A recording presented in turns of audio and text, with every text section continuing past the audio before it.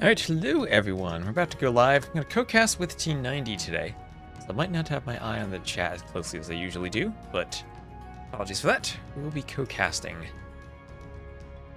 That's what happens when you co-cast. I literally would have 4 chats to read. My YouTube, his Twitch chat, my Twitch chat. One day I'll have to get YouTube in OBS properly, because right now whenever I put it in OBS, I don't know why, but I can't quite get it to work properly. Twitch is also not loading T90's page. Maybe I misspelled it. There we go.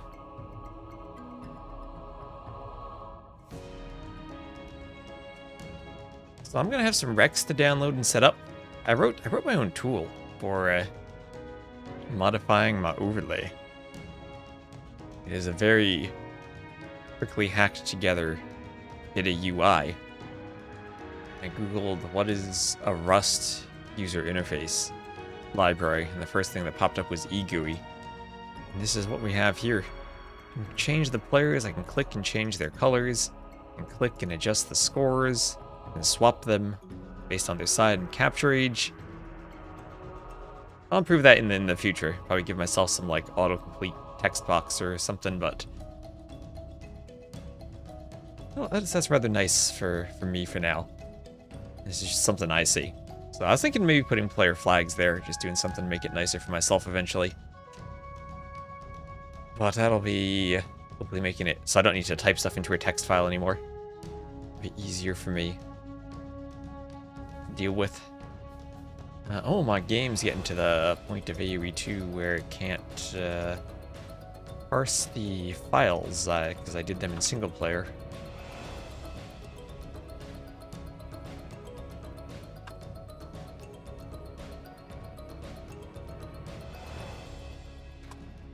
Clear out my save game folder, because these games are going to be recs.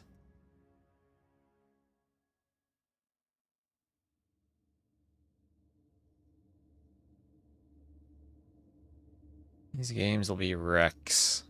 I'm waiting for Rbase to send them over. Let's see. Where is Rbase? In game details, wonderful. Party games will be shared shortly. Oh, okay. We got a good set of games. Good set of games.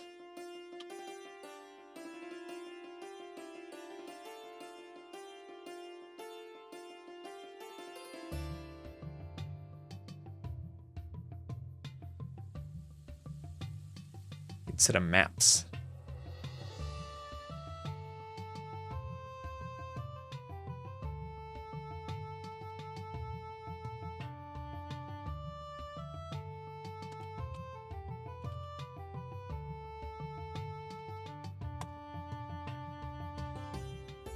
Let's see if Rbase can sneak me the recs so I can download them before hopping on a call.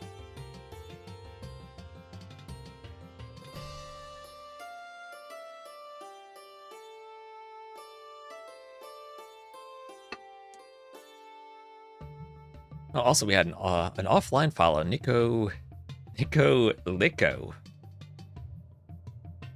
And we'll say Nicolico. That's a bit more fluent. Thank you for the follow. Oh, we were offline. Oh, everybody shared them. Everybody was just like, I'll share them to everyone.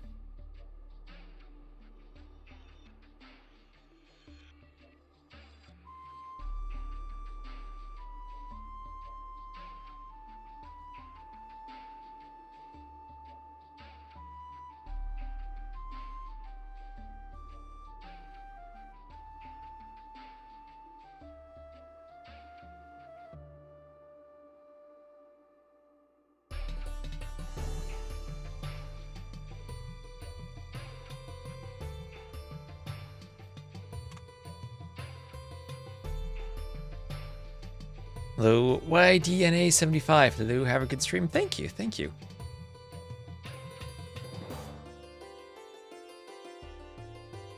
I don't know if you heard that during the ad break, but thank you. You think there's any chance in the future the devs will remove heroes out of ranked? I would hope so, but I don't know. I would hope that there's a chance in the future they redo the Three Kingdoms. Or maybe for tournaments we end up using a custom Three Kingdoms that replaces them with like medieval Chinese civs like I think people wanted.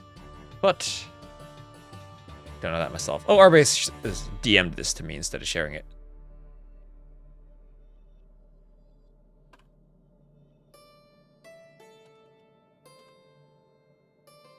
T90 if he wants to recall or wants me to hop in a channel. Sometimes he likes to like surprise me when I'm in the channel, in the casting booth.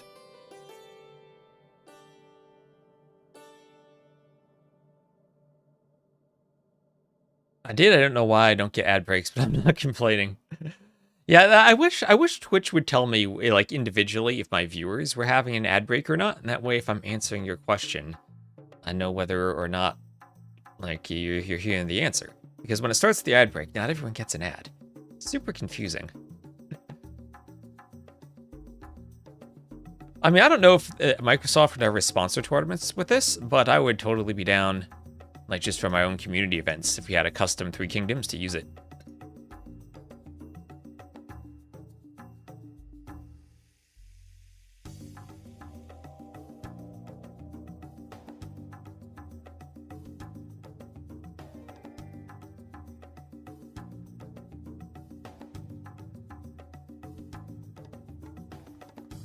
Am I going to co-stream with T90? We're getting co-cast, yes. Yes, we are.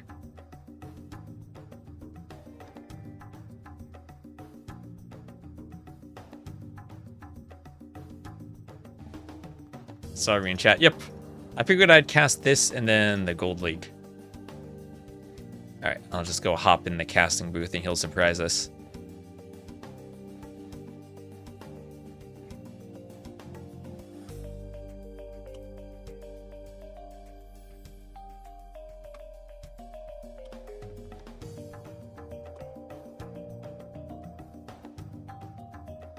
Hop it into the T90 casting booth.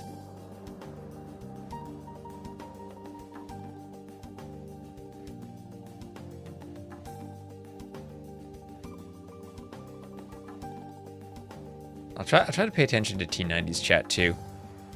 Whether they like to spam. Oh, people are spamming my emotes. Nice.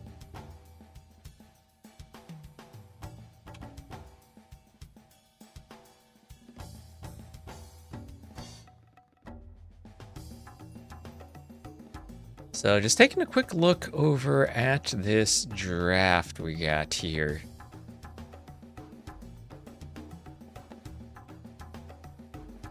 I'll have High Tides for Game 1, Bypass for TaToH, and African River for Lakes.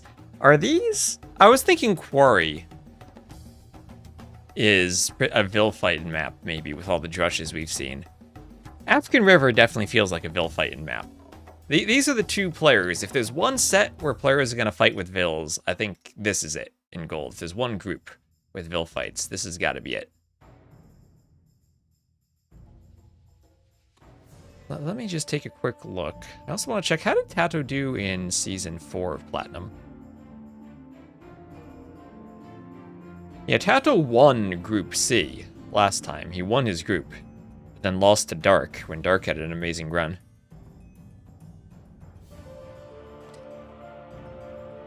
This time Group A feels like he's...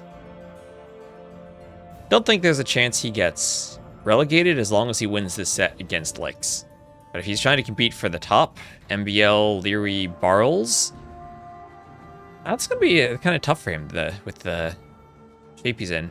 Is a sub 20-minute castle considered decent? The time you get to the castle age, it depends completely on your build order and your game mode. If you're on Arabia, then it's going to depend on the game you want to play. Is it like an all-in feudal?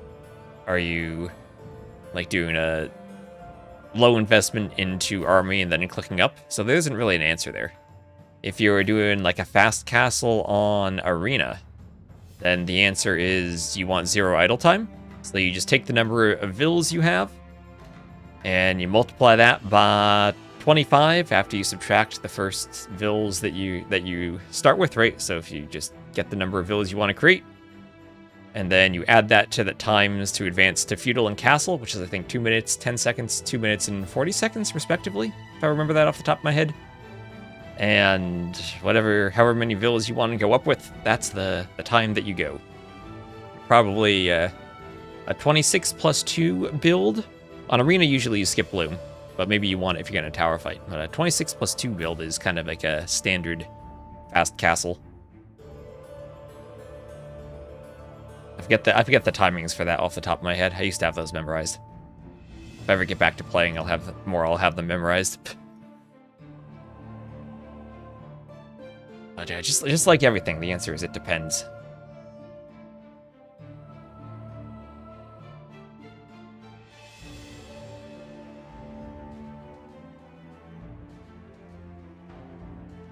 So I want to see Vil fights between these two. I think that this is super important for TaToH, just to be safe that he's not going to get relegated. I'm looking at Group A: Leary, Barles, MBL, TaToH, Lix, and Repard. And I think Lix and Repard are probably the two weakest players in the group. So if TaToH can sweep Lix 3-0, I think he's got to have a good feeling. He's already beaten Barles 2-1. And he's going to be in the top 4. And with that win against Barles, should be in a shot for the top 3. I think beating Leary these days is probably a tall task for him. So finishing 2nd or 3rd so he's in the playoffs is, I think, where he wants to aim.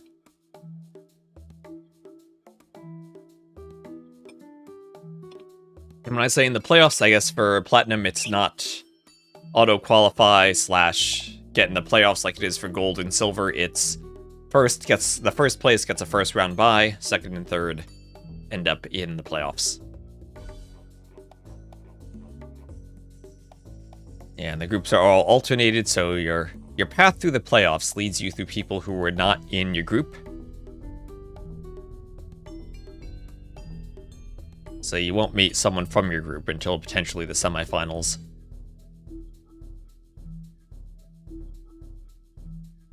Ooh. Did I scare you? There. You didn't scare me. I was expecting it, though. I was expecting it.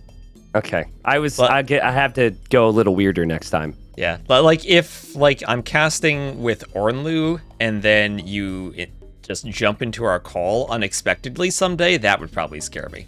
But okay. When I'm in the T90 casting booth, I don't know if T90 is the person to scare me. I think Dave could probably scare me. He'd give a good jump scare. You know, that sounds like a challenge. That's all I'm saying. So I'm too much of a troll to not take that as a challenge. So I will think on that. G90 gonna be hacking Discord, changing his profile photo to look like Ornlu and calling me one day. One time, I forget who it was, but players, when they join up to play in tournaments, they're in a voice channel. And very frequently, players will forget to leave those voice channels. And they'll just sit in there until someone kicks them. But I was pretty noob, and I didn't know I could kick people from the Discord, so they were sitting in there. And I kind of knew the guy, and I joined up, and I was like, sup. So they imagine their tournament series ended 4 hours prior, and they're just hanging out on their PC, and then I jump in there. T90 jumps in, they hear you. That's a Terrifying. good one. That's pretty good. Our base should do that next time players hang out in those channels. All right, so before we get into it, let's just talk about where these players are right now. We have TaToH, who is far from guaranteed to get playoffs because the group's very competitive, but TaToH did get 2 wins at the starting week. He went 2-1 versus Barles. I thought TaToH played well, but above him right now is MBL with 3 wins, Barles with 4 wins, and then Leary with 6 wins. Having said that, TaToH and Lix both have only played 1 round, so we're about to see it. Lix needs wins for survival. TaToH needs wins for a playoff push. What do you expect from these two in the series? I hope we see a lot of Vil fights, because if there's 2 players anywhere in TTL who are going to have a messy game and fight with Vils, it's these 2. Yeah. Yeah. I mean, that if Valley was here, I would think that could maybe happen, because if Valley were here, they would ignore the middle, wall up, and boom. Maybe we'd see Vil fights 2 hours in the game when they're out of resources and finally go to the chickens. You know what's crazy? Because these players have been around for so freaking long. There's very little tournament history between them. TaToH was 1-0 against him in tournaments. I don't know what tournament it was, but that's only one tournament set between these two, and they've both been around for well over a decade. They also have played 0 ranked games against each other on the Definitive Edition, which is like 6 years now. 0 ranked games. I mean, they are in very different time zones, to be sure. Yeah. Yeah. But that's also crazy never to have played a ranked game against each other. Never. Yeah. Like the previous matchup, we had players play 100 plus or something. TaToH's not really ever known for playing a lot of ranked. He's always just practiced for tournaments, but it's actually 0 here.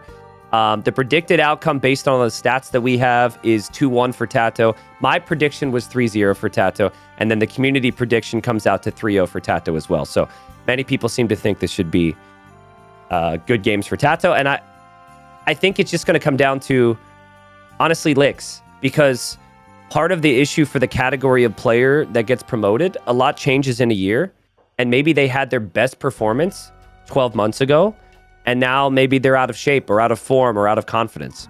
I feel like that can kind of be true for TaToH too, though, because he won his group in Platinum last year. Yeah. But I feel like he's maybe more so compared to 2 years ago, maybe not at the same peak that he was in a fair point. In recent times. That's a fair point. We have a lot to talk about. We do need to get into the games. I'm going to load up. If you could just get to a point in capture age and let me know where you're at so we can start it up. I'm at 1 second in the first game. Cool. For transparency for the viewers, we're doing as many live sets as we can. Obviously, with China and Spain and then having only 3 sets a day, it was tough to get a live one for this. So this was played, I think, earlier today. And we're going to load it up, cast this as unspoilered Rex, and that's why we're doing the countdown to sync up. I said I was going to start a minute ago to our base. So I'm going to get there right now, T-West. And 1 second in, you said. Yes. Could do the countdown, and 3, 2, 1, go. Here we are, everybody. And it's now my job to just repeat basically a lot of what I just said for people who are watching later on in YouTube videos.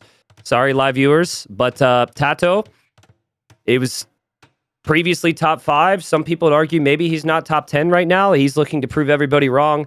He got 2 wins in the opening round. And I think TaToH's looked good there. He beat Barles, who's playing amazing. And he will look for many more. And then Licks got swept, unfortunately, against Leary. But honestly, Leary is my favorite for the group. So I think today, T-West, is when we find out how good Licks is this season. Yeah, and that group is Leary, Barles, MBL, TaToH, Licks, and Repard. So when you look at that, you're probably thinking Leary number 1, and maybe Licks, Repard, most likely the 5 and 6 players.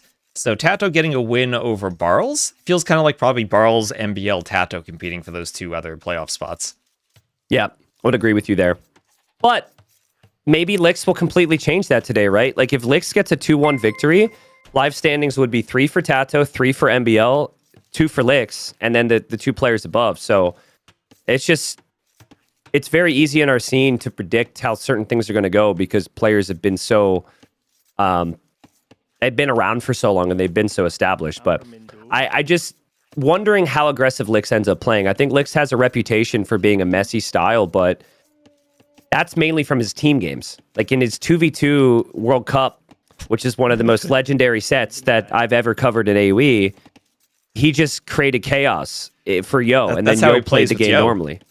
Yeah, Exactly. I don't know if you saw also the Terra Nova duos. That was a tournament with like 50 custom maps, and TTL won every single game. Licks turned every map into a villager fight map.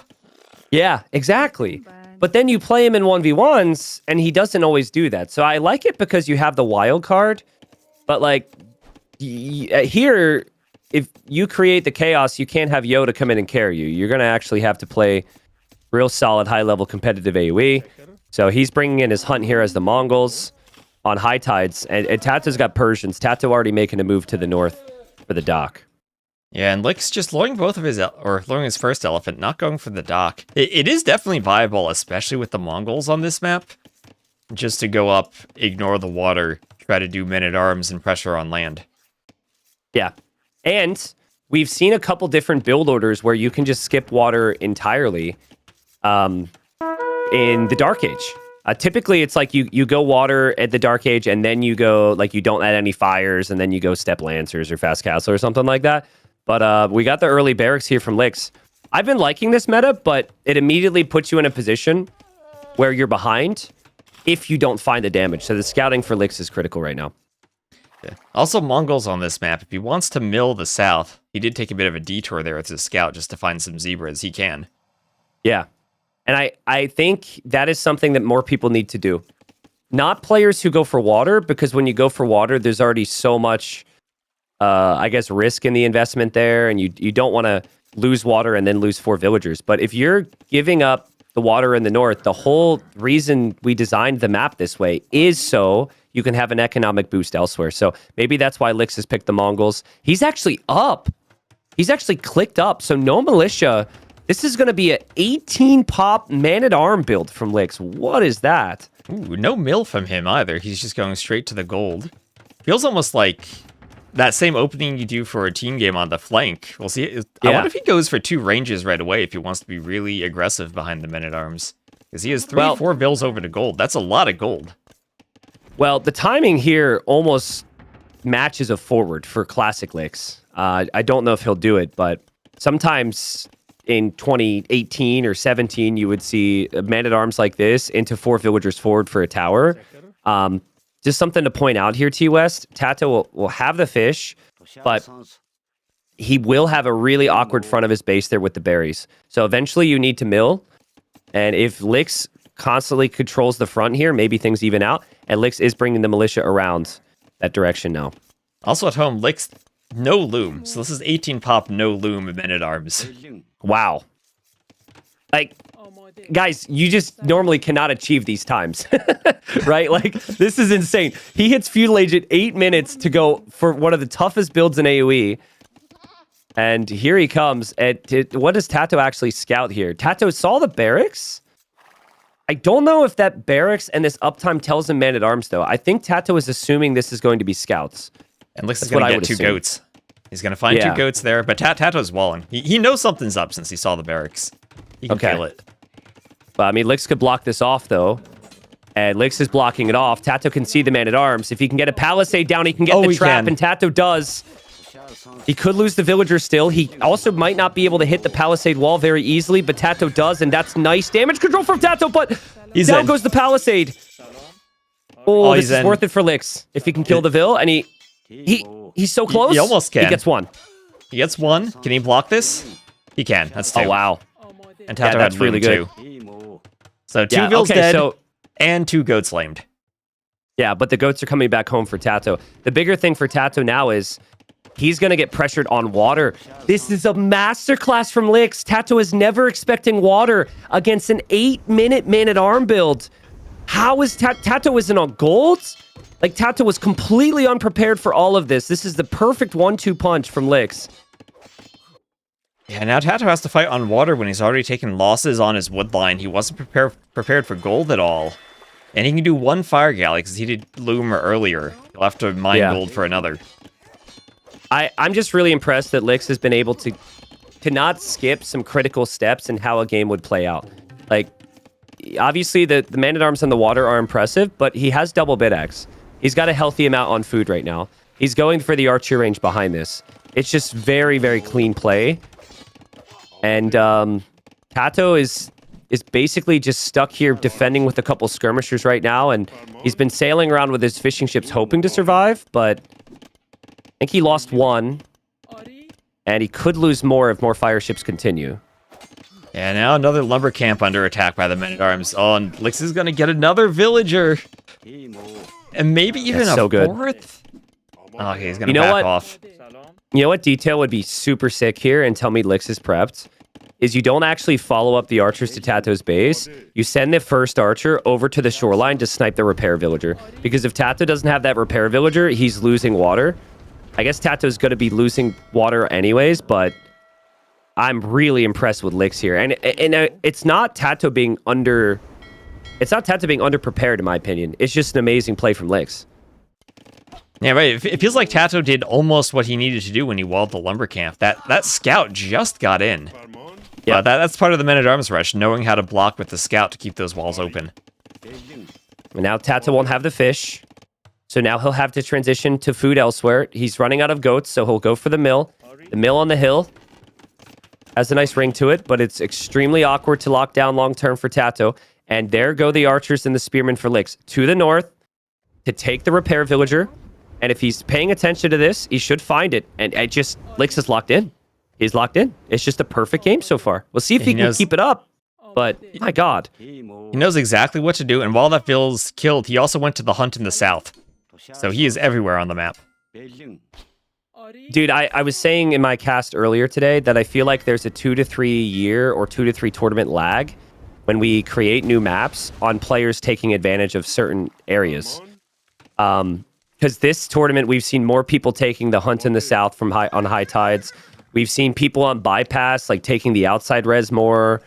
The list kind of goes on. On quarry, people are cutting through way more than they ever were. So it's cool to see it.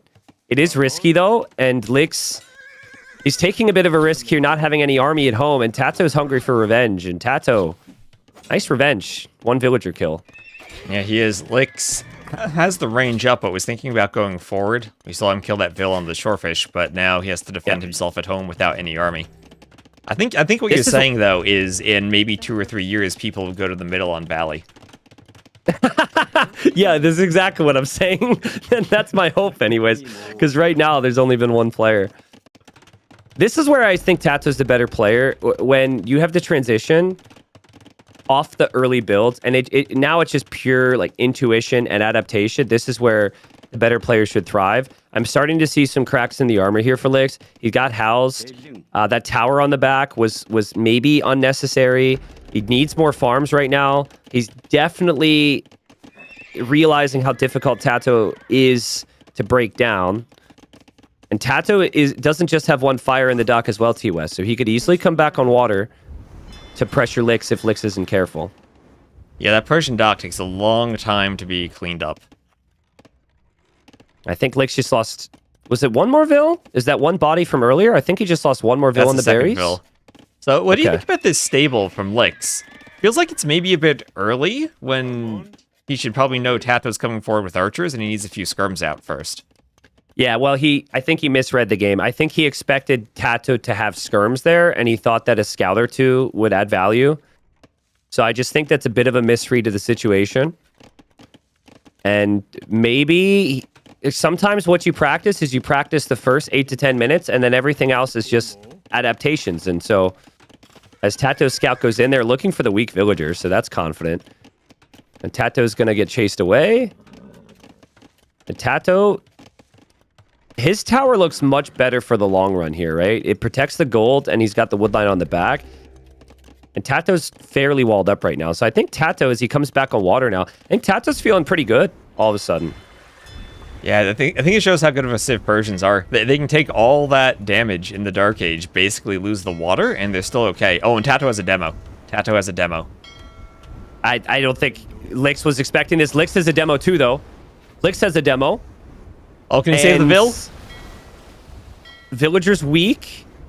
Repairs become important here. There could be another fire galley for Lix, but yeah, Lix is going to lose water. TaToH regains the water. Well played. Can maybe start to fish again, and he already is. Lix, though, has a big archer mass in the back, chasing down TaToH's army and dropping the market, thinking about Castle Age. What a close game so far. There is about 200 resource difference with the resources collected, and only 2 to 3 kill difference in the KD. And honestly, if you're against Persians and you're only down by 200 resources, that's not that bad. Sometimes we see Persians, especially on these hybrid maps, they're 1.5k ahead as soon as players are clicking castle, and Lix will be the first one up. And we have seen a couple of games where players try to go FC Step Lancers. This isn't an FC, but it is also an option for Lix, especially if TaToH has a lot of skirmishers out. If you check Lix's Fog of War, he is just now finding out all of this, right? He doesn't know about that big line of houses. He doesn't know the berries were almost gone. I guess he just found out, but TaToH's structured his base pretty nicely to defend for the most part. Lix will trade away the scout, so he did use the stable to make that. And just hoping to kill off the ranged units here, which he does. But Lix is actually getting armor on the cab. I think I would cancel that here, to be honest with you, T-West. I think playing crossbow and cav archer is fine. I don't know if armor works, but maybe he just wants one knight to get into TaToH's eco to create some issues for him. Maybe, but he's adding another stable. Well, he's adding 2 more stables. He's going to go 3 stables. This has to be Step Lancers then. Yeah, maybe. Does he remember he added the first one? Because the first stable felt kind of forgotten. He's getting bloodlines Well, he'll have now. an extra then. It's really important that he trades against these archers then, because if he wants to go, Lancers, he needs the crossbow upgrade denied from TaToH, and yeah, that's a good fight from TaToH. I think Lix took the fight because he clearly wasn't planning on the upgrades, and he's going to try Knights with no fishing eco, with 11 no horse collar farms that only have 700 food remaining. This is a big military commitment for Lix that has to pay off soon. Yeah. He still has a few vills in the south on the shorefish and the hunt down there, so that will be good for him.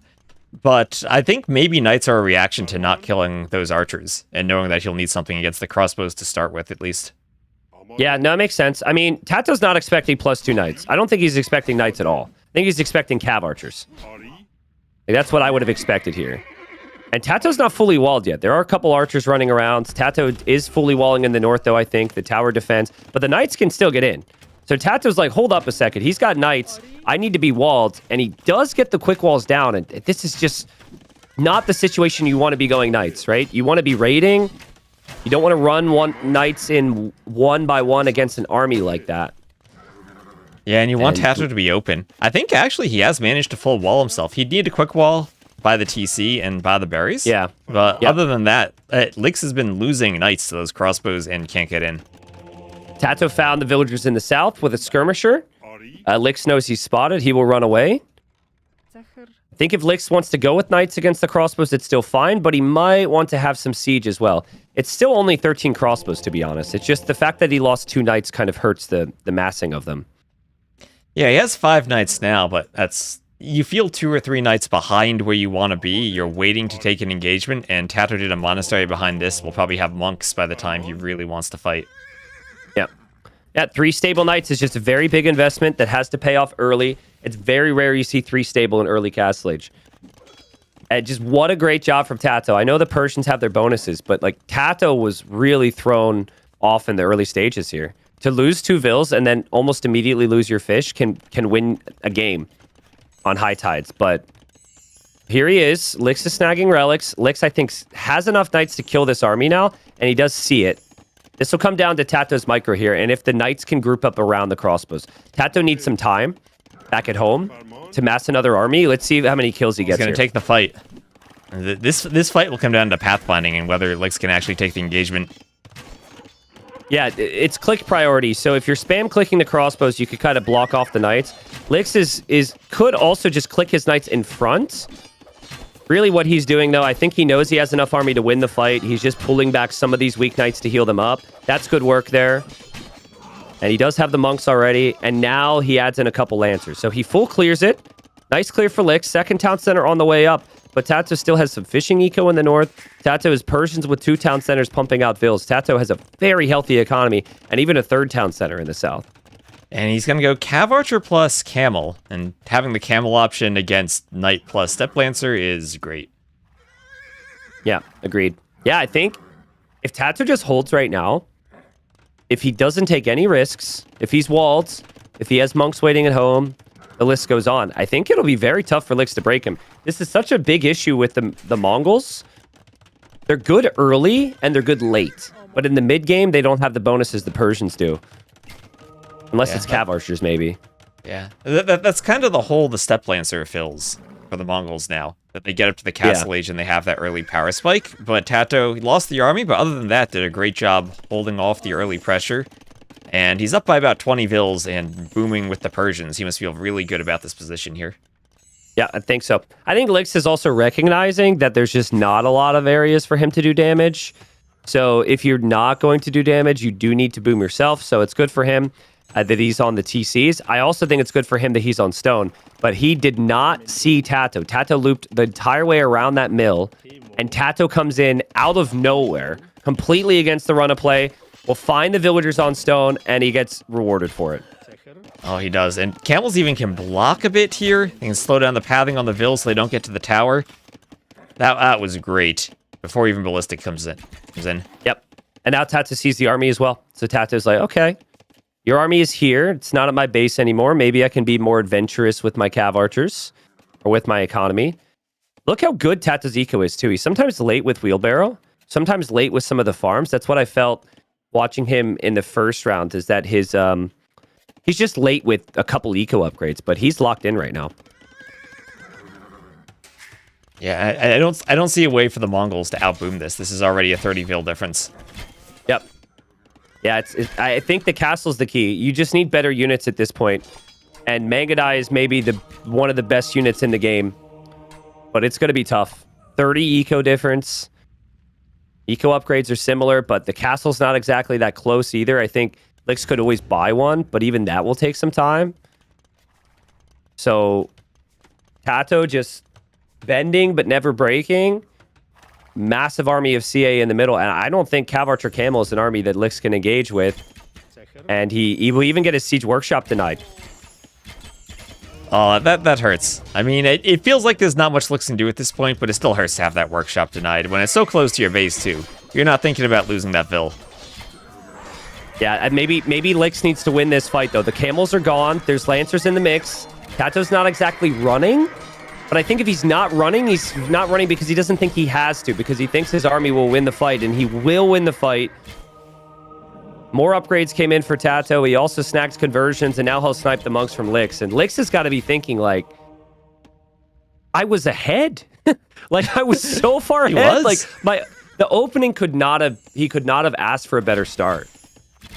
And yeah, here we are.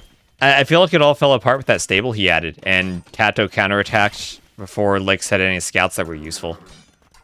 I think TaToH also reclaiming water was huge. It's very rare that you lose water and reclaim it. And TaToH was patient enough to wait for 4 fires there and took some really big fights. But, I mean, my God, man. TaToH's heavy on stone now, maybe thinking about a castle soon. 95 villagers versus 55. Lix is bringing more villagers to the back to try and get on stone for a castle. But he's just hoping that the Steppe Lancers are going to be enough for him. It's his last chance. Yeah, he knows he's against Persians, too, so he knows it's only a matter of time before TaToH really comes in with army. I think if you're going to go Lancers, you got to get the +2 attack at least. But I still don't think that's enough against this many Cav Archers and this many Camels. He's also patrolling up the hill, so none of his units are doing any hill bonus damage because TaToH's positioned on it. And GG. Wow. I mean, I thought, like, I was getting really pumped that Lix came to play and that Lix was maybe going to shake things up in the group. And Lix came to play, but TaToH's back, dude. That was a crazy response from him. Well, that's part of what makes TaToH such a good player. You're not going to win every stage of the game, but even when you're down, finds ways to come back. And I guess the Persians are maybe the perfect civ for retaking water if you lose it, while also counterattacking. Yeah. I think it's so tough. I can't really suggest much more to Lix than what he did with the opening. I think it was really nice that he went Man-at-Arms into the dock because TaToH lost his fish. But yeah, you're right. Not having the archer range on time, that counterattack from TaToH, adding the stable when it didn't really fit the situation. Those are part of the things that allowed TaToH to stay in the game. And then again, Persians. I think it was the first civ pick for TaToH. Persians are just that good, right? Like, you lose 2 villagers as the Persians, and by the time you're in Castle Age, you've already recovered those losses because your town center produces so quickly. So, I think, though, with Lix playing that well, TOS, I'm now very curious, what is his number 1 civ pick going to look like? Because that was a 4 pick. That was a kind of a risky pick, you could argue, but now he's got higher priority civs. And it's going to be on African River with number 1 pick against TaToH's number 2 pick. Just give me what second you're at, TOS, and I can get rolling here. Loading the rec right now. Kind of crazy that Mongols are so low in the draft, too, with all the extra hunt we have on these maps. Yeah, it's just... I like Mongols. I know chatters out there will say Mongols are OP. But anytime you guys are up against Mongols, you just need to remember you survive the early game. They really no mid-game bonuses. There's so many civs that have cheaper vills or cheaper units or faster working town centers like the Persians. Like Persians are just they're worse in Dark Age. They're probably worse at like very late Imp, but they're the better mid-game civ, and that's why Mongols are a 4th pick and why Persians are a 1st pick. All right, so I'm at 0 seconds. So whenever you're ready. All right, cool. Yep, I'll do the countdown. 3, 2, 1, go. And here we are. Game number 2. We've said this a couple times with some players. Lix is going to need some wins. He played very well game number 1, but he's now 0-4. And live standings in the group, I think that would put TaToH tied with MBL with 3 wins, which won't be reflected on Liquipedia yet. But if TaToH can win 3-0 here, then he moves up and he's in 2nd place in the group. So he's going to be hoping to repeat the success here. We've got African River, a map that you helped balance out for us and tweak a bunch of different things. Very aggressive map, T-West. A map where I expect Lix to do some Vil fighting. He's already going to the lumber camp using the shorefish, and Dravidians feel like a civ. Well, I don't know. Don't really feel like the most aggressive Dark Age civ, but maybe he could go Men-at-Arms again, just like he did the last game. Yeah, I think if we're going to see Vils do anything crazy, it's probably just going forward with the Man-at-Arms. I think a forward archer range, maybe some towers could work, but the economy is just so important to keep working. So I think I'm with you. I love to see Lix Vil fighting. I just think that he won't take the risk because Dravidians are so good otherwise. The golden stones on this map, kind of interesting, right? I don't know if you remember the specifics of it because you scripted it, but it's scattered around the middle ring. Yep. And then it's usually next to some wood lines, which could always be towered and be pressured. So we see a lot of defensive towers. We see a lot of offensive towers on this map. Yeah, each player has one kind of close to the TC. Usually it's towards the back of their base. And then there are a total of 6. So 4 more that are scattered around the middle. They can be in different configurations. Here it's pretty even. Both players got one in the back, and then there's one at the top and at the bottom. So about as even as it could be as far as the gold spawns, but they can be a bit random. I think a detail players need to pay attention to is where the golds are in position to the wood line. So it's kind of unlucky for Lix in some ways, I guess. But if Lix would have scouted this wood line, which he's just now finding, I think that's the better lumber camp, because then you can drop a tower and it protects both the gold and the wood, right? Yeah, I mean, he could do the same thing for the berries, but maybe on this map, since you have the fish, you're not as worried about protecting the forage bushes as you would be the gold. Yeah, and that's the other thing to touch on then is, of course, the fish. You've got 6 deep fish. It's about 1,000 food, maybe 1,300 food there. And Lix will dock the north. TaToH is docking more towards the south. And there's 4 pools of water that are connected to each other.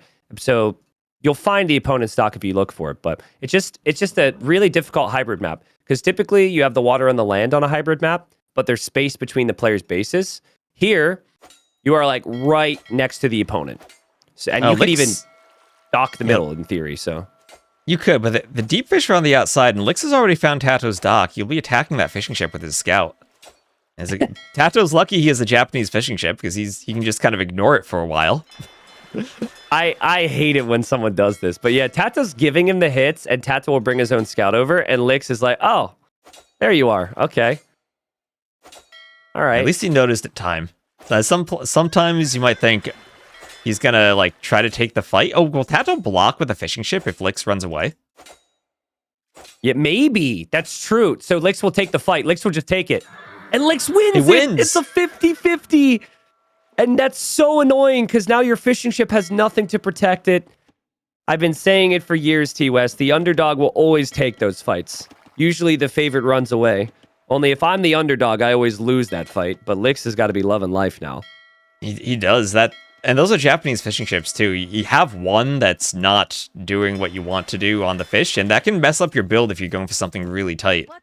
TaToH also didn't leave a Vil out by the dock. That's something you can do. Vils can walk on the shallows and take the big fish, and maybe then help protect the fishing ships.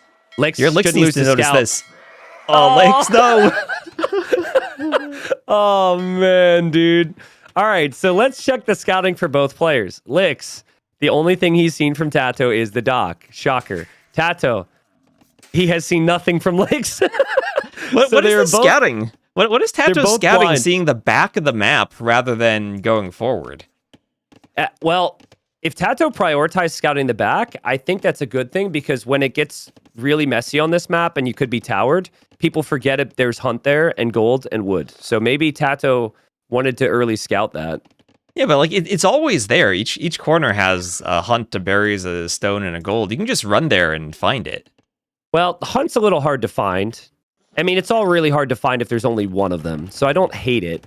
But yeah, this really influences how this goes now, because they don't know where the target areas are. And also, Man-at-Arms is a little less effective if you don't have the scout to block. But Lix is up way faster. And here come the villagers. And where is Lix going with those militia? TaToH hasn't seen them yet. He's going wherever. He doesn't know where he's going. Nobody knows where he's going. But here TaToH he see is. this? It's going to be close. TaToH He doesn't get in. All right. But Lix, you talked about it forward earlier. He's going for the range. And with these wood lines are kind of annoying, because in the back there are holes archers can get in that Vils maybe could tower. So TaToH has to be careful here if Lix gets to an attack position with the men-at-arms and the Vils get distracted. TaToH's up quite late, but that's not actually that big of a deal in this scenario. As long as he doesn't get hit by man-at-arms, as long as he gets the quick walls down, which he's done perfectly, he's okay. He'll get the walls. He'll get man-at-arms himself. He's Japanese, so the man-at-arms attack faster. And his fishing eco, I know the one fishing ship was weak, but that'll be protected with a fire galley. It'll take Lix some real time to ever get over there with his own fire. So pressure from Lix, but the tower is going to be the first real thing that gives TaToH some problems. Yeah, and TaToH doesn't see that yet. I think he should anticipate it, though. He can maybe see the Vil walking past the house. Yep, getting town watch. He'll see it. Does have a decision to make. You could build your own tower in a way that protects your gold and your wood line and shoots that tower down, but TaToH's just going to leave wood lines, repair, and TaToH's man-at-arms are heading to Lix's base, but Lix is already pre-walled. He knew that TaToH would be on the way. Yeah, Lix has to be careful by that mill, though. Can't really wall the Vils on the hunt. Yep. Same as last game, multitasking is going to be crazy here. And we even have like a random spearman from Lix down there on the fishing ships, which TaToH has to focus on. That's kind of a fun detail. This game is so hard to transition your economies because you're just so cramped in, especially if Lix could get to multiple towers. There, I think TaToH would have some problems. But for now, I like TaToH. He just replaces the lumber camp. He'll place his own tower. He's repaired. He'll drop 2 quick houses here. And on water, he's defending. Yeah, like you were talking about earlier, that tower from TaToH now, he waited until he had a spot between the wood and the gold, so it defends both of them. Yeah.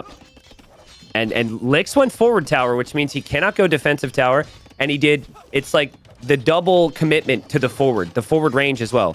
So any counterattack into Lix's base, and he has no army right now, and TaToH's archers are already on the way. TaToH also sending an archer back. So this is awkward, where TaToH wants to go forward, but he also needs to make sure that those men-at-arms don't break in. Yep. Lix should know, like, Lix is fully aware that TaToH's going to be over here because he doesn't see a full archer army from TaToH, but running home would be a waste. So he's added a range at home to add archers in defense. So this could go either way. The villagers on the front for Lix as well are going to take that stone, which feels important to me because he could build future towers. TaToH's just repairing. Lix is repairing. They're both going to have to pull the weak villagers away. This is crazy good play, but fletching is already in for Lix. And so armor. He's just finishing armor. Yeah, this is good. This is nice continuous pressure. He's definitely got a small lead, but that's only because he also has the fishing ships, and now TaToH's made his fire galleys over. Yeah, and he has to run those Vils off of the hunt. He really doesn't want to leave the gold where he has the Vils walled, though. Yep, he'll have to leave. Also, his army is getting hit by TaToH's tower. TaToH's tower gets 2 kills now. I think there was 2 of the man-at-arms, and now Lix needs to back away. You're starting to see how difficult the map is to focus on, right? It's extremely difficult to balance an economy while everything else is happening. In these types of games, I really think an early market can be beneficial to buy and sell resources because faster Castle Age can swing so many games. But it's so hard to afford when you're just struggling to get the blacksmith and range down to start. And then if you lose your fish and you're still needing to pump fire galleys, you're spending wood on everything else other than the market. Imagine if you had an area with safe economy that the opponent never knew about, though. And that's why I think maybe TaToH was thinking about it with the scouting. The back areas with the stone and gold and the hunt. They're risky now because Lix is kind of on the back of your base, but could be a really nice area to lock down. Close game on water, but Lix is just sailing around with his fishing ships, hoping they don't die yet. They're not working efficiently. Lix needs a mill on his berries. His eco is just a gigantic mess. TaToH's eco is looking a little better, but I mean, even TaToH's economy is looking pretty brutal with villagers walking to the middle of the map right now. Yeah, it's so hard to balance everything on the map, but there's also a lot of food in the middle. I mean, TaToH can take a zebra, he can take some shorefish. You have to walk a long way, but that's fine if they have the high efficiency gather rates on all those food sources. That's fair. Like, this walking distance is normally something you judge and say is not ideal, but I think considering how difficult the map is, that is amazing. So he'll take that. I don't know where Lix is headed with these villagers, but TaToH will maybe find them. Lix wanted more villagers to go for a tower? There must be something else happening right now. Lix has his army in the north. Okay, here comes the craziness. Lix is bringing, like, 9 villagers with an army running towards TaToH's base right now. He's bringing the whole village with him. Is he going to rush down that tower with vills? No, he's going to do a tower. If you do the tower, though, you can rush down the archer range. TaToH has a choice to make here. TaToH was never able to take stone, so he can't build a counter tower. This is what I like from an underdog, though. You don't know exactly how this is going to go, but you don't want a normal game against TaToH. You want continuous pressure, right? Yeah, especially if you Lix. You're the player who's going to hope you can adapt better to the crazy pressure. Tower doesn't really do much, though, right? Like, that's a good tower to control the hill for Castle Age, but that tower doesn't immediately deny any resources from TaToH, except for maybe a farm. And now TaToH's counterattacking, and now Lix wishes he had a tower here again. TaToH is the perfect call. He saw the army, he assessed the situation, he knew that tower would not do damage to him, and he is blocking the escape of the archers. The villagers. Yeah, great positioning by the archers. The skirms weren't there in time. Well, Lix can garrison the tower and Vill fight a bit, so he's not dead, but he lost a few Vills. If you put Lix behind you in villagers, you know he's coming to your base, so now TaToH's getting towered again. This tower will actually do something. And TaToH's running away with his archers. TaToH still wants Castle Age. He has no gold to mine right now. And Lix is going to rush down his tower, but TaToH's other tower is perfectly positioned behind this. I don't think Lix knew about it, and Lix is now unsure of what to do. Yeah, Lix wanted to rush that with Vills, but the TaToH's tower just close enough to snipe off 2 of them, and Lix has now lost everything to those towers. Yeah, crazy game. But TaToH might lose his fish. We have fire galleys from Lix coming in out of nowhere. Lix definitely needs a market, but he built one. Yeah, he has a forward market. Yeah. So TaToH has no gold income right now until he shoots this tower down. I still think TaToH can use the outside gold. This is where you can send some villagers over and mine some gold. Lix will repair. Nice save on the fire galleys. Obviously, way late to Castle Age. That is not good for Lix. He needs some advantages here. But his economy has just never been good enough. The fact that he's never taken berries, T-West, is a problem. 1 mil on berries here.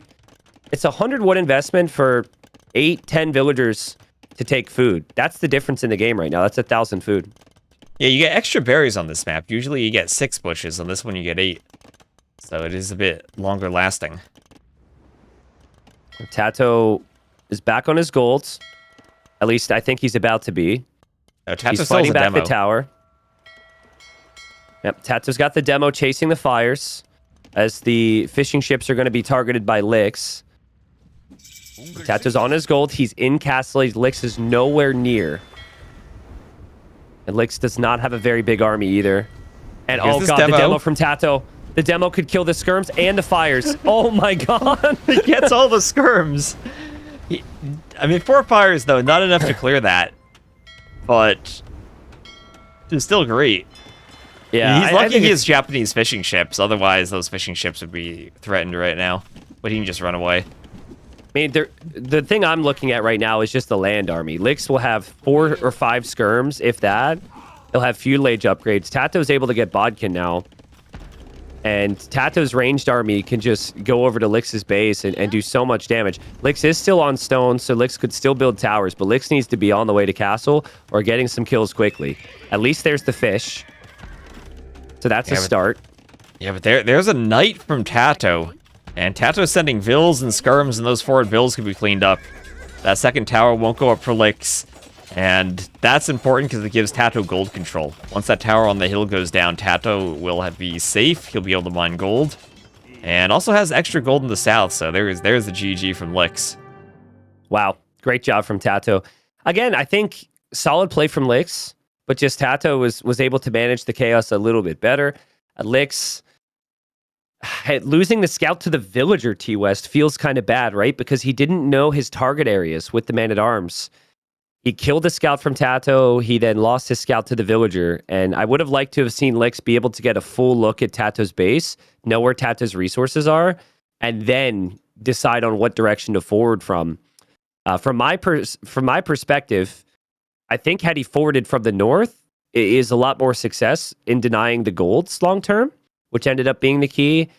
His initial tower was a good woodline to deny, but yeah, he couldn't keep up with TaToH. He clearly needs some type of early initiative against TaToH to have a chance. In game 1, it didn't work out. And then here, TaToH was ahead most of the game, I think. Yeah, maybe going around the north where he later tried to do the towers would have made it more difficult for TaToH.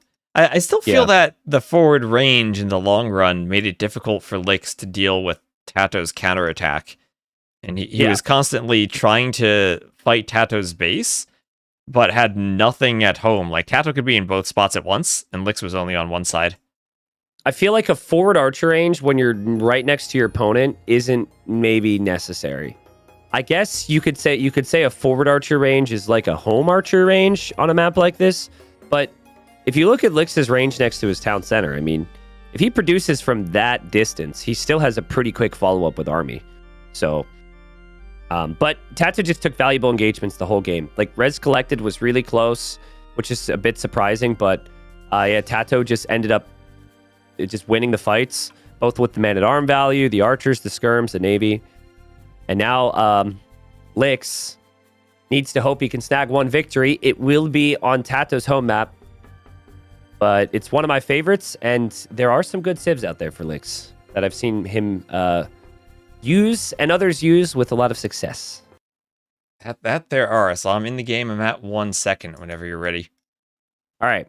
Yeah, this is easily my favorite arena style map out there. You said 1 second?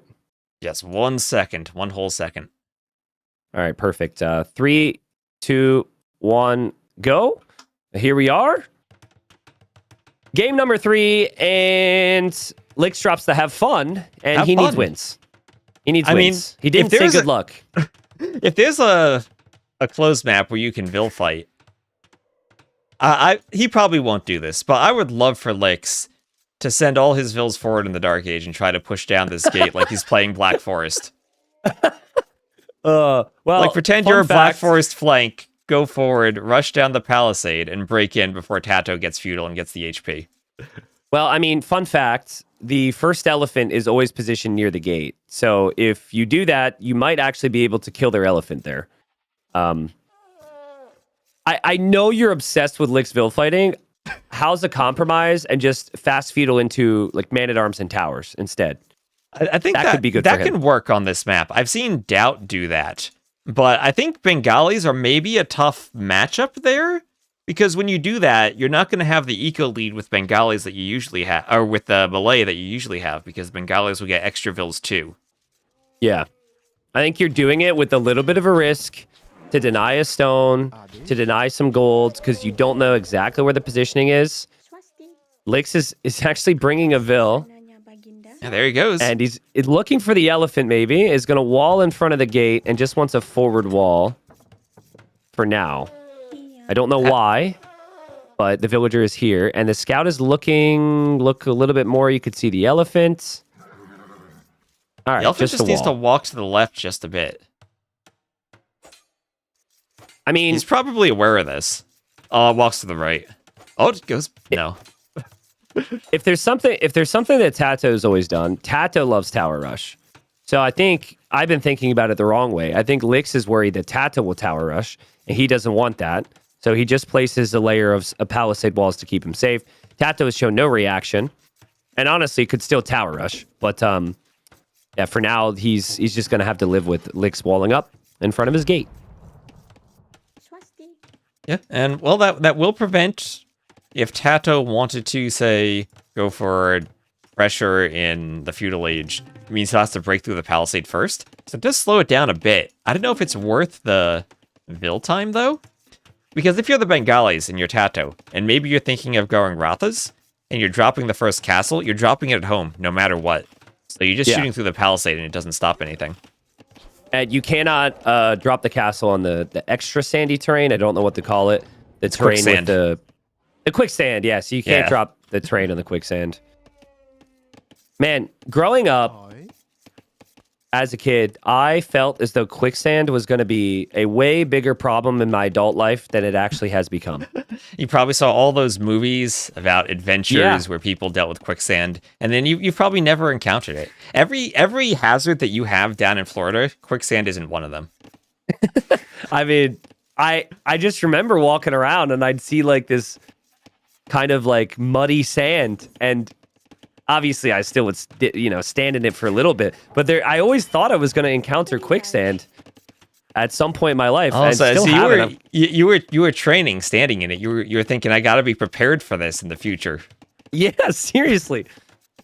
Like, I was learning about quicksand instead of like how to do my taxes and all these different things. Like, I mean, I guess at 6 years old, maybe they shouldn't have tried to teach me taxes, but yeah, I just feel very misled. Well, at least now they added it to Age of Empires, so at least it is part of your life, if in a small way, it's still there. Yeah, but it doesn't, to be clear to anyone who's out there watching, your units don't actually sink in this. It looks like quicksand, but they don't actually sink. I don't know how the units died. These are all, these 5 skeletons are 5 people who didn't want to be converted by monks going out for that relic, and they were deleted, so... Maybe they just didn't learn about quicksand when they were children, so they didn't know how to survive. What is this, like, weird mind build from Lix? Because he goes forward wall to prevent TaToH from attacking, and now he's going fast feudal into an attack. Well, maybe the forward wall just prevents TaToH from doing his own forward wall. Because now he has room to do a tower, and if TaToH were even just to wall a few tiles forward, he wouldn't be able to do that tower. Well, TaToH sees the feudal age time. We'll know exactly what that means. I know TaToH was watching Doubt in Gold League when he went for the Malay Tower Rush. Yep. That was a really fun series, by the way. I was actually watching Doubt's point of view because he's one of the rare ones who's been streaming his point of view with the delay, which is awesome. I love that so much. And yeah, I mean, Doubt was just crazy aggressive every game, right? Yeah, and I think Doubt's Civ matchup was a bit better because he was against the Burgundians, who kind of like to stay for a really long Dark Age to afford their eco upgrades. It will still be up, but definitely slower than Lix. And when you're in the Dark Age, your palisades and your houses won't have the same HP they do in Feudal. So Lix will break in pretty quickly. And TaToH has to decide how to wall behind this when his stone is somewhat forward. When a player loses, sometimes I can be critical on their form or maybe their strategy, right? But honestly, I think with Lix, his strategy has been A+ today. I don't know if it's going to work, but his game 1 opening, the way he played game 2, this is exactly what you got to do. Early aggression against TaToH. It's just another question of if it's going to work. TaToH's walls gave him some time. Pretty soon he can build a defensive tower if he needs to, but he will see the archer there too. So he goes market, he goes blacksmith. He's gonna FC. All right, he's just gonna wall this. TaToH's gonna say, you know what? I saw Fat Slob isn't playing any more games. I'll do my best to wall this off. There's a narrow passage. I'll build palisades. I'll build behind it. I'll keep Licks out as long as I can and try to get to the Castle Age. But that is a risk then, if the Malay have a good boom in the Feudal Age, and you're trying to do mangonels and workshops, and you're spending stone on towers and can't get your own TCs out. Okay, so Licks will want a tower that either A, ranges TaToH's tower, and then he can put 5 villagers inside of it, which I really like. Or that allows him into the other side here, which seems like the obvious play. TaToH's bringing all of his villagers to Stonewall. He'll drop off his res to click up to Castle Age. I think this tower is going to accomplish both for Licks. I think if he can complete this, he'll just put his archers inside, and he could shoot TaToH's tower down. It's all about holding map control before TaToH could break this.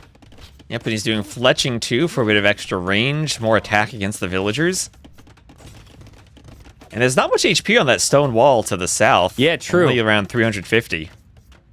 Yeah, true. If he puts the archers inside the tower, and he uses some of the vills to attack the wall, that one stone wall could maybe be taken down. And TaToH might need another layer of walls here. TaToH's garrisoned, but he can't range everything there.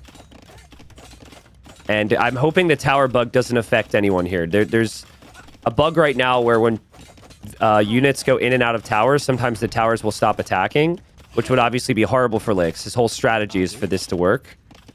And yeah, nice job from TaToH. He just boops the wall. Yeah, but here Licks, he's paying very close attention to that tower. So even if that happens, he's probably going to retarget pretty quickly. And so I think it's more of those late feudal messy tower wars where maybe you have a couple of towers and you're not paying attention, where that can really bite you if you don't notice your tower stops. I think TaToH's dealt with this pressure very nicely. I think that Licks needs to consider using his scout on the outside, because if TaToH wants to, there's plenty of resources out there to take. And I could easily see TaToH just sneaking out there for a town center. Licks still has an archer range, so a couple archers patrolling the outside could be a play. And TaToH goes for the siege workshop, and Licks is looking at his resources like, uh-oh. I haven't done any damage, and I only have 100 food, so... abort. Yeah, we were talking about that Doubt game earlier. Doubt had men-at-arms with his Trush for pressuring buildings. Licks here doesn't, was just the vills and towers. But, I mean, towers with fletching, so TaToH has to repair the mangonels. And if he has 2 towers with fletching and a good repair game here where he can just still run around, he can give himself a lot of time. So this is the right play. Doubling down on this a little bit, I guess tripling down, is the right play. You can't just try and stonewall behind right now, because TaToH will break down the towers and take down the stonewall before you're up. So just give yourself some time. You put TaToH under pressure. TaToH doesn't have a good economy behind this, and TaToH doesn't have a second town center. So these are all positives for Licks. Yeah, and right now Lick's up by 5 vills, and he knows he's seen TaToH doing stone for the walls. He saw the workshop. He knows that TaToH doesn't have the greatest economy right now, so it's not going to be instantly like TaToH throws down 2 TCs and booms and outbooms Licks. He's still going to react with 2 mangonels, and that'll clear the towers for sure as long as he repairs.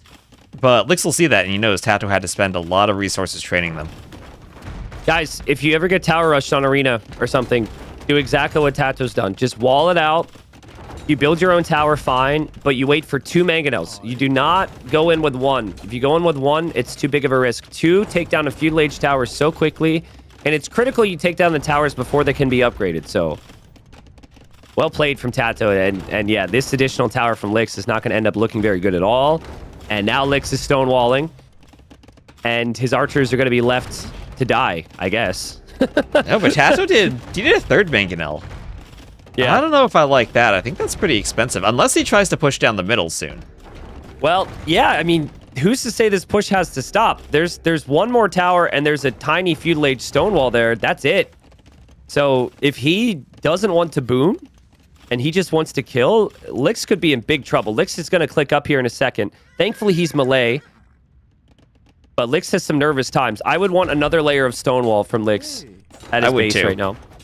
It's Licks' turn to pretend he's Fat Slob and start walling up the passage. I really like how Licks is distracting with the scout, though. He's just giving himself some time. The scout... oh, the scout! Delete it!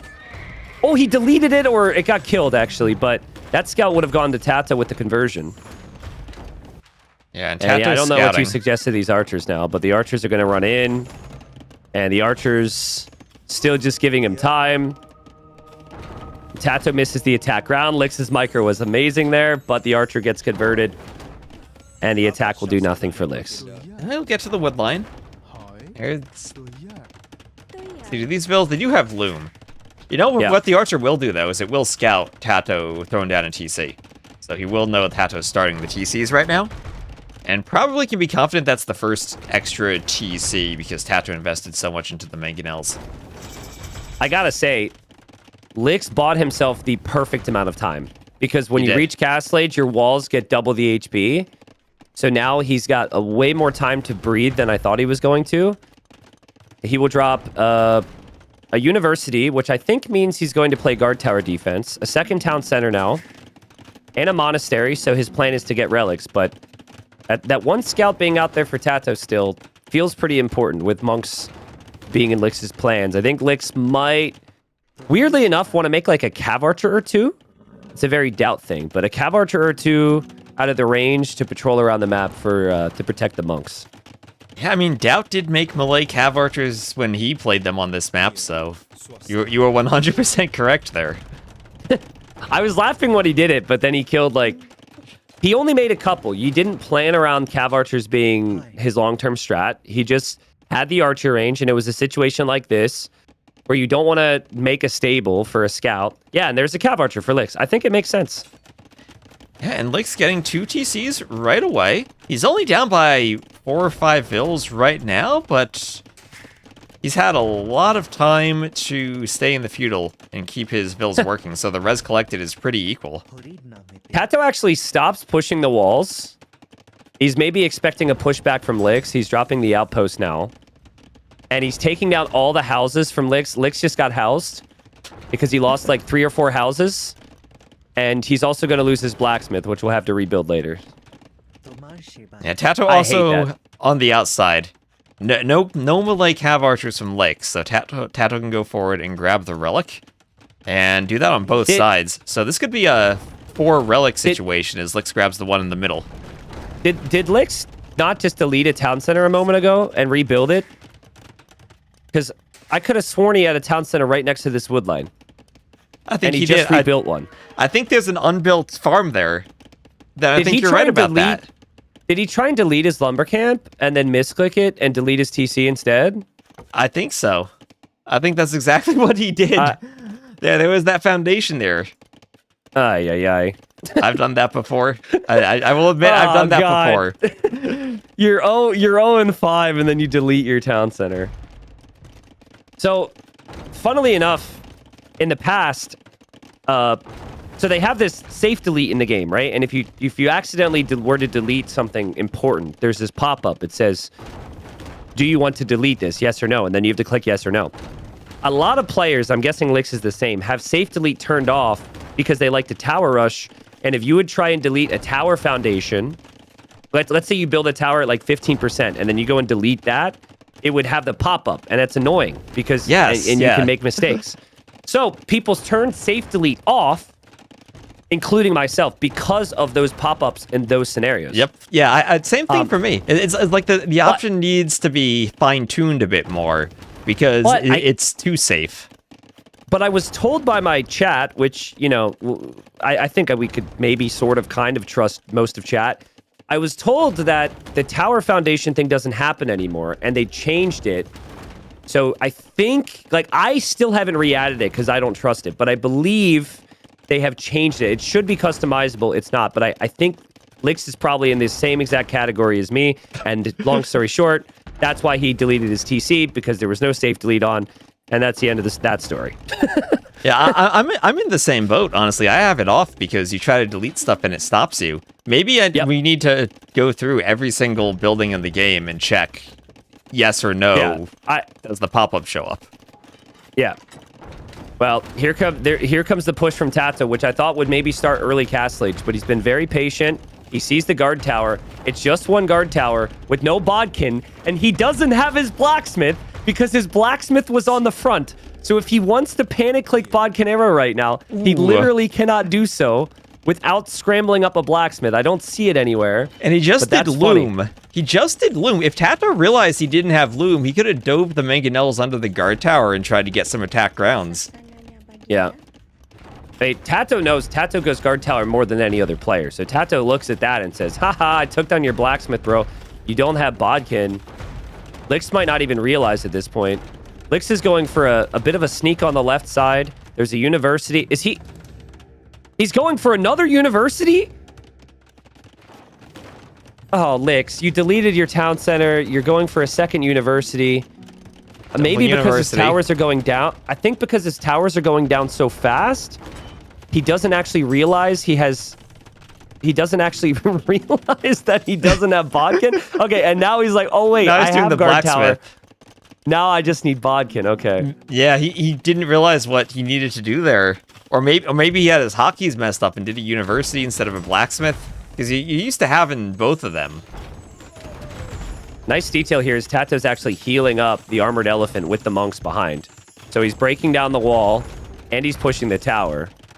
Now, what would happen to me here is I would lose all my mangonels because I would get overconfident. But I imagine TaToH is eventually just going to fully expect Bodkin will come in, and Bodkin should make a significant difference here in the damage. Yes. And it does. And now the first mangonel goes down, and the rest should go down too, to be honest. So not the cleanest from Lix, but he does get it in time as long as he can repair. The elephant's thickness is blocking the mangonel from that one tower. That tower cannot hit the mangonel because of the fatness and the thickness and we should say muscle that the armored elephant provides. This sounds like one of those Phosphorus strats where he would use siege towers to block arrows because they're taller than rams. And they block the arrows more, so he puts them in front of the mangonels. That's exactly what TaToH's doing here. And you can heal the elephant. You heal it for free. Oh my god, is he going to lose his blacksmith again? He is. Oh my god. Lix, close. Lix, your next blacksmith needs to be in the left corner. Like, get it as far away from TaToH as possible. My god. Maybe that's why he built the second university, because he's expecting to lose the first one, but... maybe he has time to get the upgrades here, T-West.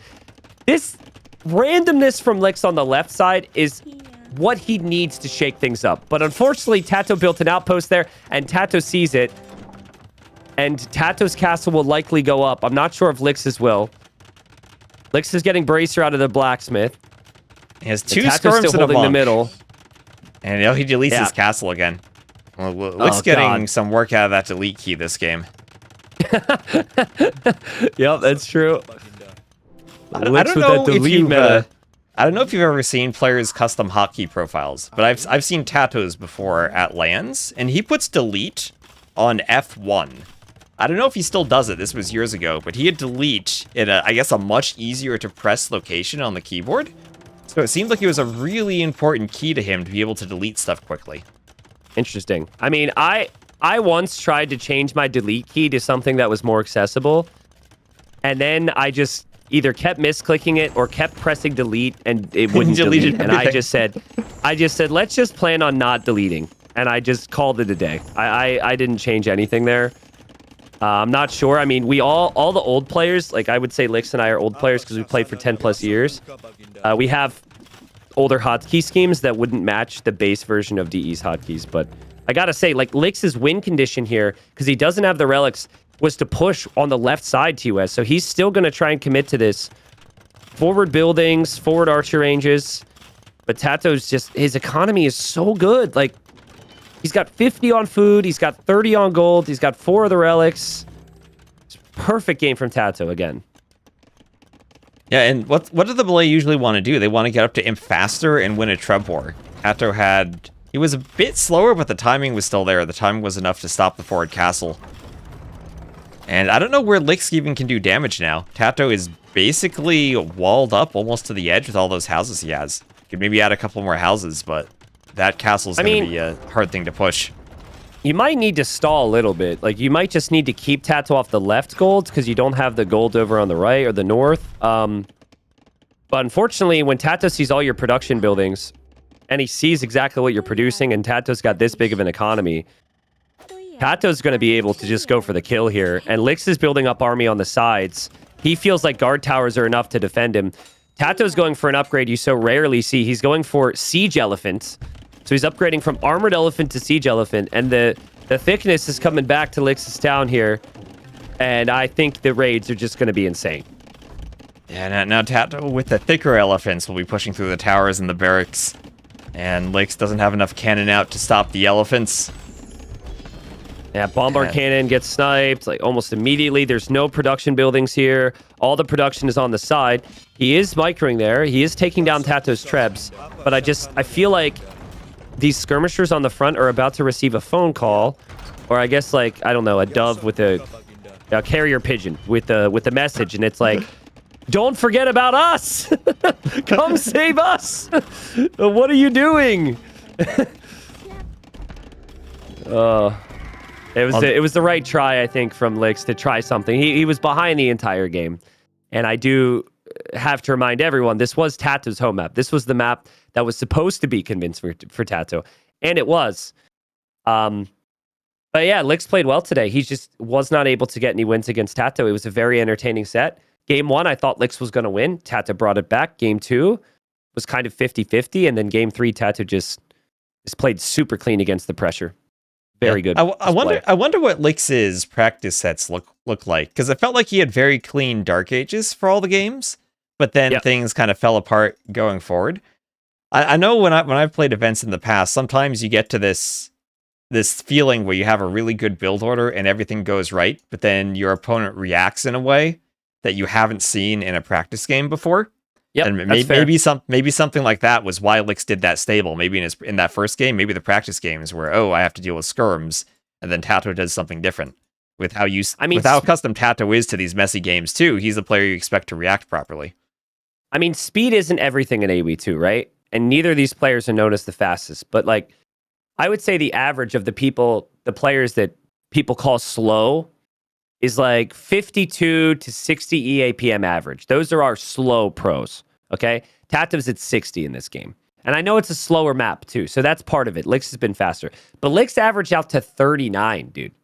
Lix averaged out to his age. He's 39 years old or 40 years old. He averaged out to his age. So, I mean, Lix is just not someone who can... Lix strategically needs to get the lead, but when it comes to the multitasking that's required, if he's not already ahead, I think he struggles. So I still think game number 1, like Lix is going to be like, how did I not win that? 2 villager kills, insta-killed his fish. That's just TaToH being a different class. So should APM go up as we age then? Like, do I have the future to look forward to for getting faster in AoE2? I mean, my APM has not gone up as I've aged. I'm pretty sure it's going down for everyone else, but yeah, maybe. Who knows? Maybe you're going to be 80 APM someday, dominating the ladder. That would be great, an 80-year-old playing AoE2. Well, that does make the group a whole lot closer for the top 4. And I felt like coming into it that I thought Lix had some chances. Rapard, it was his best tournament result ever to get promoted to Platinum. Right. Rapard didn't get promoted through a playoff, by the way. He won his group with players that I think if I were to poll, everyone would say he's worse than. But that's not what happened in Gold last year. I think Rapard and Lix seem outmatched so far, though technically, mathematically, they can still survive. MBL is 4th place with 3 wins after 2 rounds. Barrels is at 4. TaToH is at 5. And Leary is at 6. So, very close. Next matchup is going to be Rapard versus Lix, though. So, Rapard and Lix, maybe both will get wins there. We'll see. That would be where Rapard or Lix would want to sweep the other. You get 3 wins there, like everybody else did. Then you could maybe turn it up a little bit. Like, in theory, I could see Lix 3-0ing Rapard, getting a win against Barrows, and then maybe beating, like, MBL 2-1, and then getting up to 6 or 7 wins to maybe survive. Maybe. Yeah, I don't think Lix will be the favorite against either of those, but he has chances. But I think what you said is right. Lix and Rapard, like, sweep, or one of them needs a sweep. If they go 1 and 2, that's kind of bad for both of them, because then they're kind of taking themselves both out of the runnings of getting to top 4. I think it's going to be a tough ride for Rapard because he has to play Leary yet, and then he also has to play TaToH, who are currently top 2 in the group. So at least for Licks, it's like he plays the other player who's in the relegation zone, and then he's playing the other 2 worst players so far.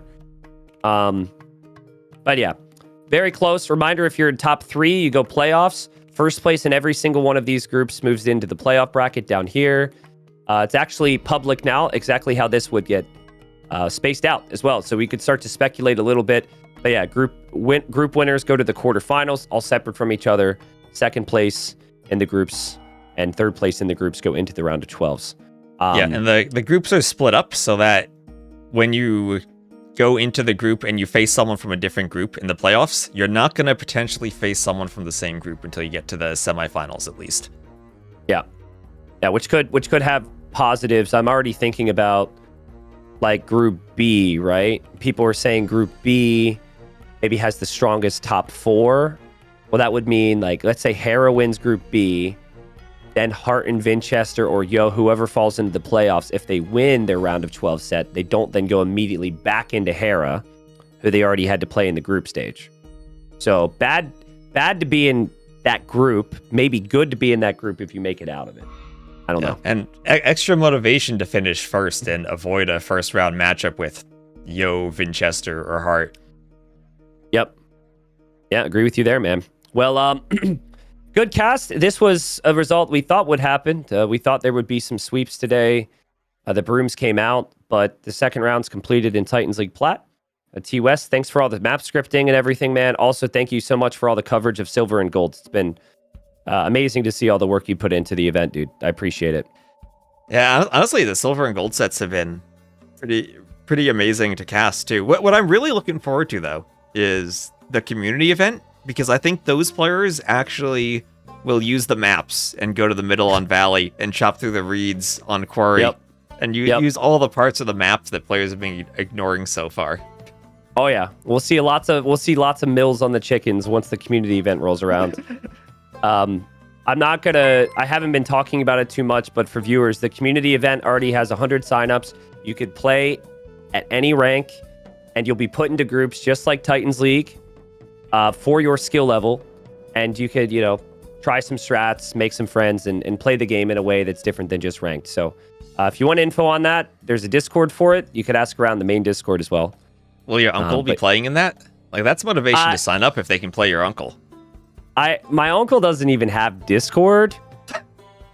I don't know. I could ask him if he's interested. And then we could maybe we could call. Either way, we could call like his ELO league. We could call it the Unk League, maybe. Yeah, the Uncle League. Yeah. That could be fun. I could give him some strats. That could be fun. We'll see. I don't know yet, though. So, but anyways, dude, I appreciate you joining up. I'll reach out to you more. Or do you know, not to pressure you, but are you casting Silver League stuff the next couple days at all, or? I plan to, yeah. Has the schedule for that been released? Has Rbase been doing work? Yeah, Rbase has been doing work. So has JBR. Well, nice, because I will need some co-casters for that. I already lined up a couple silver guys and gold players to join in. Let me pull that up. But yeah, viewers, we're switching gears into Silver League final round. And we're doing 4 sets tomorrow, Wednesday, and Thursday. So still live, still have lots of action. We'll actually have longer days. I'm not going to read all the sets, to be honest with you. You can see it on screen there on the calendar. We got some big sets to close out Silver League before we move back into Plat, into playoffs, and then into the gold final rounds, and then into the gold playoffs, and then into the final rounds of Platinum, and then into the playoffs, and then it's all over. So that's like the whole month game plan. Lots of games. Yeah, Silver League has been pretty cool. We've seen Stark go 11-1, and he's going to try to round out almost a perfect group. The groups are, I mean, I don't want to keep you here for too long, but I mean, considering it's tomorrow, the groups are really interesting in silver because I don't know if there's a single player there that I would say is a guarantee if they go to playoffs gets promoted to gold because the competition's so tight. And Group A, 9, 8, and 8 for the top 3. So the playoff positions are completely all for the taking there. Group B, 9, 9, and 7 for the top 3. So again, playoff positions are all for the taking there. Group C is 9, 8, and 8. And then Group D is the only one where it feels like Stark is guaranteed first right now. But I mean, these groups are really close. So it'll be fun. And then it's also fun, too, the relegation fight, right? Like Thunderbolt, he plays up against Cosmonaut. He's going to want some wins. Hope that Monos loses to Huciel and that he can survive. Deeker will want to survive. Survivalist cannot survive. He's dead, I think. But wait, no, that's not true. Survivalist could actually... No, he could survive, yeah. Yeah, you putting in chart... Or wait, I don't think he can, because I think did he lose the tiebreaker against both of them already? I'd have to look at we could maybe look at the stats page, to be honest. Oh yeah, if one of them gets swept and then Survivalist sweeps his set, but that's going to be rough because he's against Say My Name, who's first right now. Yeah, so I really encourage viewers. I know you might not know all these players, but like this is what the group stage all boils down to, is the last rounds, and the probabilities here can show you where players are going to end up. He is the set win tiebreaker against Chart. Yeah, Chart has been unfortunate. He's gone 1 and 2 in every set. So Chart is a 45% chance of staying alive, and then a 55% chance of getting relegated. That's wild. Looking at the others, Goku can actually still survive with only 4 wins. I don't know exactly how that would pan out. I guess he would need Target to lose. And Target could lose because Target is up against Blue, who's group favorite right now. So yeah, Blue's been pretty dominant so far. That's a rough matchup for Target. Yeah. Anyways, it'll be fun to watch. I'll let you know. I'm becoming very aware that these are long streams, and being live every day means that the voice might fail eventually. So I'm happy to reach out to you and cast more. So I've definitely been feeling that. All right, sweet. Well, we'll both help the other then. I'll reach out. TOS, thanks again for joining, bro. All right, see you later. Watch out for Quicksand IRL, and I'll talk to you later. I will. See you. All right, so yes, okay, I'm casting more stuff. Did I leave the voice channel? I did. Don't know how to use Discord these days. Right, yes, I will cast JorDan versus Uzzi. So let me update stuff.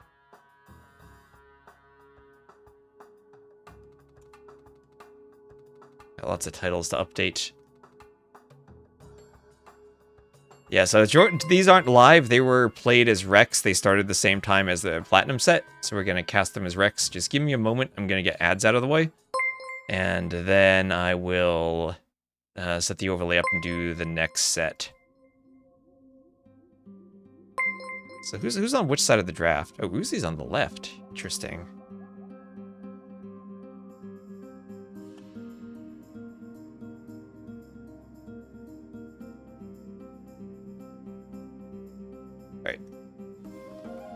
So let's see, YouTube, change the title. Oh, I have all the things in the title. Everything's in the title there. All right, so Arbase, send me, I think you sent me the stuff, right? Send me the drafts. Yes, you did. All right, so this will be gold. I won't look at the standings yet because that might spoiler me. But I will cast the Rex if I can find where the drafts are. Too many browsers open. There we are.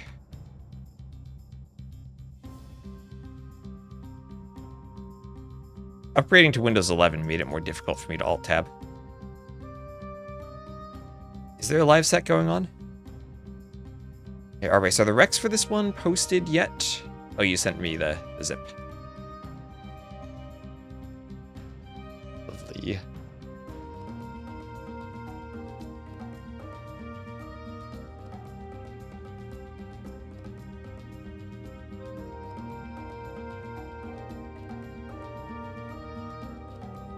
Those into my save game folder.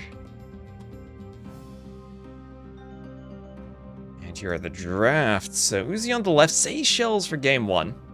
JorDan picked Coast Arena, and then we'll have African River for Uzzi. Upgrading. Yeah, it was definitely not an upgrade. That's for sure. Let me get the logo proper, too. So we'll head back to gold. And what group is this, our base? Is this group C? This is group C. This is group C.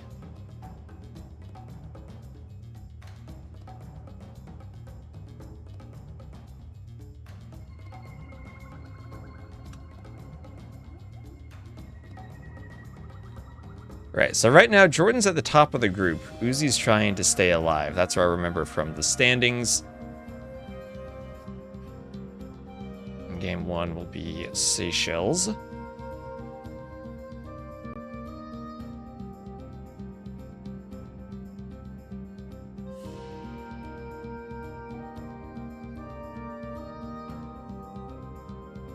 everything looks good there. So y'all ready for another set? Let's get into it. And if I need to set the civs, this is Gundians against Koreans. Alright, so next set of the day. And let me change one thing for myself in capture age. Alright, now for real. Next set we will have Uzzi. Ooh, I need to change the colors of. Boom. Uzzi to the west as the red Burgundians, JorDan to the southeast as the blue Koreans. And what are the Burgundians doing on Seychelles? This is a water map with lots of naval play. The Koreans have discounted warships. This is a pretty spread out map where galleys and their discount will be useful. The Burgundians, I mean, they have a good eco. Are they going to try to sneak and pressure on land? That's the only thing I think they could end up doing. Alright, so there's supposed to be 2 shorefish by the berries, or is it supposed to be more? Okay, it is 2. The other group's 3. Alright, and Jam 18. Hello, hello. Thank you also everyone who just followed Hedgehog, Amino, Bodkin, and Tersert. So yeah, 2 shorefish and another group of 3. Right. When you do 15 maps, they kind of blend together over time. This is the first time you've seen this map. Is it new or just never picked? It's probably picked a bit more rarely than the rest of them. Players usually don't like water maps for the most part. I'm interested that Uzzi... Well, you know, Uzzi, when I saw him playing the first Red Bull ladder, he played every single game on Dune Springs. It was non-stop Dune Springs. He would pick yellow and he would pick Byzantines, and he would favorite Dune Springs and force pick Byzantines, and non-stop, hours a day, it was just trying to play Byzantine mirrors on Dune Springs.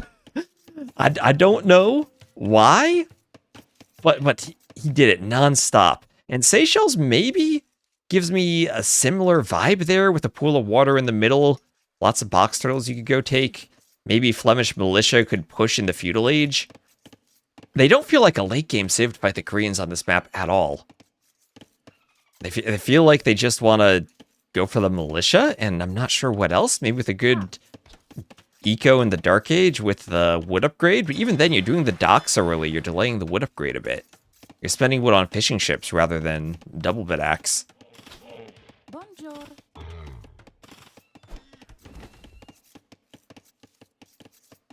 So now that you can shoot the boar at the TC reliably, I saw a couple of freaking Andy games. I was noticing him yesterday. He was repeatedly ungarrisoning vills and regarrisoning to shoot with the TC, then shoot with the vills, then shoot with the TC again. Trying to minimize idle time as much as he can. Biz mirror or Korean mirror? I like the Biz mirror, because at least we can see cataphracts there. Korean mirror may be okay on water maps if you see turtle ships. Uzzi with the scout forward, and I would fully expect him to try to go for a landing and forward barracks, or something to make use of the Flemish militia. No mirrors, please. I actually just installed a new cabinet a medicine cabinet in the bathroom, because the old one was broken, and the shell was no longer... We had pulled up, and it was falling apart. So I have a new one with a new mirror on it. So, new IRL mirror. So, fishing ships in the middle. Lots of deep fish there. Also, lots of oysters. We added some oysters to the map. This was originally, by Death Counter, it was his submission to the LY Cup map contest.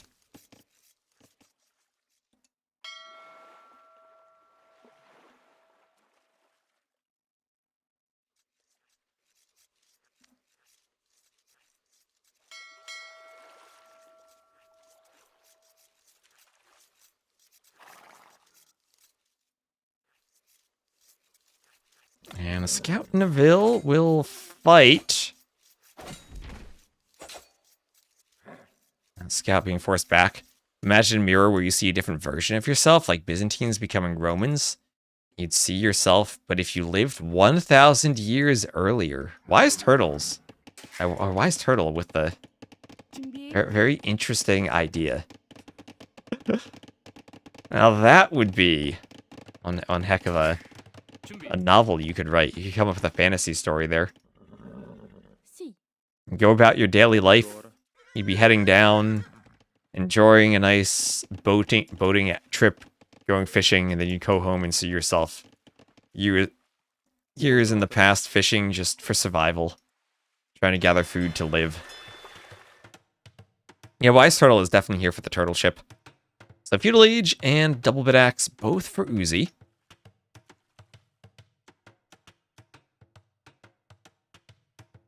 And he's going for a forward dock on the out. And there we go. There we go. I saw the forward vills on the dock. Here is the forward vill for the barracks.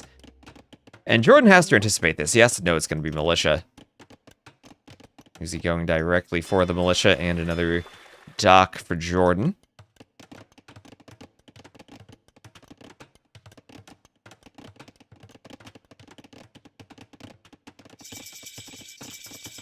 And both feudal at the same time. Defensive barracks for JorDan. But the militia are going to pop out right away. And JorDan so far hasn't scouted that. Extra line of sight on the Korean villagers actually is going to be sick for getting an early warning about those militia. They're just a tile away from seeing the barracks. And there's the first militia. Uzzi might need 2 or 3 first.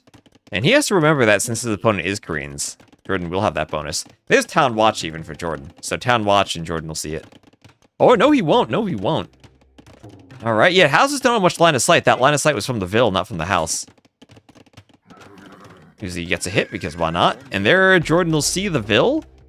The Ville with the watchtower. And the militia won't go around. He'll come fight the scout. On the water, JorDan now double dock fires. And double dock fires may be a build that is a bit vulnerable to the scouts. Or, I mean, to the militia, the early pressure. As JorDan will have only a scout and a few spears, and he can kill Uzzi's scout, but right now he doesn't have a way to kill the militia. Has to go for the range, but his gold bills then need to go build a defensive tower. And everything he's spending on the fires, he won't really have to commit to archers for stopping the militia. And there, that tower doesn't go up for Uzzi, but he has arson on the way. Oh, he's walled in the back by JorDan. JorDan with the Alcatraz quick walling skills will bring an archer over. Right, back to solo casting. We got 2 more sets to cast today. And then I got a ton of maps to script tonight on the new DLC.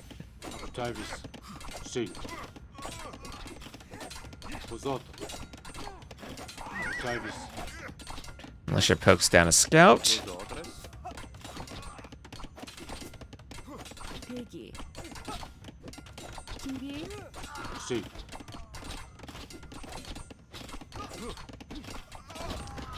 Militia killed. And they free themselves. They do get out. JorDan's trying to wall him in again. That's not going to work. But he does win the fight in the middle for the fishing ships. Has 4 fishing ships, or 5 fishing ships actually of his own. But Uzzi just docked the outside. He's like, yeah, you take the middle, I'll take the outside. Double docks. I did the same investment that you did. And he might need to somehow get skirms forward. But so far, it's so good with applying pressure. He's actually up in vills compared to JorDan, up in res collected. And as the Burgundians, he's doing bow saw. Trying to avoid farming. Yeah, also no double bit axe even for JorDan. 2 docks on the outside? 1 dock on the outside for Uzzi. I'm saying 2 docks in the middle for JorDan. Versus the safe dock where Uzzi hasn't had to commit to fishing ships. I mean, to fire ships. Fire galleys. This is the first time I've seen anyone pick it. Well, it was the final map for game 1. It wasn't necessarily picked. It was just unbanned. Top left, second dock. Oh, you're right. Top left, second dock. All right, I need to look at the mini map more. All right, top left, second dock.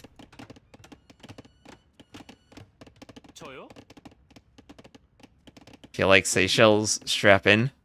Arbe, so are you giving us a spoiler that this game will be 2 hours long?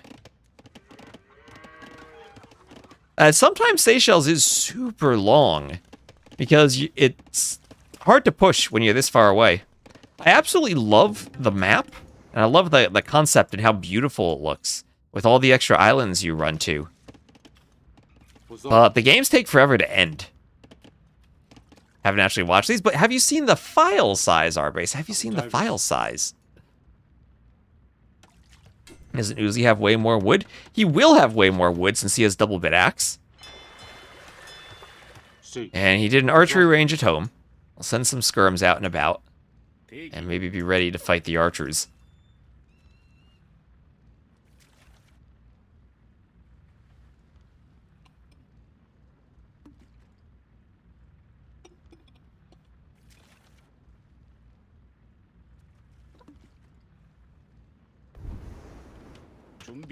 대기.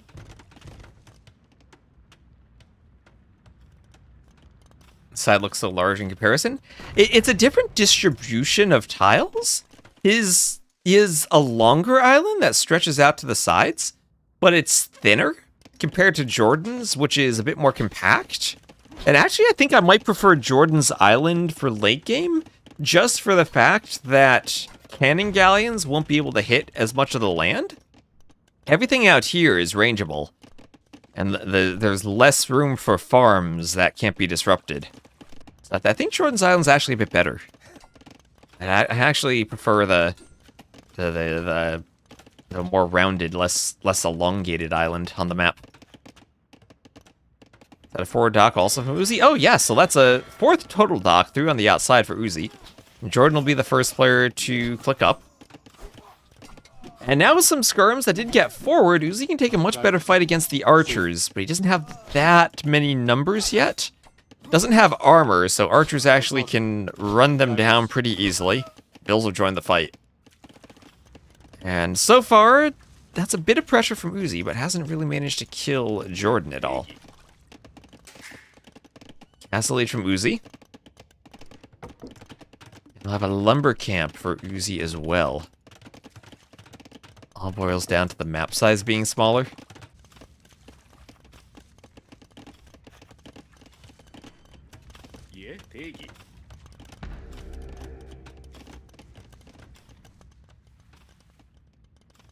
Maybe if we're going to do this size in the future, we could make the middle pond a bit smaller and push the islands closer together.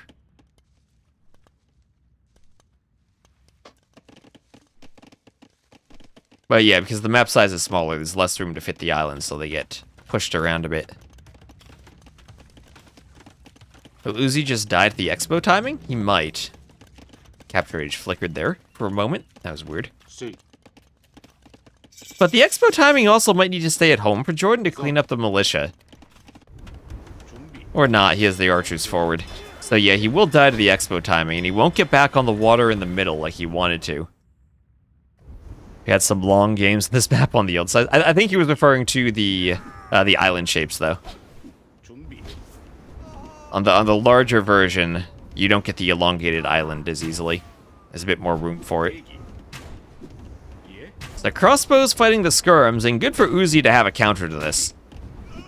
And JorDan did what he wanted with the crossbows, had them forward at the right timing, but he'll lose all of them after getting a couple of initial vills killed. And Uzzi is up, and he can start doing that next dock. Won't be at the exact time he wants to retake the middle, but this would be the time JorDan Jordan, no, you're in the castle age. Don't do fire galleys now. Do turtle ships. I know that you nerfed them and they're useless now. But please, just do turtle ships. Large enough players have more space to sneak. I think that the elongated islands actually make it easier to sneak, because you can go out here, and I think it's a bit harder to spot someone than if it's the circular one. Another TC for Uzzi, and he will boom. And a demo raft for Uzzi. Remember, Koreans don't have demos in this patch. Oh, yeah, this will be our last patch of games, or our last day of games on the old patch.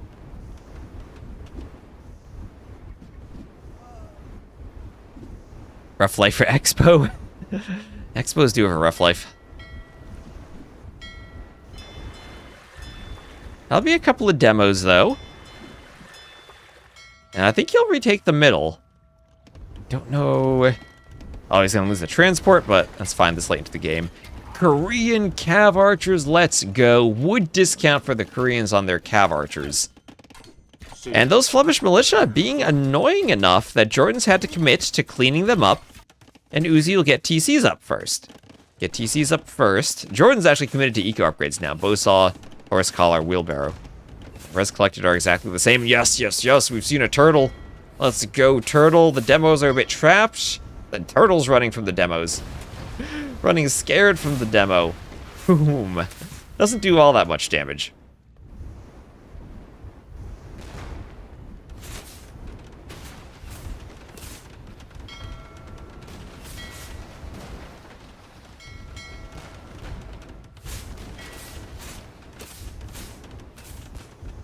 Pew pew pew. The sounds of those rockets. Aw.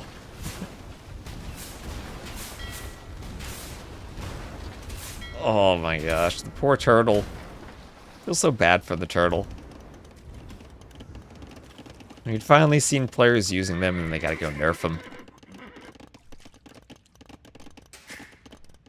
Yeah, we all like turtles though, don't we? The good thing is this is a wreck, so if it gets to be stalemated, we can always speed it up a bit.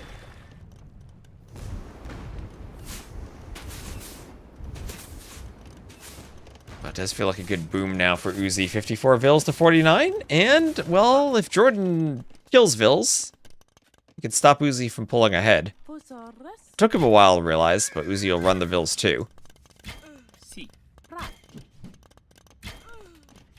Jordan so far in the group has lost only a single game to Margugu, so if Uzzi could pick up wins here, that'd be really good for him. Has Elite Skirms out now to deal with the Cav Archers, but that little raid will help Jordan take a Vil lead as Jordan's just about on his third TC. And everything in the back gets cleaned up. The Knight kills the Skirms. The forward dock for Uzzi will be destroyed, and that'll leave him with just the barracks and a couple of houses. Big Rocks is much cooler, I agree. Uzzi will deny a second dock on the outside from Jordan, as he'll get the fires in time to fight the other dock too. Yeah, Uzzi picking up wins to avoid being relegated is big for him.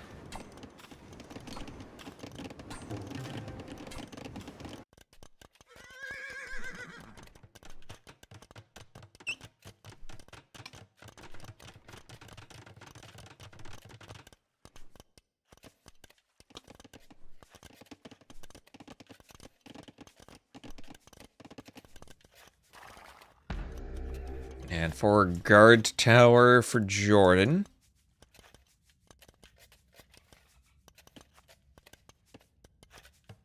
And tower will go up, right in a position to trush Uzzi's gold mine.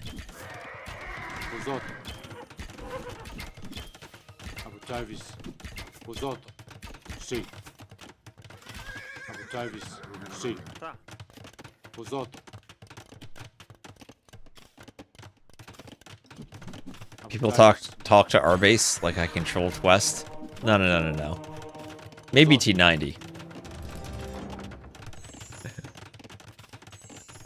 It doesn't look like Daniel will be back to Platinum. Unfortunately, our best American player will not be Platinum again. He managed to stay around Platinum for a while, though, in the past.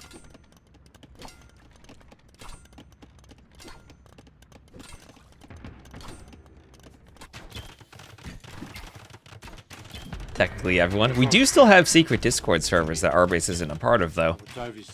Those do exist.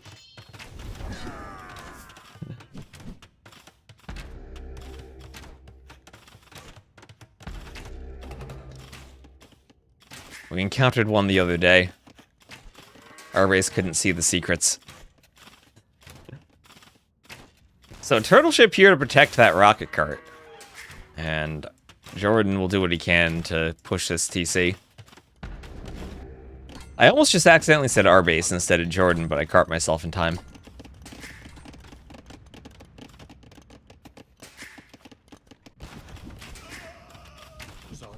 Ooh, Turtle splatters some skirms.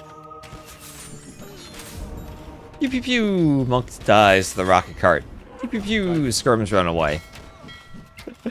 Oh, this thing is so silly. Oh my gosh. I can't stop laughing at the turtles now. They make the same sound as the rocket carts. They need to give these things a... If they really want the rockets, it needs a more scary sound. The old huge armada of turtle ships blasting away with cannon was scary. The rockets feel like they're just gonna tickle things.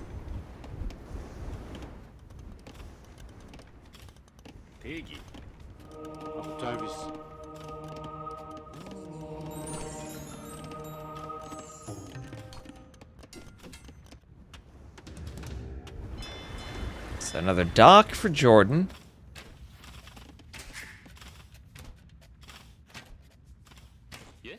And what does that Vil do? Look at that Vil standing on the turtle ship. Gotta watch out for the spikes.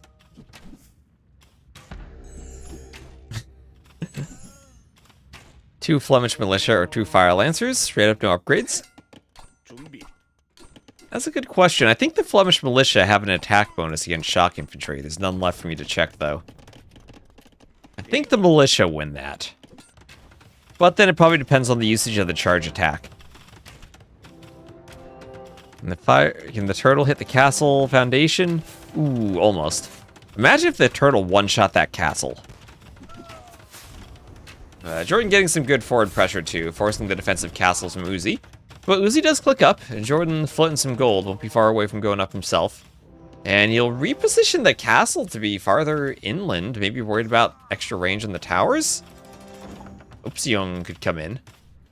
Maybe would deny it. So JorDan clicks up to imp himself. Just now doing a market stone mining 2. Would the old projectile have one-shot the castle? If it attacked immediately, I think so. I think so. I think the pathing slowed it down a bit. But yeah, if the Vils don't all start building at the same time, and it doesn't get the HP fast enough, certainly could. Yeah, a lot more attack, but it wasn't like a cannon galleon. The turtle ships don't have extra attack against buildings. So it would have been just the normal attack. Any chance the button will break a potential stalemate? I don't think so, because if you get to a stalemate, then the button becomes prohibitively expensive. And if you're stuck in a position that's an equal game and you're running out of resources, then you won't be able to afford to click it, because you spent all the resources already. The huge maps and city-like bases. We'll need to do some type of city ruins map for the Brazil land.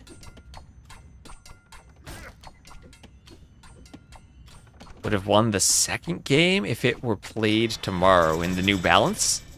Well, then maybe the drafting would have been different. I didn't see that, but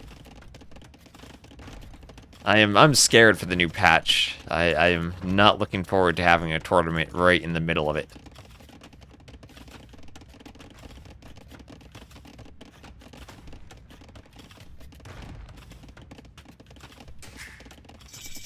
Venice Pest Swamp version. What is that? I know I've seen that map before.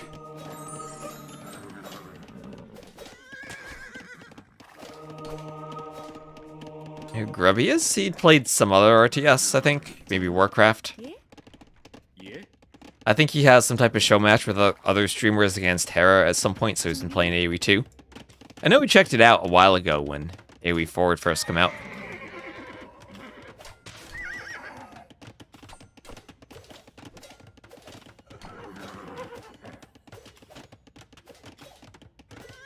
And, ooh, the tower will kill some Castilier. So now we have the barracks, and now it's Fire Lancer time for JorDan. And, well, Uzzi started the game the way I would have expected. Flemish militia, trying to raid JorDan on land. But I think that's exactly what JorDan expected in the Civ matchup. Well, Uzzi had a nice strat, fishing on the outside while giving up the middle.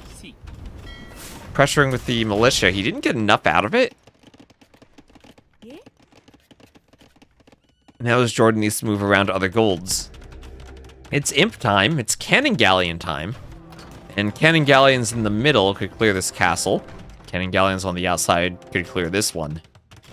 And JorDan seems like he's pretty happy with his position in this game. Yeah, I don't IDK how you stop FL and towers. I still don't know how you stop just Fire Lancers. But putting towers and cannon galleons with them feels crazy, especially late game on the water with the wood discount and shipwright as an option on top of the wood discount. That's two 20% discounts to the ships the Koreans produce. I still think Koreans are the best late game water civ with how cheap the galleon line is. So I'll still throw them there.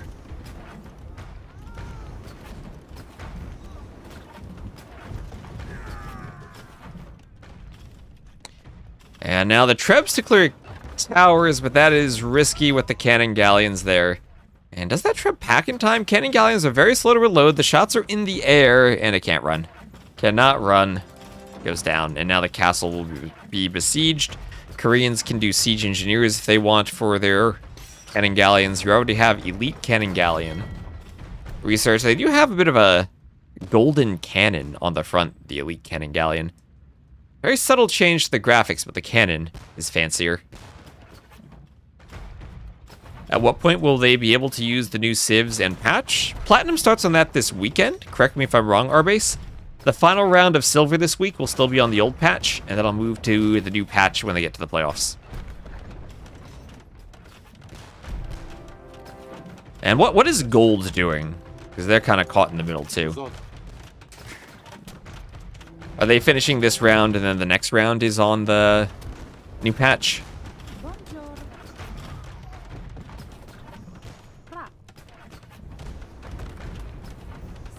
Okay, so the current gold round is also on the old patch. And now cannon galleons for JorDan in the middle, dominate everything. And Uzzi will call the GG. Not much he can do at that point anymore.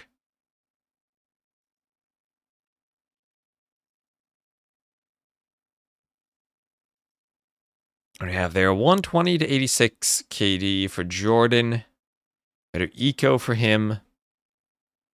All around, better game for JorDan. Have to share the previous build. That should work. I don't see why it wouldn't. Oh, I can remember that I can turn the music back on in my headphones now that I don't have T90 in my headphones.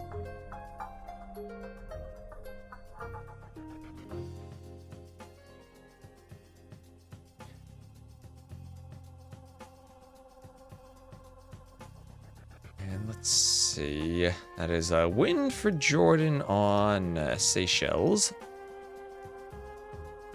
And as far as civs go, that was a win with the Koreans and a loss with the Burgundians.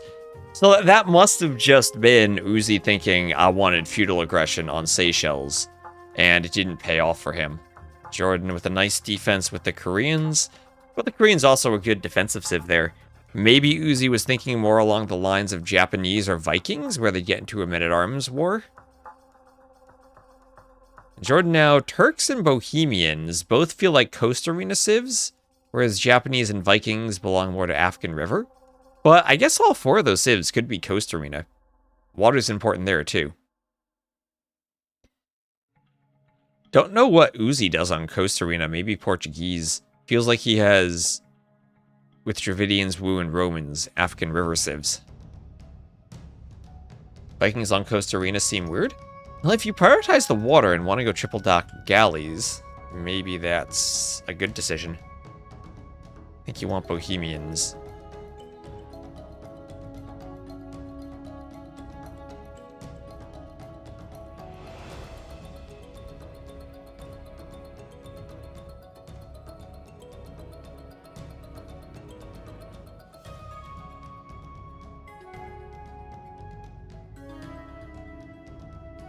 This is my favorite AoE1 track.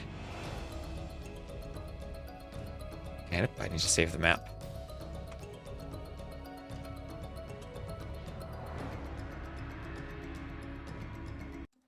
Alright. Oh, I misspelled Japanese. The Dravidians and the Japaneses.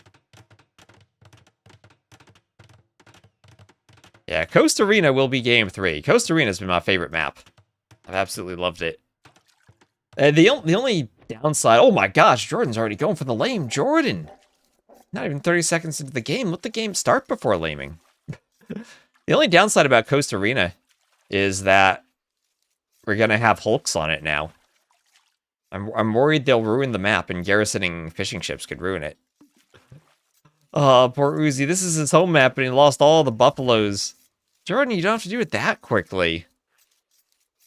You don't have to lame that quickly.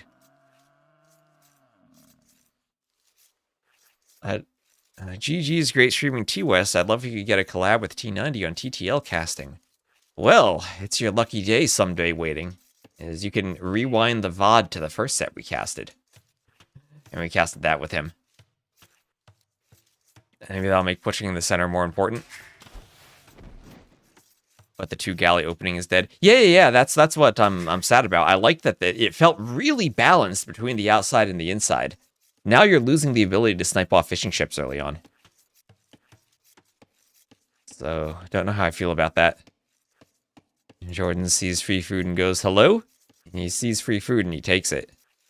Is this the definitive edition? Yes, it is. This specifically is a third-party application that I'm using to be able to zoom in and out more while casting, but they are playing on the definitive edition. Is this set live? This set was played simultaneously with the previous set, so I'm casting it as Rex. But it is as close to live as we can get with Rex. Zoom out. Hello, zoom out, idiot.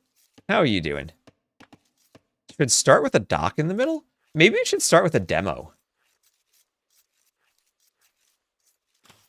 Maybe it should start with the demo. It was played 2 weeks ago. No, Arbase, this is not the second time I'm casting it. I'm not going to cast another set twice accidentally. Do you know T90 plans to integrate the new DLC Civs and Balance into TTL? Yep, it'll be used starting at the end of this week.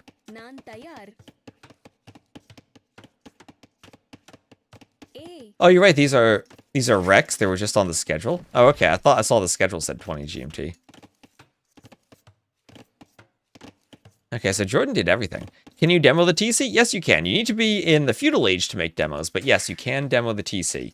Arbase and I had a call, and we spent a good hour or so discussing the TC locations and making sure that they were always touching the water at least. There is a bit of randomness to them, but making sure that demos always could hit them squarely. We put them in a bit of a semicircle so that you're never going to have a TC directly on the top or directly on the bottom, because we felt it was a bit unfair that a player might have the solid bit of the TC on the water instead of the open bit. So now they're on each side, so it's more fair. Maybe the first time an AoE Pro player has visited New Zealand? There are some Aussie Pro players. Who are the top players from New Zealand? Now I need to really figure out who's from Australia, who's from New Zealand. Hello, Cicero. There are some high-rated Aussie players.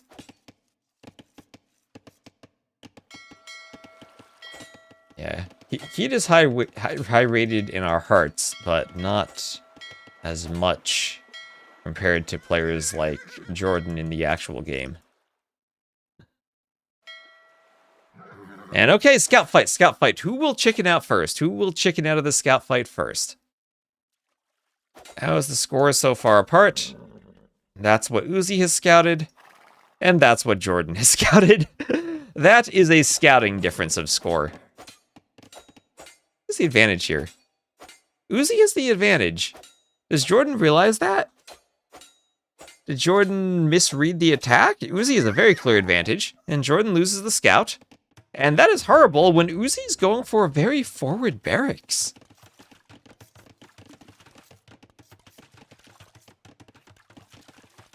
In terms of programming, probably me. Who would win in a fight? I mean, in my youth, I did cross country. I could run away from a fight pretty well.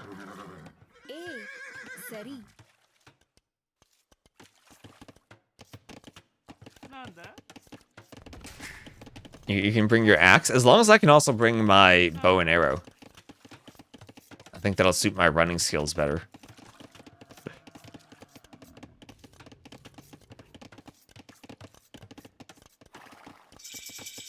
So there's Uzzi up to feudal. Also, you're asking the score difference. Part of that's because of the buffalo lame. Because of that, Uzzi was basically forced to spend more time pushing the ostriches, so he didn't have as much time to scout. Now, JorDan is the Japanese. We'll be going forward with 4 men-at-arms, researching double-bit axe, and as the campaign quotations would tell us, he's looking to teach Uzzi a lesson with those new men-at-arms. Uzzi actually is open without that house, I think, but he will throw up a quick tower. And will they get in? No quick wall yet from Uzzi. Okay, there he goes, there he goes. He's safe so far. Our base moves 15% faster. 15 rams move 15% faster, and they still can't catch Cobra cars.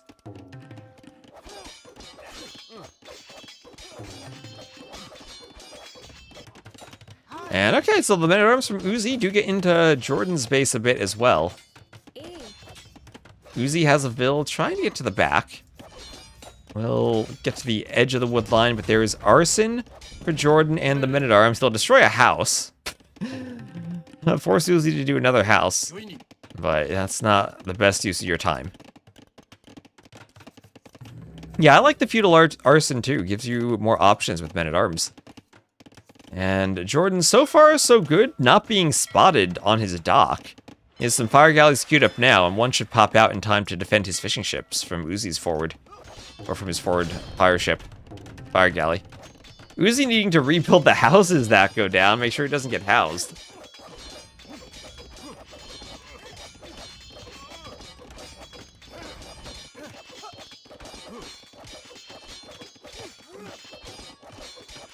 Relic is in the water. The relic is in the water.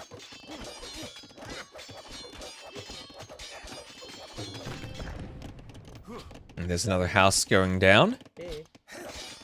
And ooh, 4 men-at-arms attack a villager. And that Vil will go down. Right to the Japanese men-at-arms. Need to research scuba diving to get the relic. It's on the shallows. They shouldn't be ever on the actual water terrain. Relics can't spawn there. Was it 3-0 TaToH? Yes. Now there goes JorDan's mining camp. He does run all the Vils successfully, but will lose access to gold. And another pair of golds to the south. There's a gold forward for JorDan. And thank you, Cloud, for the sub. With these turtle ships, we will send every Japanese ship to the bottom of the sea. We should build as many as we can. Well timed that we're against the Japanese. If only it were Koreans this game instead of the last one. Thank you very much for using your Prime sub.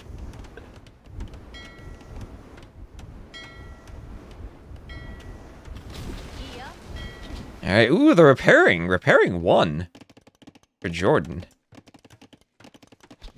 A tech that lets infantry move on water. That is the longsword buff everyone has been waiting for. More turtle ships is always a good idea. Wise Turtle knows. Wise Turtle knows. Knows to make more turtle ships and has the wisdom not to run men-at-arms in under a watchtower. So Vil repairing a fire as men-at-arms come over.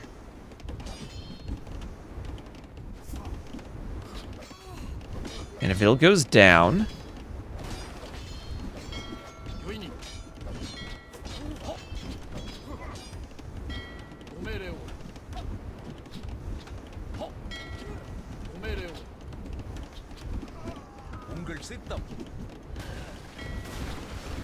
And a skirm goes down.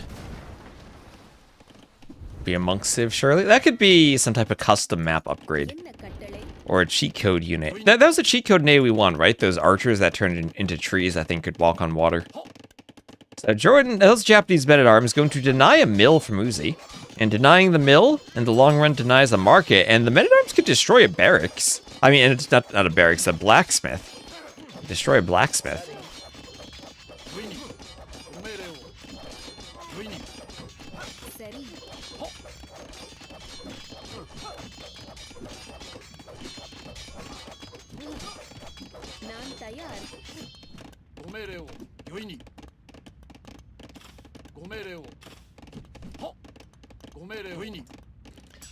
He will back off for a moment. Padded archer armor for JorDan. On the water, it does feel like Uzzi has a bit of a lead on the water. JorDan's had to run his fishing. This map changes a lot in the patch too, where you can hop inside the docks with fishing ships. Probably be much less aggressive. Before you go back to YouTube dancing, nice. Thank you for using the Prime. Yeah, you're reminded you're sitting on a Prime sub. I appreciate it. It's a wheelbarrow and horse collar for JorDan. Yeah, Dark Rain, that cheat code.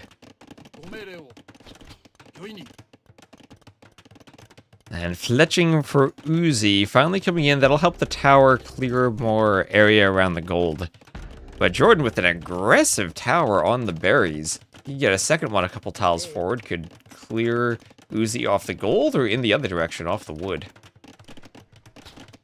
This is still a good game on water, though, as Uzzi has 8 fishing ships still alive. JorDan losing all but 2 of the Japanese fishing ships. We'll need to rebuild them. He's doing wheelbarrow.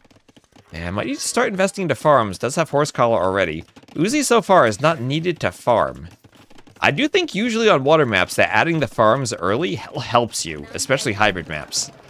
If you're super greedy and play perfectly and don't lose the ships, then yeah, maybe that's ideal. But when games get messy, having a stable food eco that you're not constantly running around fleeing from fire galleys makes it feel better. And now if JorDan, if he could buy his way up, he'd be up to the castle age while also pressuring Uzzi's wood lines still. And there's a demo from Uzzi. There's a demo from him, so he knows what's up. He knows what's up. It needs to come out in time. Oh, he might waste it against fires, though. It gets the best shot he can. And I probably needed to keep it in the dock.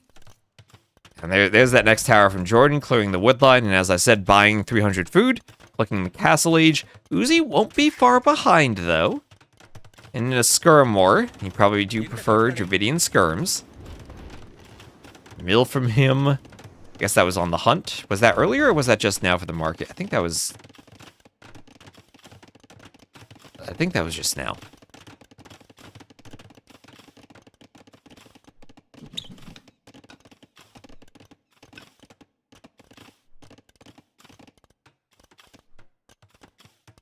Okay, South Indian music for Dravidians is more North Indian.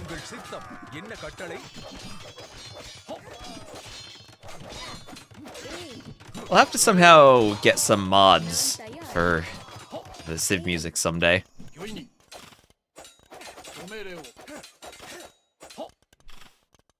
I guess I turned that off when I turned all the music off.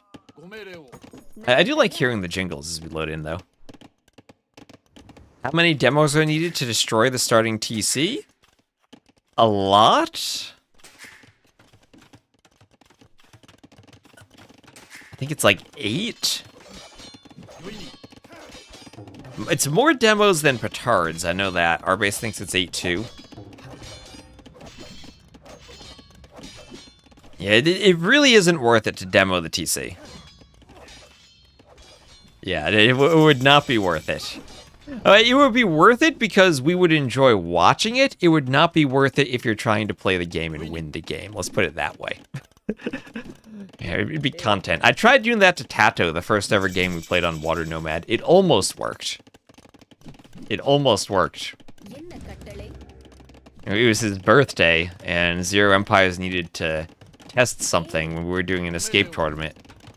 And TaToH and I were the two players who were around to play a game. So I went full demo with some sneak docks, and I was like maybe 2 demos shy of enough to destroy the TC. They do 330 versus buildings? Well, you still need 2,400, so that's around 7 of them then. 7 or 8.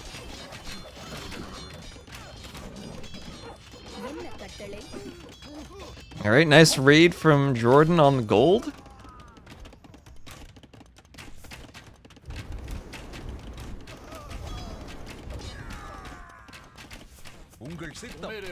And JorDan just idling. Not doing anything. The Vil counts are even here. All in all, this isn't looking too bad for Uzzi. JorDan has 800 more res collected in a few nights. But if another fire comes out for Uzzi, he'd be back on the water here. JorDan just trying to react and clear some fishing ships. But his woodline's being harassed. He's taking the forward berries. He's doing a mill so his Vils don't have to stand idle. Demo should have more... Demo should just be stronger, 100%. I haven't checked them in the patch, but hopefully they're not nerfed too much. We saw 0 demos in Thalassocracy. It's rather sad. Demos are the fun part.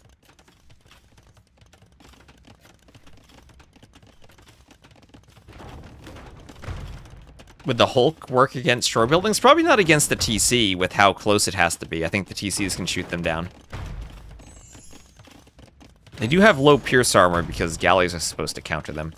We even saw feudal archers countering Hulks in Thalassocracy. Maybe that's been changed, though. I haven't looked at the stats for the ships all that much. You should be able to ram things with fishing ships. What would you ram with a fishing ship? TC in the back corner for JorDan. Knights attacking the fire galley on the front as some crossbows wander over.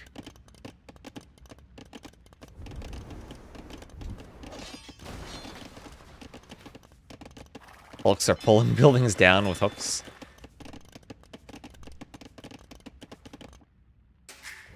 We need maybe Sicilians. I know it's the wrong time period, but that didn't stop 3 Kingdoms. Sicilians to be able to build mirror towers. Give them a huge attack bonuses against ships. Not sure why they nerfed them in the first place. I agree.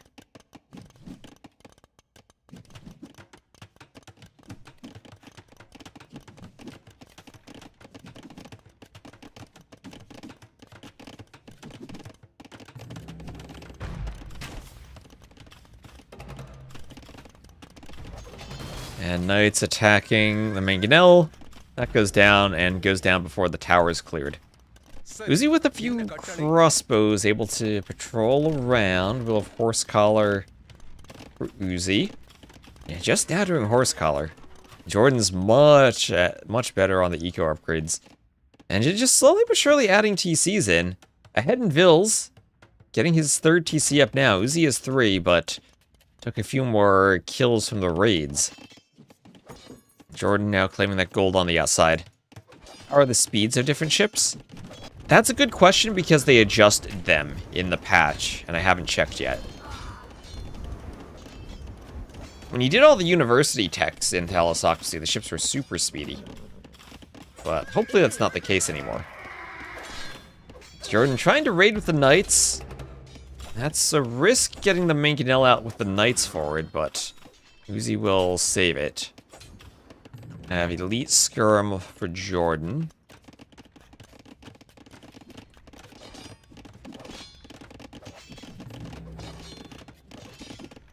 Villagers should be able to swim. You have to play the HD edition for that.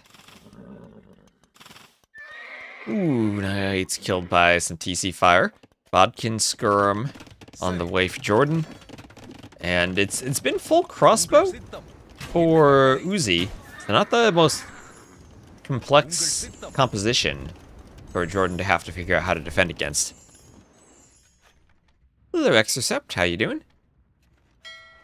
Sorry.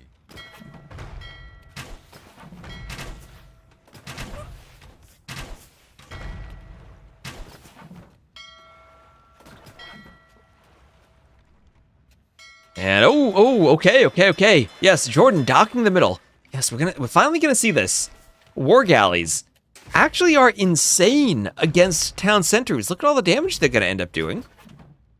That's like 9 damage per bolts, I'll call it, because they get +7 against buildings, and they have 9 pierce attack, and they outrange the TC. So there's nothing the TC can do to stop that.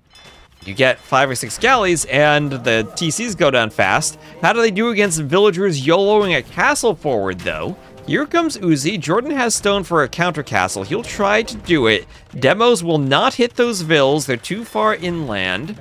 The crossbows will be committed to the fight. The mangonel will try to keep the galleys away. More war galleys are produced, but a monk conversion is in. And the crossbows have let Uzzi get the castle up. There it is. Where does he go from here, though, now that JorDan, with a guard tower and a defensive castle, is well positioned to defend?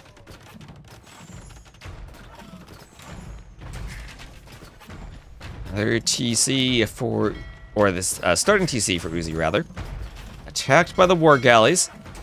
And that'll go down pretty quickly, already under 2k HP. JorDan's still with the knights in the back around Uzzi's third TC. I like how JorDan is so spread out on the outside trying to take 2 of those lands.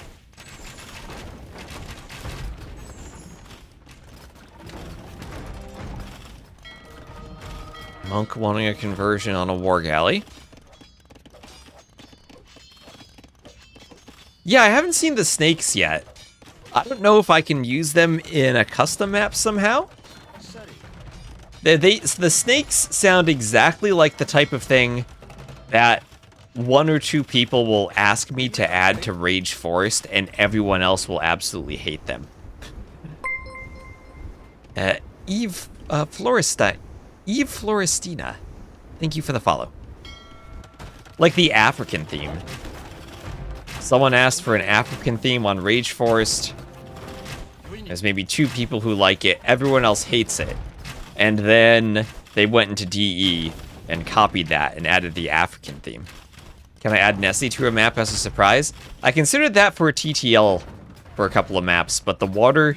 I thought of it for Reverse Acropolis, but the water was so small that Nessie's animation would be such that she surfaced, swam off, and went into the land before returning to the bottom of the sea, but it looked weird that she was swimming in the land. But in a future map, I can try to. Gonna keep Nessie in our thoughts, wherever it's appropriate. So Uzzi does at least manage to click up, puts the imp in the safe TC at the rear, and he wants another TC in the south. The tiger likely will not beat that Vil. He is strong, and he has a large knife with which to kill the tiger. Want more Nessie? We all want more Nessie. I did put the pandas in a couple of TTL maps.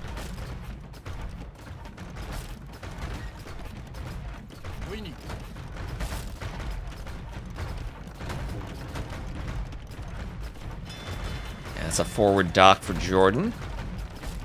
As the Rams destroy quite a few houses. Keep pushing forward. You play this one to complete all the campaigns. Nice. Oh, I always enjoy a good set of campaigns. Even with a large knife, you're not fighting a tiger. Better than nothing. Uzzi up to imp. He has no control of the middle.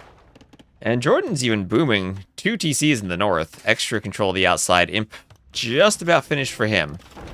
And his castle's in much better shape than Uzzi's is, especially with the ram on the way forward. Samurais also should beat Arumi Swordsman. Ram destroyed. Treb on the way. 2 Trebs queued. Uzzi as Dravidians does have bombard cannon, which the Japanese do lack. So pushing that castle could be still a possibility for Uzzi. JorDan also has 3 relics right there that Uzzi could grab. Uzzi needs his castle for pop space. Villagers attack with ranged attack. That was in the Realms mod. There's a custom mod with that. There's a lot of things like that that I think are great for custom mods, but maybe not as much for actual civs.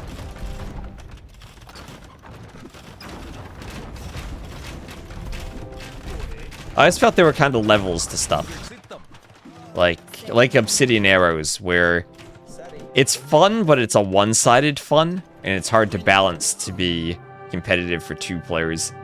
And there's Uzzi, sadly, as he loses the castle in the Treb fight.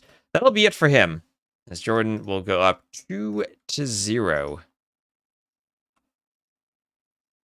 And I'll check the stats.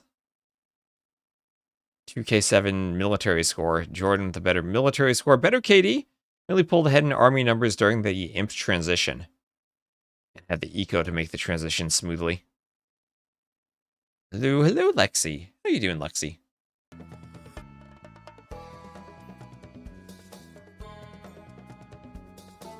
And that was Uzzi losing African River.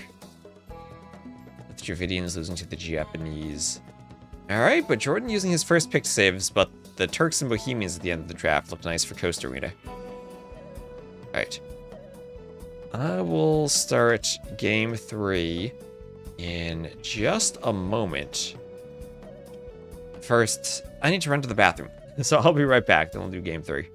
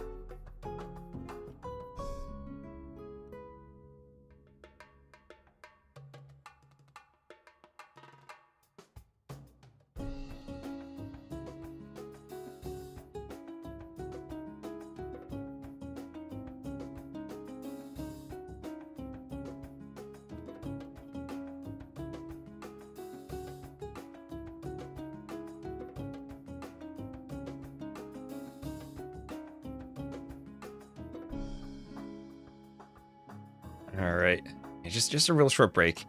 Twitch also forces me to run 3 minutes of ads, so I need to get them out of the way between the games.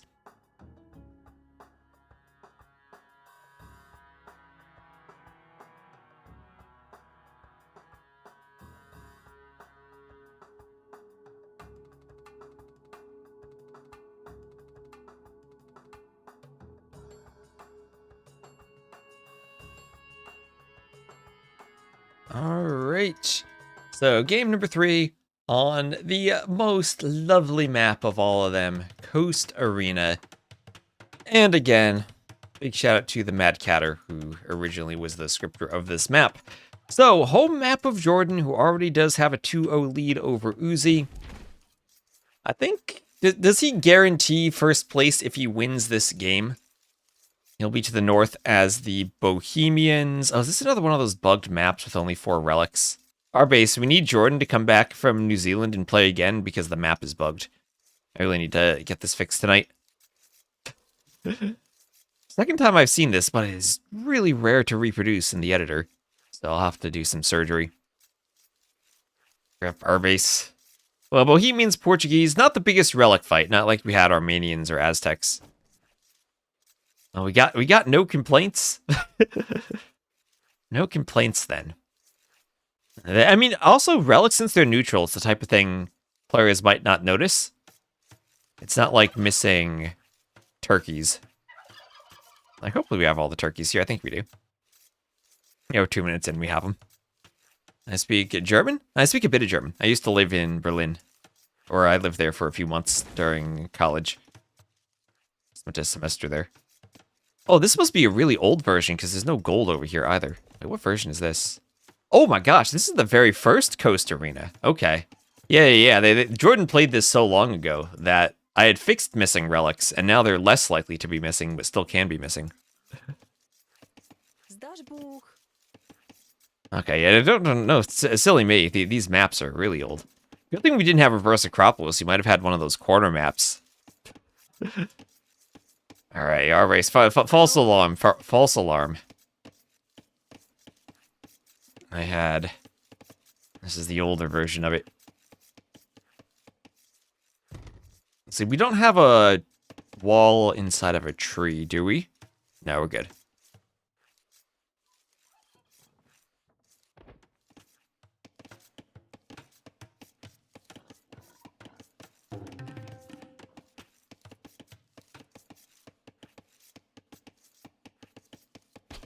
So there is a house for JorDan as he lures in his boar, and Bill out by the oysters to go for a dock. So from these two civs, I would definitely think the Portuguese are the better water civ. And kind of an awkward start if you're not doing the mill for the Portuguese always, but with their gold discount, minus 20% gold for the ships, and ships plus 10% HP, should still have a good build if they want to go with triple dock galleys. You can also skip the mining camp and mine the oysters for a while. Did they start on the wrong version? It was updated after they played because JorDan went on a trip to New Zealand apparently, and he played this game 2 weeks ago. I saw it on the schedule, I thought, oh, JorDan Uzzi might be playing live. But no, actually, this was two weeks ago. We just haven't seen the results yet. Arbase just released the Rex today.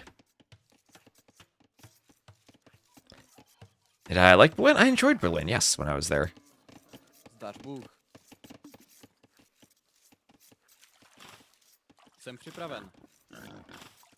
As much as I live near New York City, to go anywhere in Jersey, you have to drive there. It was nice being able to live somewhere with public transportation, so I didn't need to rely on driving.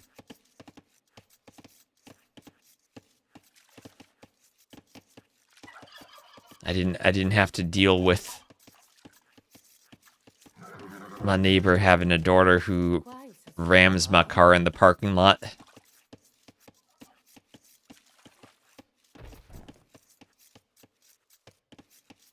Better than having the schedule pushed on the OG date and then having them play as Rex. Olá, estou pronto. get whiplashed every time the Bohemian Vills open their mouths. That's what Lidicor tells me, that whenever he plays Magyars, he gets really distracted by the Vills because he's Hungarian and understands what they're saying.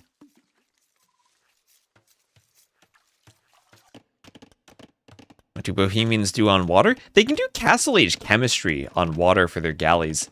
But I think that's about the best thing they can do. No fast fire, no heavy demo, no dry dock, no shipwright. Elite cannon galleons should be nice for them. I guess their elite cannon galleons move faster due to Valkenburg tactics. But that is about it.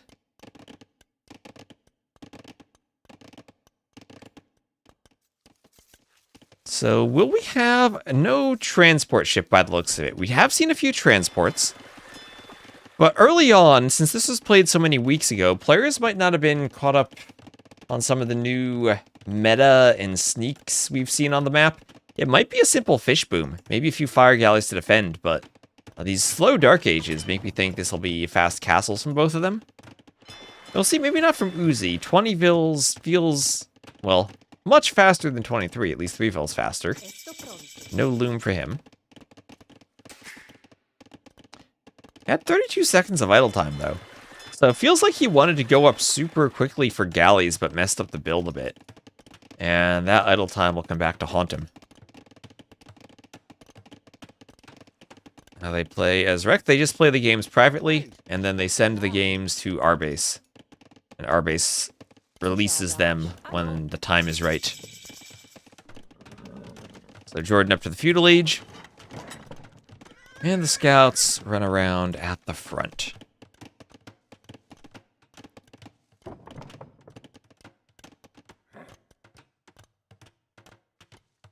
Yeah, downside is we can't check the maps. Yeah, downside is the admins can't go in and find the missing relics.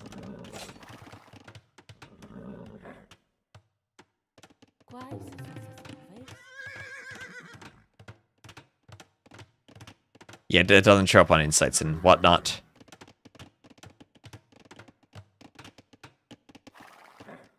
So JorDan will just sit there in the gate until the spear comes forward. He's gotta make sure he doesn't get poked. Oh, thank you, Dragonstar, for the raid.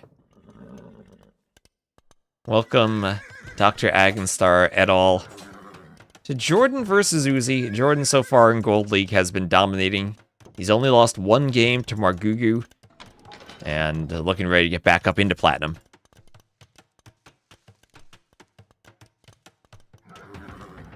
As on Coast Arena, we have Uzzi coming forward for a couple of galleys.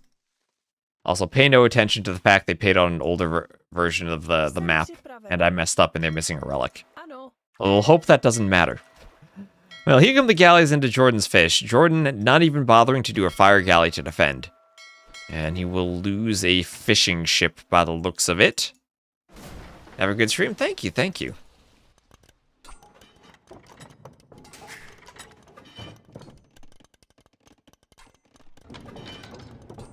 And Uzzi's staying full feudal, hoping that the galley approach to snipe fishing ships is the right one. And reminder that they did play these games as Rex a couple of weeks ago, so they haven't themselves been watching the meta of all of the landings and transport ships that we've seen players going for. This is one of the earlier games that was played on the map.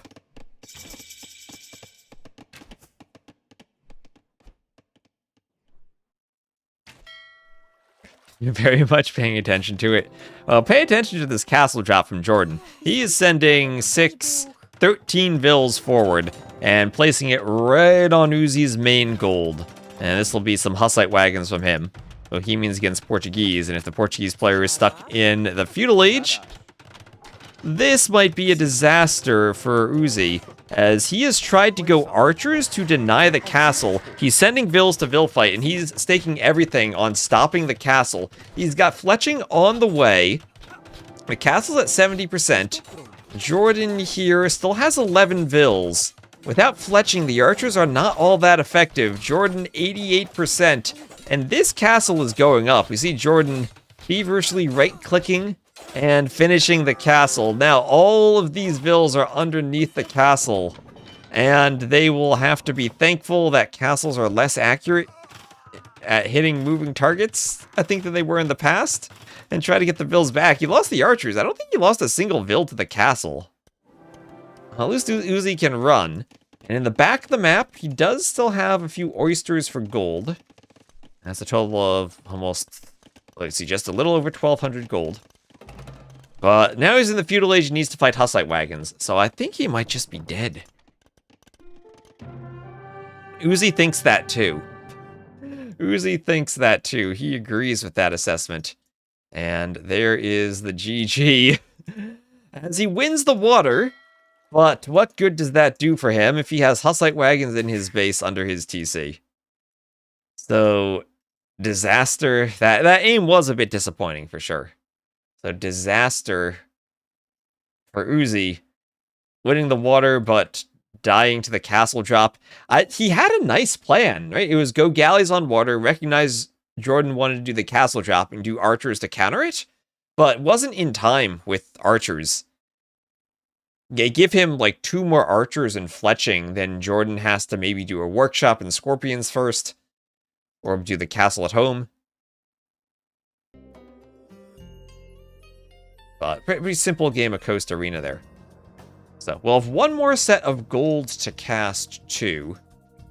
So thank you again, Dragonstar, for the raid. Just check this off. So that's a win for JorDan on Coast Arena. And for Civs, that'll be a loss for the Portuguese and a win for the Bohemians. So 3-0 sweep for JorDan. And I'll just look at this group in the standings and not look at Group D. But JorDan winning that. That'll be his round 4 set. He's now lost only 1 game. He is 11-1. And Uzzi then is 3-9 in 5th place, with the Ganji still not picking up a win in 6th. So Margugu, perhaps surprisingly, 2nd in the group with 7 wins, but JorDan dominating.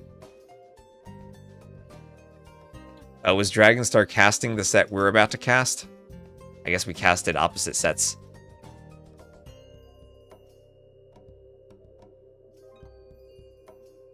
Yeah, so we are about to cast Kasva versus StonePlease. So if you did see this, then StonePlease, no spoilers.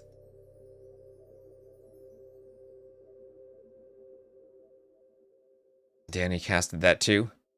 Well, StonePlease, no spoilers for that too.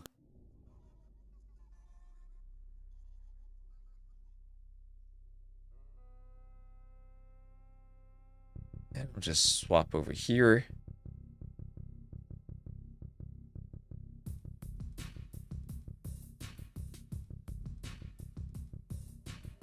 She might have skipped TaToH, maybe.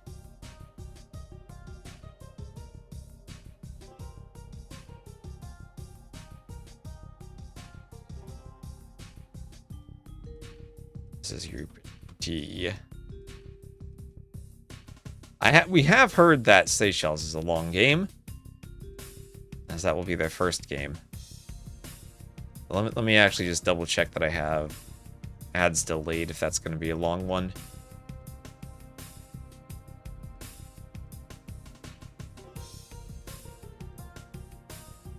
And then paste the maps in.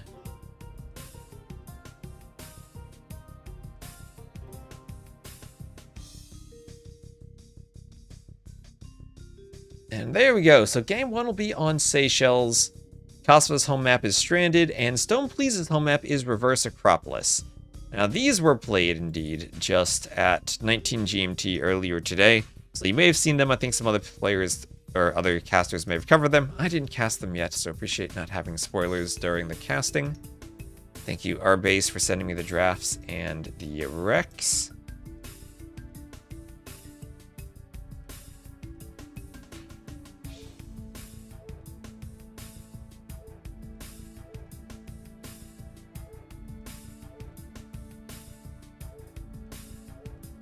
These in my save game folder.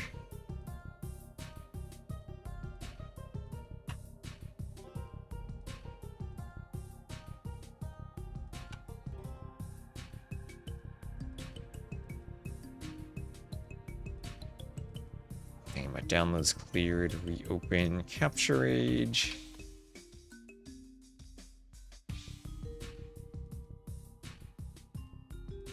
Finally, we don't see Seychelles for a week, and now we have 2 sets in a row. Yep.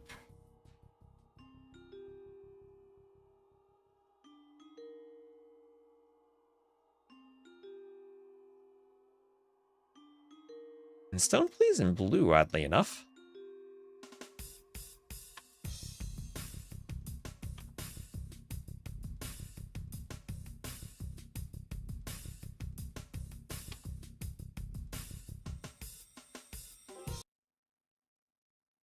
Do we want to say hi to Gabby in voice chat? She's been there for a while.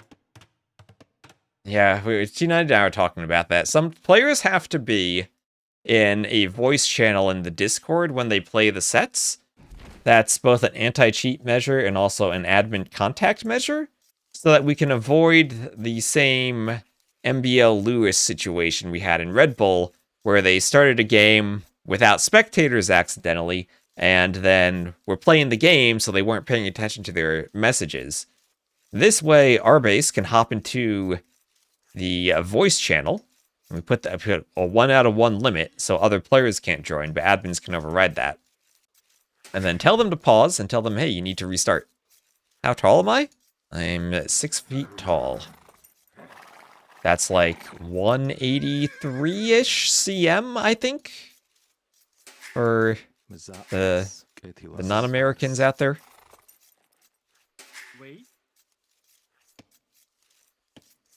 Yeah, and Discord works really well, but the players sometimes forget to leave. So I heard, heard this is a long game, so I'll just speed up the Dark Age a bit. 1.8 M. Something around there.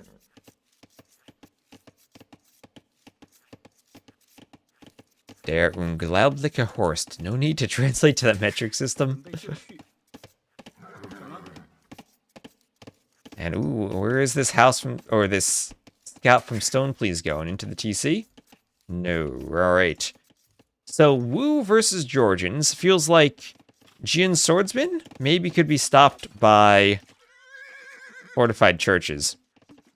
Forward dock from StonePlease. I'll put a couple of vills on the dock.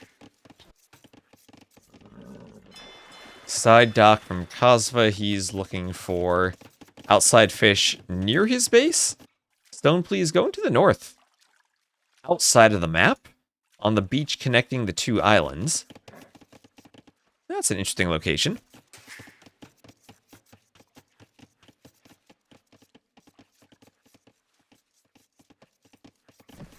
Our base has possibly watched all the games already and is pretending to be perfect at predicting what is about to happen. Yeah, that's why we have channel points turned off. We don't want our base winning all of them through betting.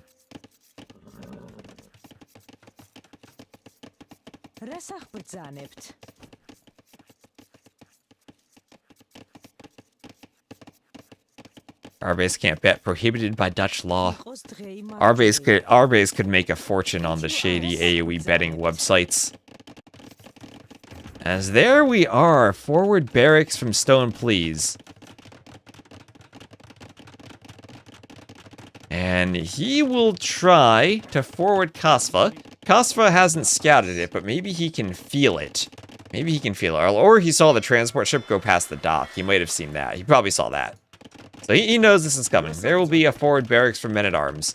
He's walling up as much as he can. They have a license. The license may actually be from the Seychelles.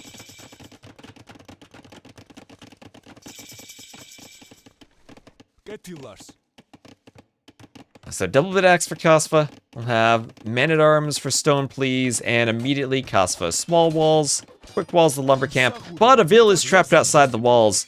There is Loom at least, but she won't make it back to the TC, and there is an easy Vil kill for StonePlease, who gets off to a good start and can destroy the hut. Could row out to one of those channel islands, easy gambling access. Prediction is we get 3 games and the play all 3. Bold prediction. Very, very bold.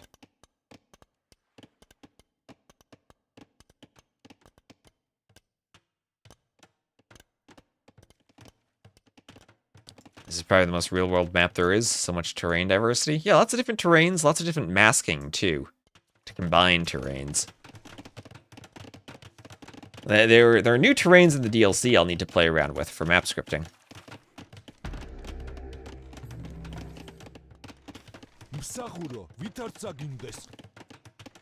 I've been doing some Google Maps satellite looking at locations in Brazil to try to get ideas for maps. Are the Seychelles actually connected with sandbanks? I have no idea. That's a great question.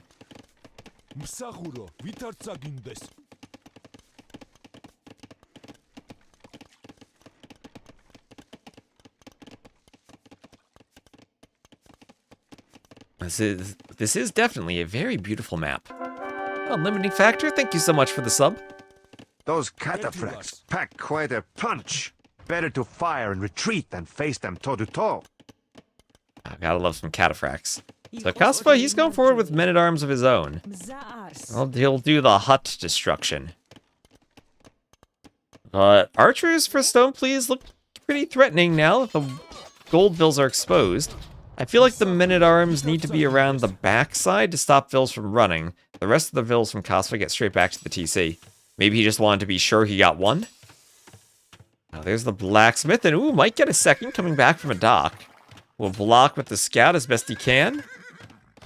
And the man-at-arms attacking, the TC getting some hits. Ooh, the scout pathing into the TC does get away,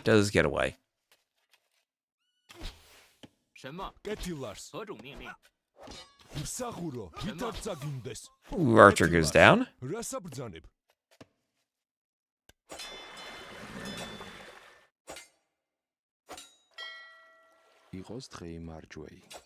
Vil will mine some oysters as a scout and man-at-arms come over and attack a boat.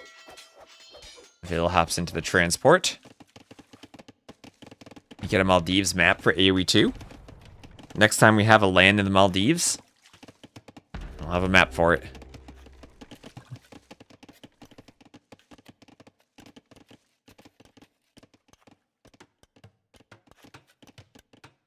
Maldives is also an archipelago? Yes. I mean, you probably could name this map Maldives. And it would fit. Padded archer armor for StonePlease, who continues attacking and is adding more effort in the forward than is Kasva, with the archers that are added in. So doing more damage, and right now, Kasva does not have gold access. Does not have any gold access at all. And StonePlease starving him of that crucial resource. This is also the number 1 against the number 3 player in the group. As archers kill a man-at-arms. You know what, our base, I realized I forgot to add the elos. Oh well. This scout getting killed.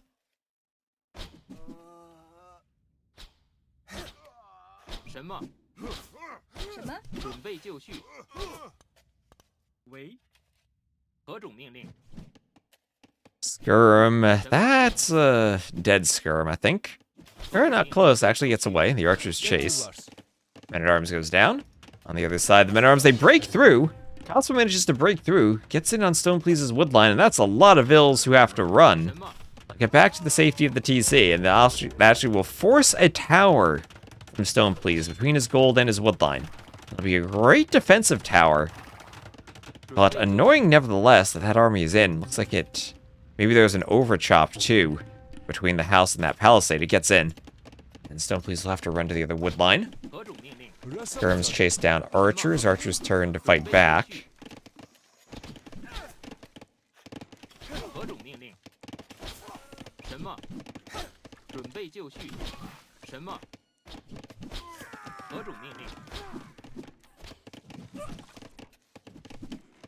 Skirms hit archers.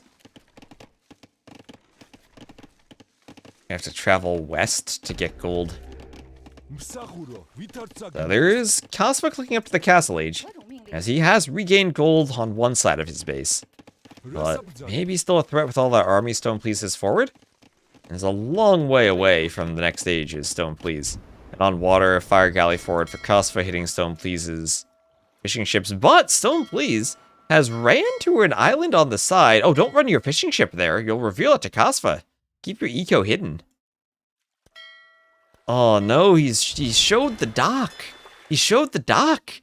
Such a sneaky move to come to the side, put a vill on a gold mine on the oysters. Now Kasva can see the fishing ships. You can see them now. Ooh, that was rough. He would have had a very sneaky, clandestine eco. Instead, Kasva discovers it. Will probably destroy one fishing ship. Doing loops around these fires. Another fishing ship probably could have blocked there if he's really microing. On the mainland, it's a skirm versus skirm fight. Slightly larger army for StonePlease, and if he read that perfectly and knew about the uptimings, I think he definitely would want to engage there.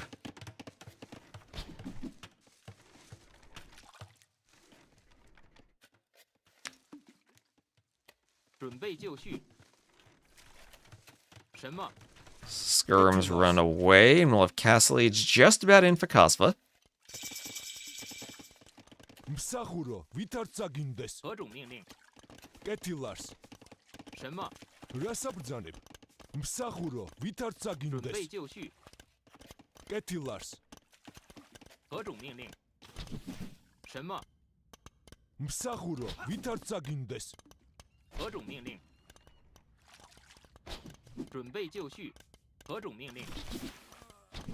And still a bigger army for StonePlease. It's such a weird situation where you can't push anymore. Now that the Jin Swordsmen are out, the Feudal Age Skirms cannot fight this unit.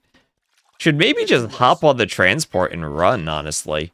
And get out while the getting's good. Oh yeah, he's doing it! Yes. Oh, almost like I saw the wreck and predicted it. Oh, he doesn't run, he just hops right back. Oh, okay, maybe Kasva thinking he was gonna run, StonePlease instead does a crossover, loops right back around, and will instead face another Jin Swordsman. He'll probably have to run from that anyway.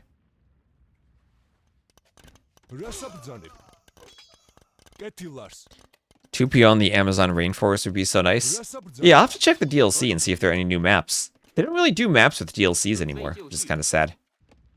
They used to do all the special maps, too, with the African kingdoms. And we had stuff like Water Nomad, Kilimanjaro, Bog Islands, back on HD.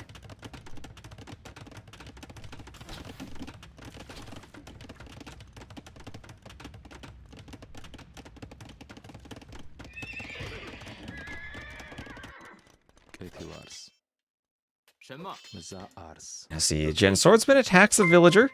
And thank you, MQ Ramiro, for the follow. Beloved Bog Islands. And oh my gosh, that hole's still there. The hole the Men-at-Arms went through is still there. StonePlease didn't fix it up.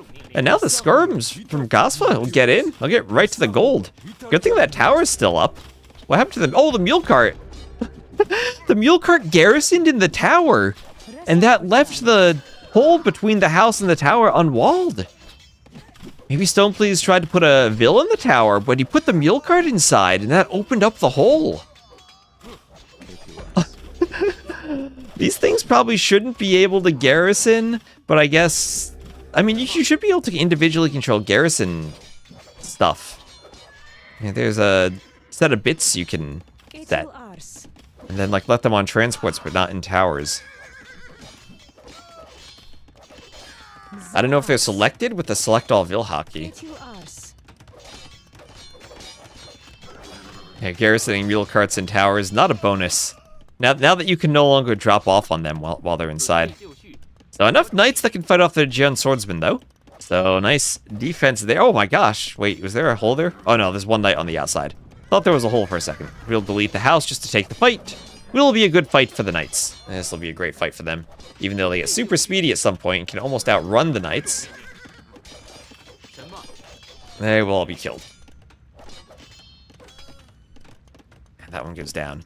Do mule carts add arrows when garrisoned? No, they do not. No, they do not. That would be very scary if they did.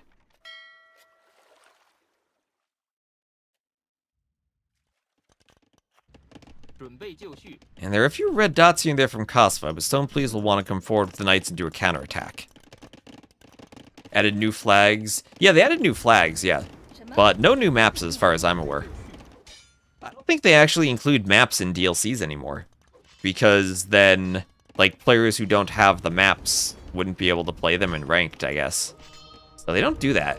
Which is kind of a weird thing that they lock themselves away from being able to put one of the most important new bits of content into the DLCs. A couple of forward docks from Kasva. And War Galley for StonePlease, maybe recognizing he wants to control the middle. As he's seen the docks, did see one of the docks, so upon seeing the redock, does War Galley himself, and we'll add some more fires. At dock, that's clandestine, still on the outside, and still more water control for StonePlease, who does have a decent score lead.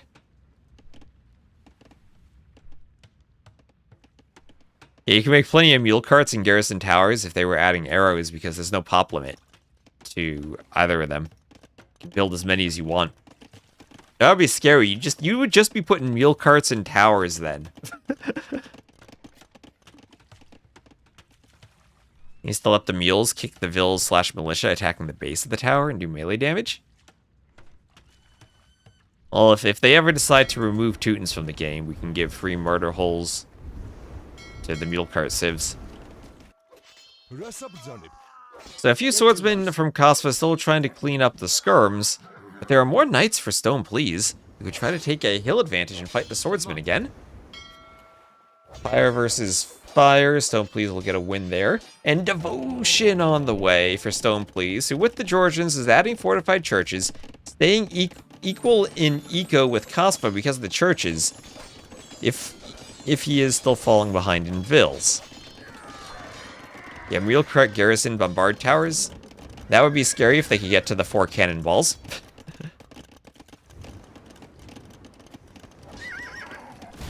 And oh, demos in the middle. Both players doing demos. A few fires. And StonePlease wins the middle. He has husbandry on the way. Still needs to make sure he doesn't fall behind too far by vills, but because of the churches, the Georgians can afford to have fewer vills.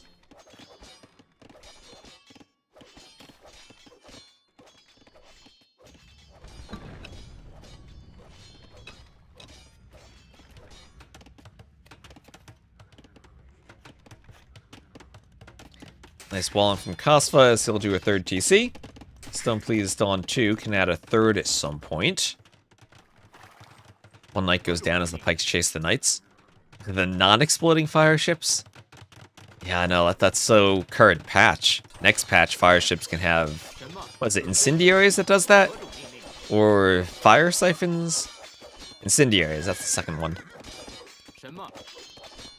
So Jin Swordsman attacking the range. Is Barbecue Turkman still involved with Forgotten Empires? Yes, Promi confirming. Hello, Promi.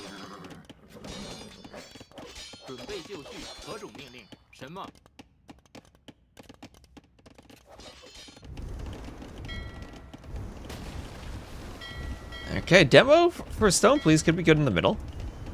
Does Promi know if there'll be any new AI shenanigans in the DLC? I didn't actually check that out. But it must be kind of tricky to maintain the AI when you have to ensure it has unique strats for all the new civs that get added. And there goes that demo. Not all that useful. StonePlease not paying attention to the middle. And that's a lot of investment from Kasva into fire ships. He really wants to control the middle. Now is he swapping to Cav Archers? He is swapping to Cav Archers. Alright. Cav Archers from the Georgians. One will be mixed in with the Knights.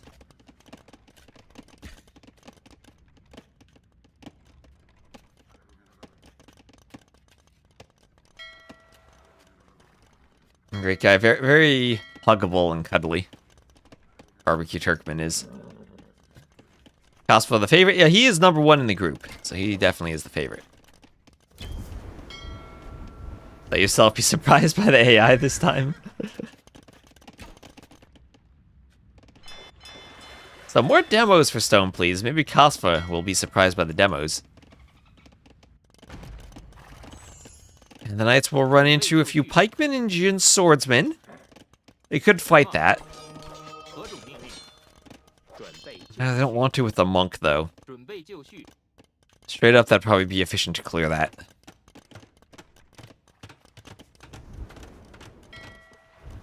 If only there were a demo here. And as that's going on, StonePlease will attack in the middle, hoping that Kasva's paying attention over there. Here comes the demo. Where is my army? Thank you for using your Prime sub. Highwaymen preying on helpless travelers. What has become of our homeland? A few nice demos there in the middle from StonePlease. Kasva's fires are pretty darn low. And looks like StonePlease will retake the middle. But the boom for Kasva has given him an extra 30 vills. And he will do a castle as StonePlease is still trying to raid. Thank you again. Where is my army? Well, maybe that's what Kasva's asking himself here, as his vills are going to be forced away from the castle. Bit of a doubt castle there from Kasva, taking some losses. Losing the middle water too. StonePlease is so far down now, and it's starting to show off in the res collected stat. There's another TC from Kasva. Yeah, didn't StonePlease... Were these the two players who might have played, like, the most games in the Red Bull qualifier? Because Kasva played 500 plus, and I'm pretty sure StonePlease played 400 plus. We might have 1,000 Red Bull games between the two of them. From that ladder. Here's Fervor for StonePlease. Monks want conversions on the pikemen. I think that was a target swap. Monk will try to charge on the pikemen and swap to a knight. So knights versus pikes now. Which side you on, chat? Which side you on? Knights versus pikes. StonePlease is saying, I don't want my knights fighting these pikes. I'll run back to the TC. Try to be safe. Kasva has stone for a castle drop, and in a position he can do it forward. Team Pikes in the chat. Team Pikes? Ooh. I don't know about that. Team Monks seems to be winning the fight. Monks OP. Team Pacifism? Yeah, if only. If only. Ooh, more demos here. StonePlease kind of wasting them a bit. Would have preferred going for the Monk with the demo.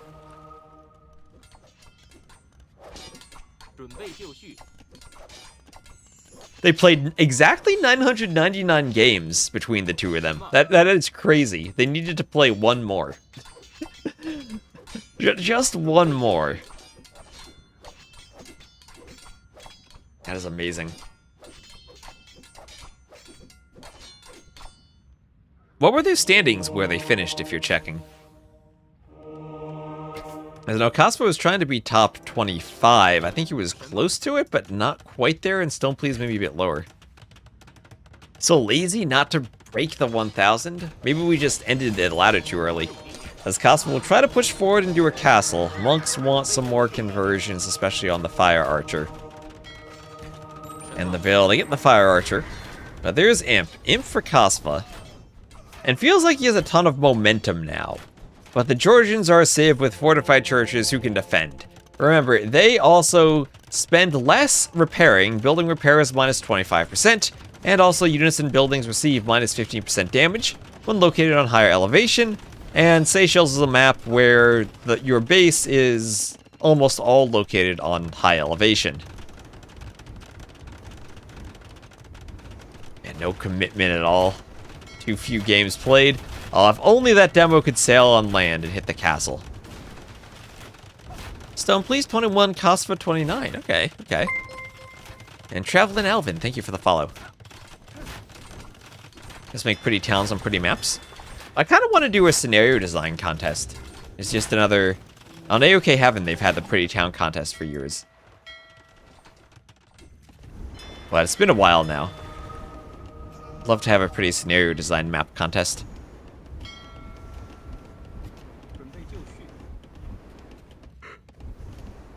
Oh, doubled up beach terrain so fires can sail behind it. And that Vil goes down.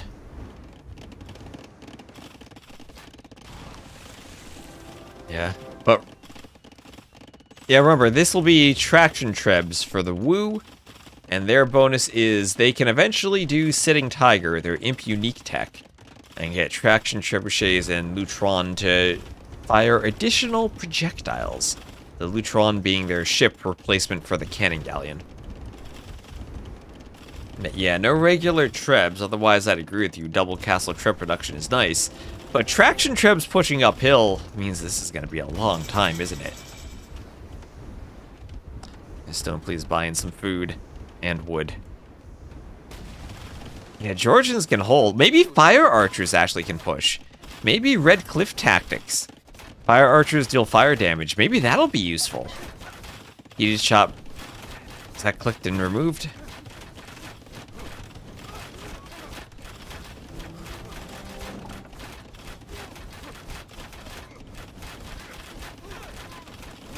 And how much damage is happening to that castle? Practically none. There's 18 seconds from Imp is StonePlease. And Kasva looks like he has full map control, attacking the docks everywhere.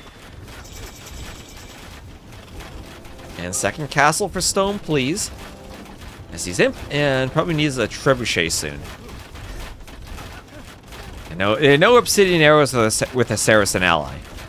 But they are still doing some good damage to the castle as the traction trebs pop out. There's chemistry and plate mail.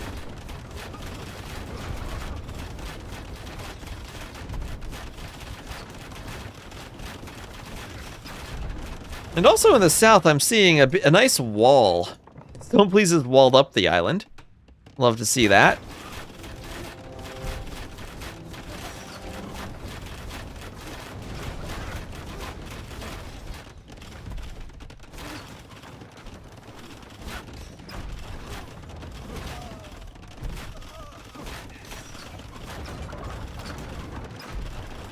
So traction trebs attacking. How much damage do they do? Not all that much. I think the fire archers want to be attacking in sync with them. Instead, it'll be knights and manaspas. Block printing.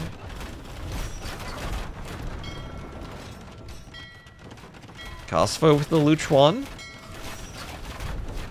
And can he snipe a castle with them? Looks like he can. These things have good range on water. And both these castles could go down. But then again, so could this one. Just finished conscription. Kasva housed the 200 pop. StonePlease on 170.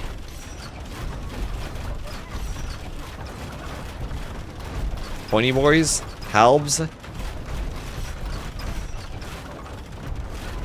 And there is Red Cliff's tactics. Fire archers will deal fire damage to the buildings. Yeah, clicking all the text.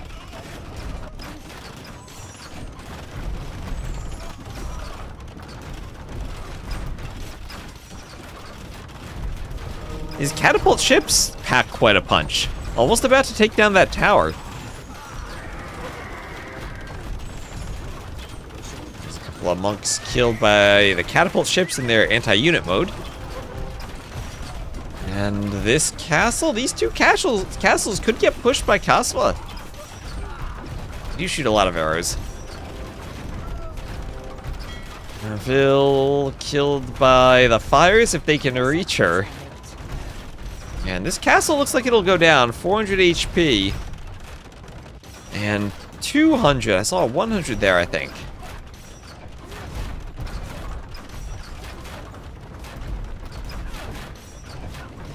And there are all of the trebs by a castle that is down. Now, traction trebs.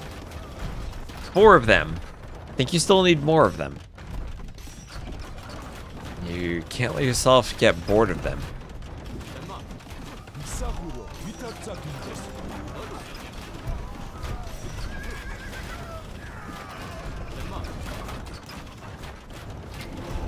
And that conscription on the way in the castle is distracting the traction trebs, but they keep shooting, this time at the skirms. If only we had a good demo hit on them.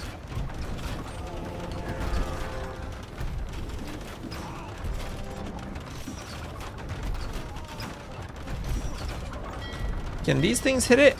One of them can. Oh, that's nasty for the castle. One of the siege ships can hit it.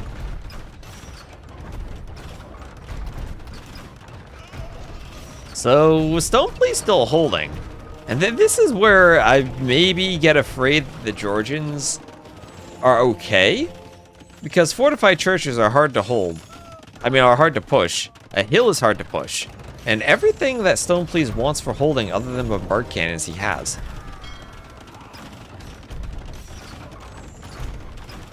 And all the middle is controlled by Kasva, as mostly is the outside of the map, but there are a few fire galleys from StonePlease out there. And that is a lot of siege. Lutron even uses a projectile against siege. So the Trebs have to run. Ville's desperately repairing. Still looking for the fire archers again. I guess most of them were dead in the fights. As that is skirms they're against. So skirms, get enough skirms you can destroy traction Trebs. It does take a lot. And the Trebs are attempting to use their HP as though they were rams.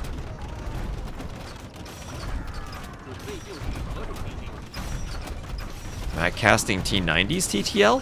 I'm casting Rex from it, yes. I don't think there's anyone else's TTL. I am casting T90's T90 Titans League. Is there also, like, R-Base's T90's Titan League? So many shots raining down, and no unique tech even. Traction Treb. And oh! The catapult ships under Treb fire. They go down easily to Treb fire if the Trebs connect. And that's 2 more down. Okay, that is expensive for Kasva. As StonePlease, he defends the freaking Georgians. Keep the castle on the hill standing. Now StonePlease has water control on the outside. And Kasva has to fall back. Is sitting Tiger in? Nope. The Tiger is still crouching. It's not yet sitting.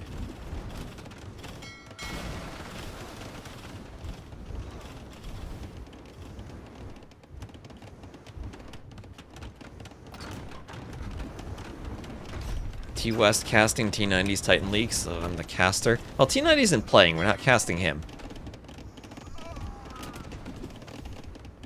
So Ville's around the dock, grew down, skirms attacking Lutron, some Trebs popping out by the castle, and that ship goes down too. All the siege ships dangerously too close to shore. Transistor logic. And more upgrades now. Heavy Quake 1 Cav, as Kasva's gonna try something different here. And we have seen games on this map go a long time. Maybe this is StonePlease's plan all along, to ensure the game does last 2 hours plus and hope that the fortified churches give him a defense and a better eco? I mean, the map is small instead of tiny, so it's 144 by 144 instead of 120 by 120 tiles.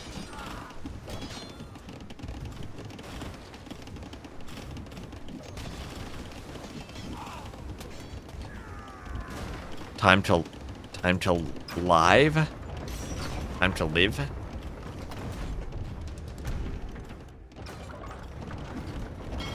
Okay, will there be demos out of these docks? Georgians, no heavy demo.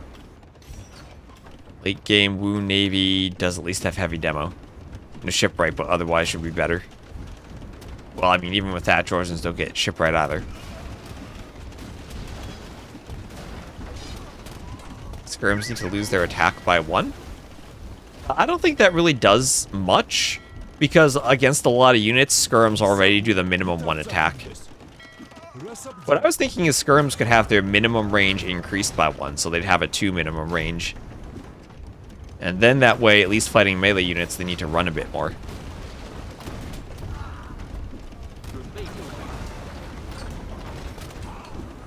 So the skirm's pushing. The score is still very close.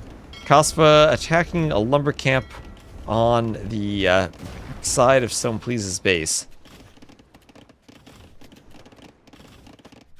Kasva floating a bit of wood, doing galleon.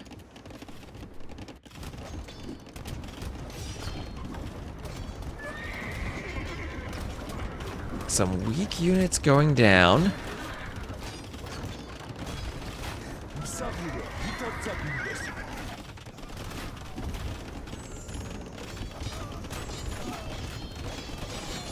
Scouts attack skirms, and the heavy Huiguang Cav attack Vills over here by the mule cart. Archers will be peppered by TC and castle fire. I can hear the distinctive whooshing sounds of the Huiguang Cav attacking. And Kasva's raid will be stopped. StonePlease is gonna hold on, isn't he? He's doing keep. He can do spawn towers, he has spawn towers. Doesn't get heated shot, but does get treadmill crane, arrow slits, and murder holes.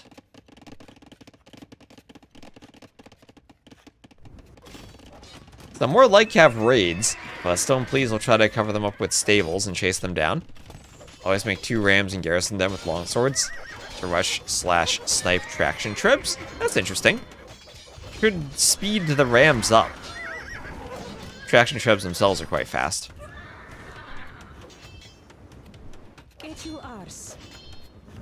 There's a lot of light cav will be chased down here in the back.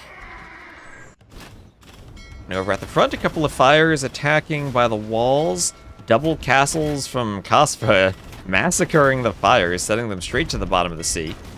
And spawn tower defense for StonePlease as he advances to the side aisles. And Kasva thinking about a castle, but decides for a tower instead.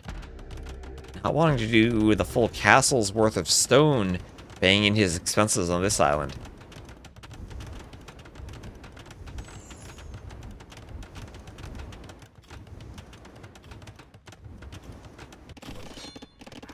At the front, he can't seem to find a way to break through, and he's got Hussar on the way. Now they destroy him. At this point, anything destroys men-at-arms. Unless you mean earlier in the game. Good night, is Arbase heading off? Good night, Arbase. Oh, where's the demo right there? Right for the vills on that peninsula. Well, that barracks is still alive. What'd that barracks do? Well, skirms already have 90% accuracy. I don't think changing accuracy changes much for them. It's already pretty high.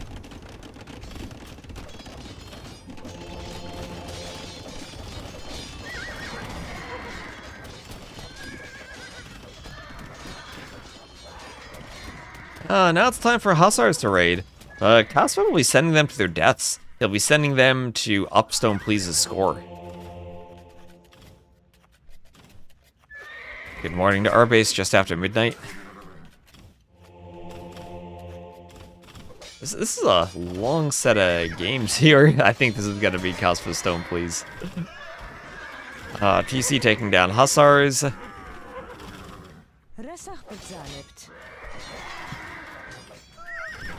nice spread of arrow all on the Hussars as they are cleaned. And once again in the middle, StonePlease trying to use the towers to help him get back and push back the fires. What are those Hussars even raiding? Kasva's food eco. He's spending food on them just to send them to their deaths. Oh, that is a lot of fire ships from StonePlease. And he initially was in a great spot, tried to trap Kasva, didn't fully trap him. But Kasva sails around and then stops. And against the edge of the map, he'll make his last stand. The edge of the world. His fleet will sink at the bottom of the sea. More docks on the side from StonePlease. So who has this game now? Looks like we're into a booming stage. Like games like these, PKOE 2. Can't go over that little slither? What do you mean? You can sail over beach terrain, you cannot sail over land terrain. Sometimes, depending on the terrain masking, can be hard to tell which is which.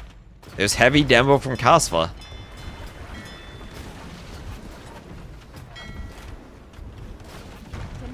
And a forward tower from Kasva 2 trying to guard the docks. What do the Woo have in terms of towers? They could do keep, and they could do treadmill crane, but they'll lack arrow slits. And so far, it could still do architecture.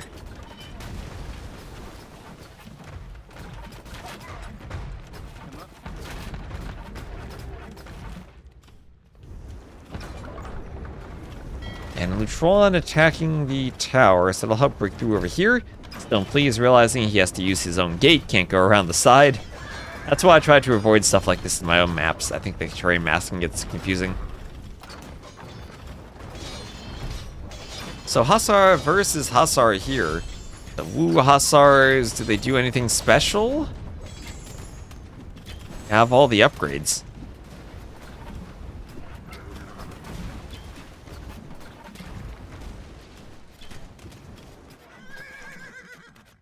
Those cav archers will try to raid more. That's a lot of churches. You casted this game quickly before Elix and TaToH started. If I've heard this is a long one. Hello, Eberk. How you doing, Danny? Hope you've been fending off Hussar raids IRL with success. As StonePlease seems to be doing... Oh my gosh, he deleted all his vills. Was that intentional? Was that intentional? Well, did they mean to do that? Okay, well maybe he thought I have too many vills. Let's delete them. Maybe that was intended. All right, maybe that's not like that time TaToH deleted all of his arbs and cartographers. That's one way to fend off a raid. Says Kasva, you want to raid me? No, I have no eco to raid. Hanko Brat, thank you for the follow. Delete everything, raid this. Yeah, oh, you know, it is lovely to be able to take the mule carts and put them on the transport ships and head out to the shallows. There are little tiny bits of land where there's no room for a mining camp. So unless you were to drop off vills, chop stuff, and run back and forth, it's easier to use the mule cart. Oh, it's a lot of vills in the transport, though. Oh, and he realizes the transport could go down, so ungarrisons. Let's pass through the Ghost of Dead vills. Ugly, hello, Ugly. Treb will attack the keep. Keep is hit. Playing 40 chess, preventing the score victory.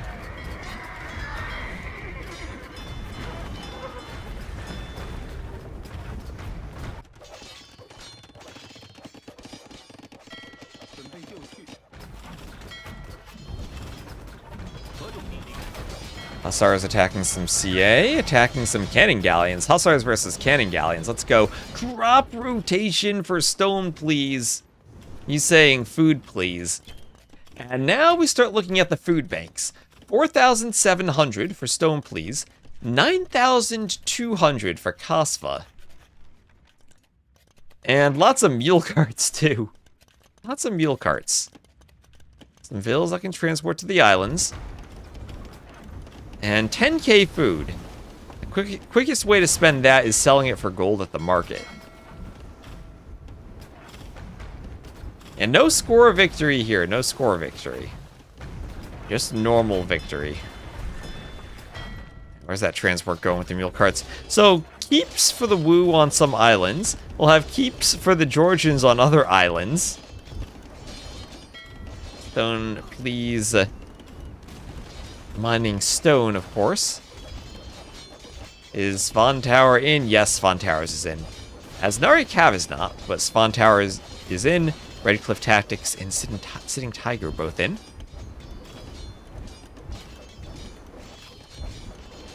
But even is a normal victory nowadays? That is a good question. Conquest victory, I think. Maybe people get defeated if they don't hide their vills properly.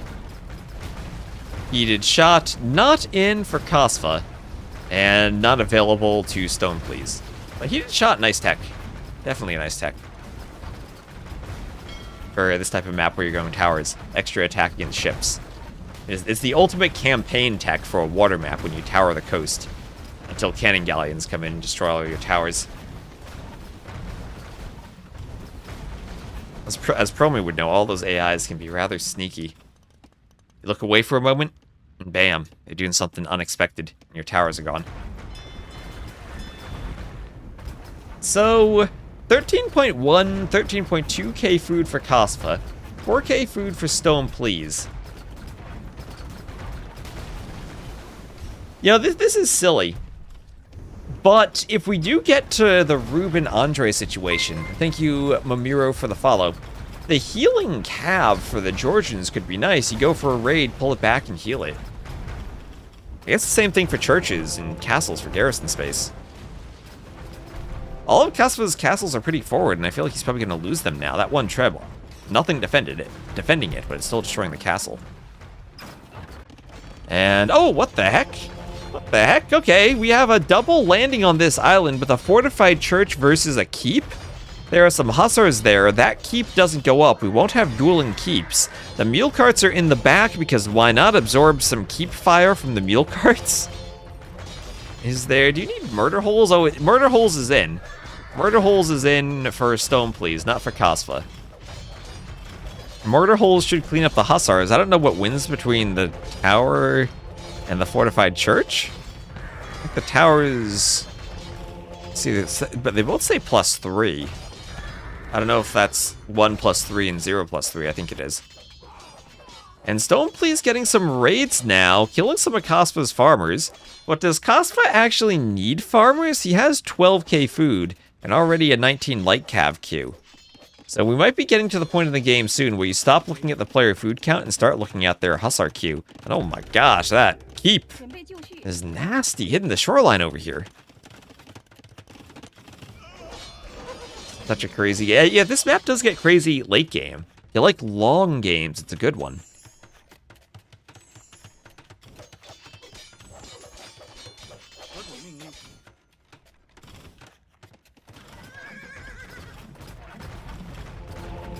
And fortified church on the side.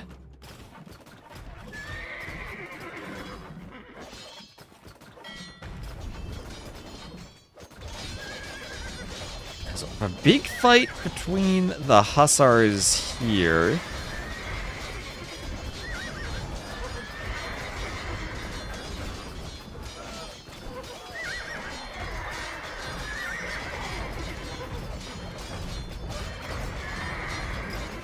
And feels like almost everything will go down from StonePlease. Now, Lutron's on the water still. I don't see any cannon galleons for StonePlease. So this will help clean this island. And one more bill, but now Kasva can mine in peace again. Looking at the relics, 3-2, so relic situation is just about even. They should start trading soon. That's how you force your opponents to delete their docks. You start trading with them. I mean, a couple of cannon galleons destroy this castle, then you're StonePlease, and you go for those docks. Could happen. Does anyone know what time the new DLC drops? Tomorrow should be around 17 GMT. Usually that's the time they drop them. 17 GMT is, let me see, 1 p.m. Eastern time in the US. So 10 a.m. Pacific time. So that gives them time to get into the office at 9 a.m. and then drop the DLC at 10 a.m. I don't know if there's any specified... Oh, this is the ideal time to release it to maximize day one sales plan. I think it's this is when we're in the office plan. Tomorrow is today in Europe, yes, but tomorrow in GMT. I think we're not at 0 GMT yet. And StonePlease is to take out those castles. I think he does need cannon galleon support on the water. Isn't it like $15 USD? Of course, the regional prices are different, but it is very expensive for just a DLC.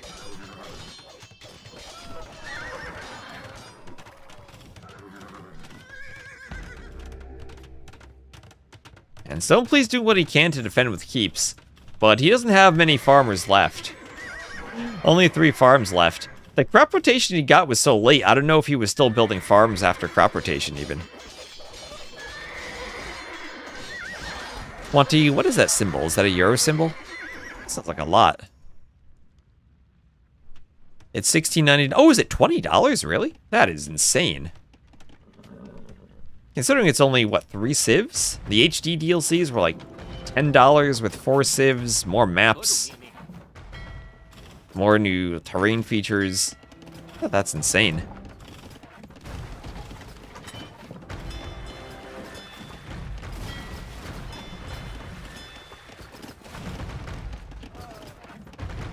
Yeah, I mean, it's the type of thing I definitely would never recommend that at full price. Wait, I'd say wait a while until it goes on sale. He's gonna run out of res and loot. I mean, Kasva's also out of res. They're both out of res. They're taking what they can from the surrounding islands. But they're both just about out of resources.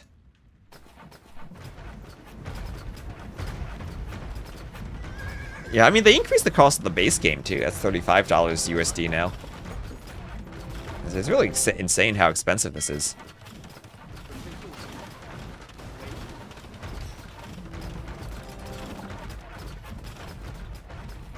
Yeah, StonePlease does have the bigger Navy now, and since wood is such a factor, then the Navy can actually be the deciding point of the game. And you know what StonePlease still has that Kasva doesn't have? He has stone. The guy's floating a bunch of stone.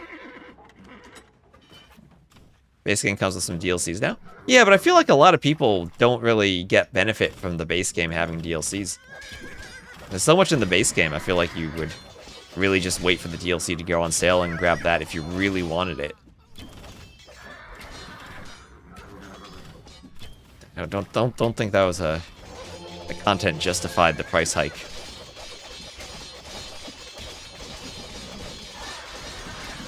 Can I show the industrial deforestation of the small islands? So Kasva is running straight for StonePlease's market, hoping that StonePlease has deforested the islands and can't do another market. Oh my gosh, Kasva, that with the 40 chess move, trying to destroy the market that gets down to 57 HP, 39, 21, 9 HP. He gets the market down to 9 HP. Now, StonePlease would be able to do another market if he wanted to. It's cheaper to repair this than it is to do a new one. Oh, so close. 9 HP. But you know what StonePlease can do? He can do a backup market on one of these little islands. Like over here, yeah, place a market on this island. Make sure it's somewhere safe, since he has the naval control. Make sure that Kasva, even if he snipes it with hussars on land, can't get the backup market. Yeah, I mean, I think it'd be the right move to repair it, because you don't want to be stuck without wood.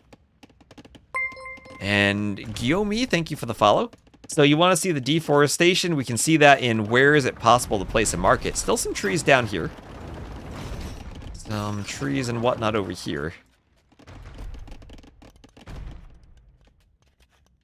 Alright, there's still some wood. Still some wood. I think the mule cart is nice because if you want to take wood, you already have mule carts that can pop over here. And there's definitely more wood available to StonePlease than there is for Kasva. It being attacked by traction tribs. Oh my gosh, one cannon galleon. No, StonePlease, this is so expensive now. Don't leave your cannon galleon forward like that.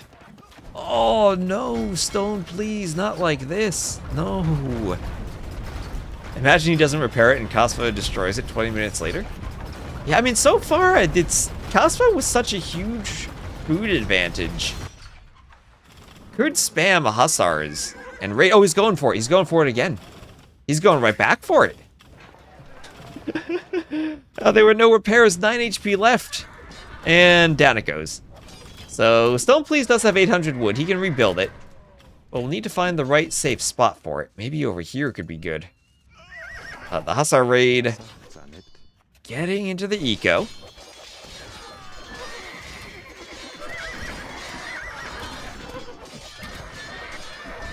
And all the Hussars going down, taking a couple of Hussars or hand cannoneers with them, but they're just under arrow fire. The TC is garrisoned, the castle shooting at the Hussars.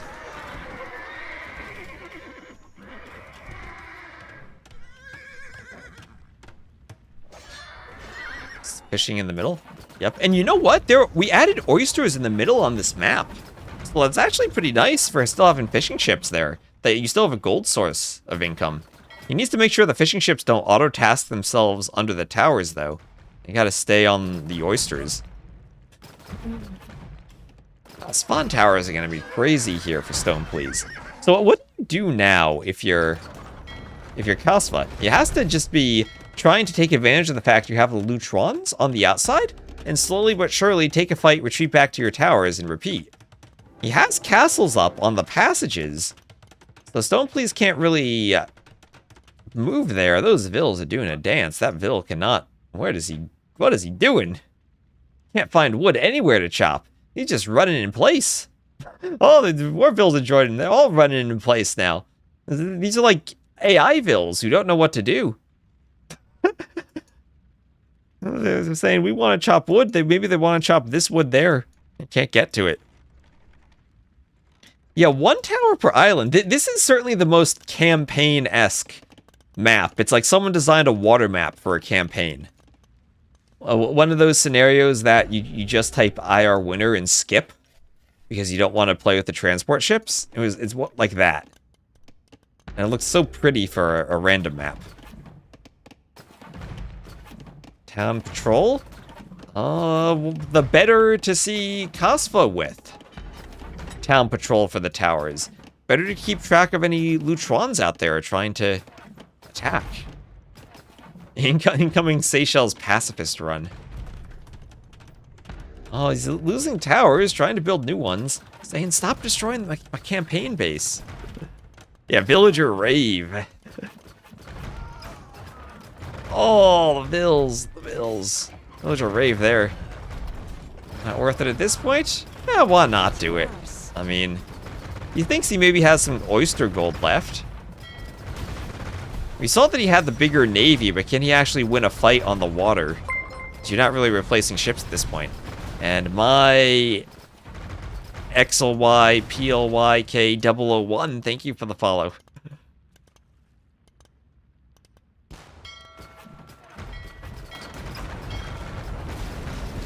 Oh, the Lutrons, they're vulnerable, and they're sunk.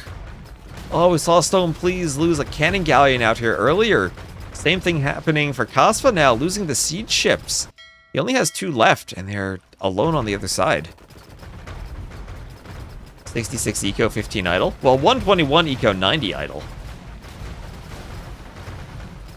They don't even have farms anymore at this point. Well, actually, he does. Oh, he's reseeding the farms. Oh, Kasva, you gotta go turn off the auto reseed. You gotta turn that off. You don't want bills wasting wood on farms. You have 11k food? Don't. Oh, no. That's gotta be off. 20. If you got 40 bills on the transports there, they could be sunk. Stalemate? I think they're still playing. They got more game in them still.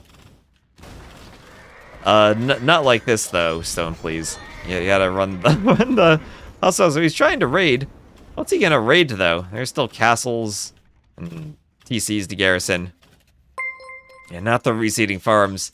And LeBranch, thank you for the follow.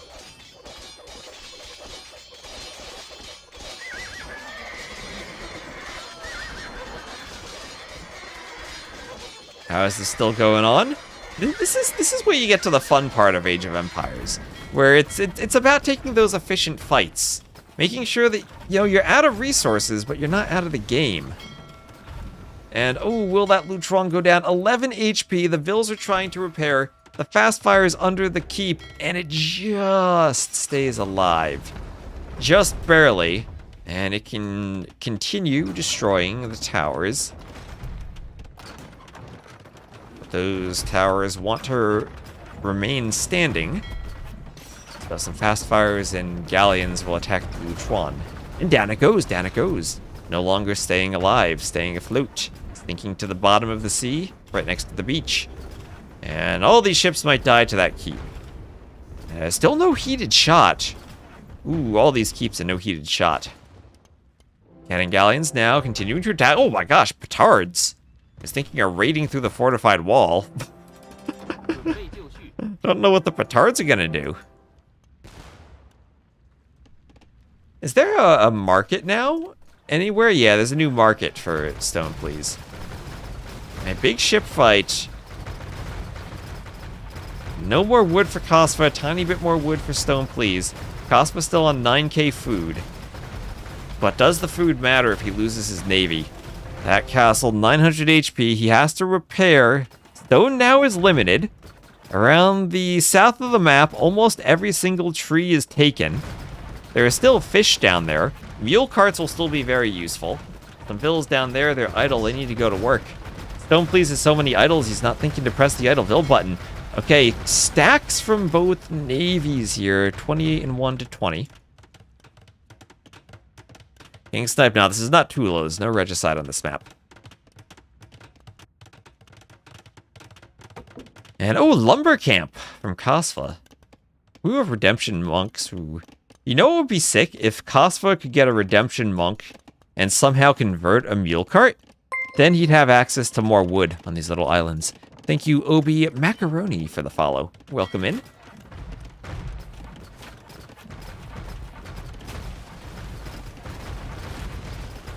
You still have a shrubbery, even still have a fruit bush.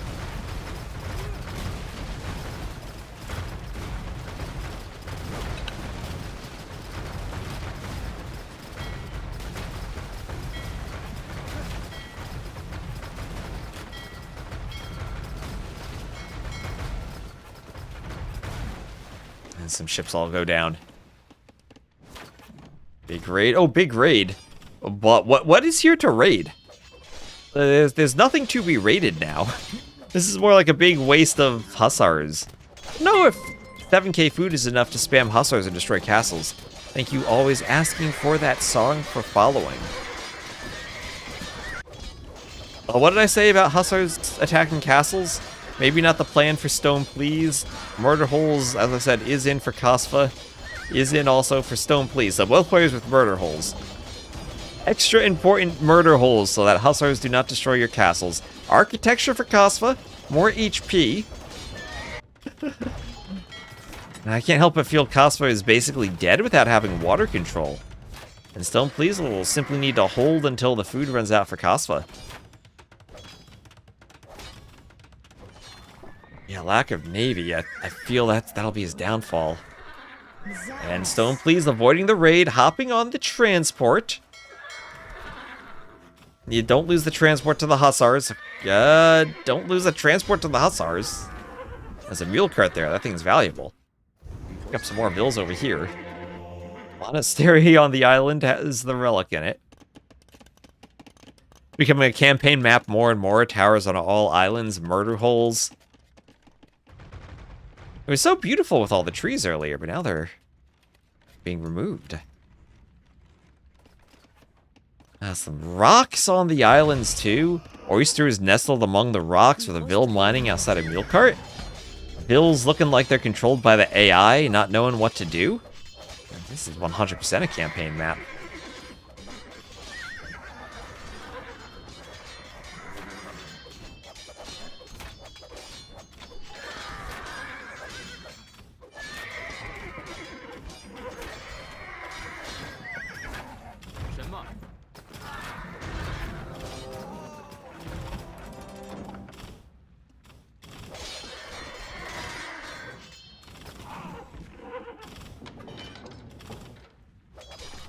So I just have to run out. Are we approaching the part where you micro bills collecting resources on a tiny island and ferry them off to a drop site? For Kasva, we might be approaching that point. It's feeling kind of stalematey, but I feel that StonePlease is a good lead with Georgians. I wonder how much players have practiced this map and if Georgians become the pick for the super late game. Simply because of the mule cart plus good defense with the churches.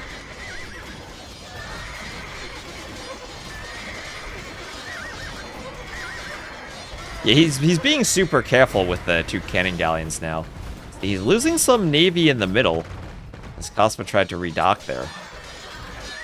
Those hussars go down. What is StonePlease's tower shooting? Looks like a missile.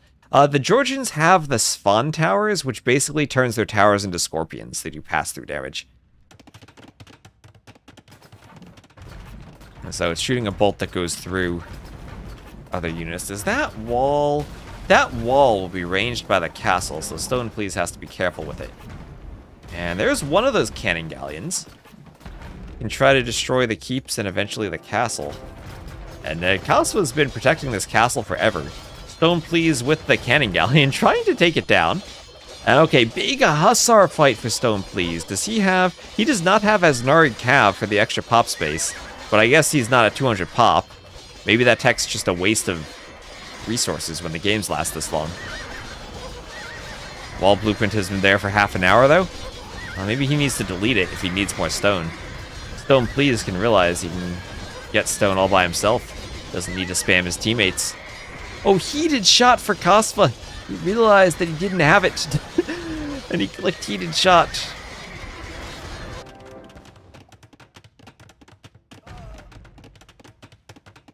Yeah, 2-hour heated shot.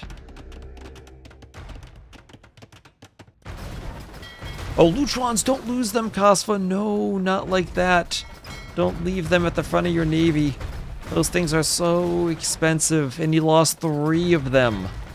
3 of his siege ships. Oh, and the StonePlease is being so careful with that cannon galleon.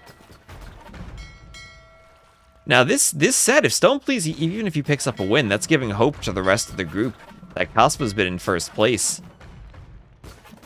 Oh, no, StonePlease, don't lose your cannon galleon like that. No. Good score lead. Protecting another cannon. He was trying to protect the one in the north and lost the one in the south. Yeah, that 12k food just vanished. It vanished into Hussar raids that have been consumed by StonePlease's defenses. All those churches and towers and random hand cannoneers. They've had nothing to raid. They destroyed the early market, but left the other market standing. Pushing with ships is it's a slow process. It's a slow process.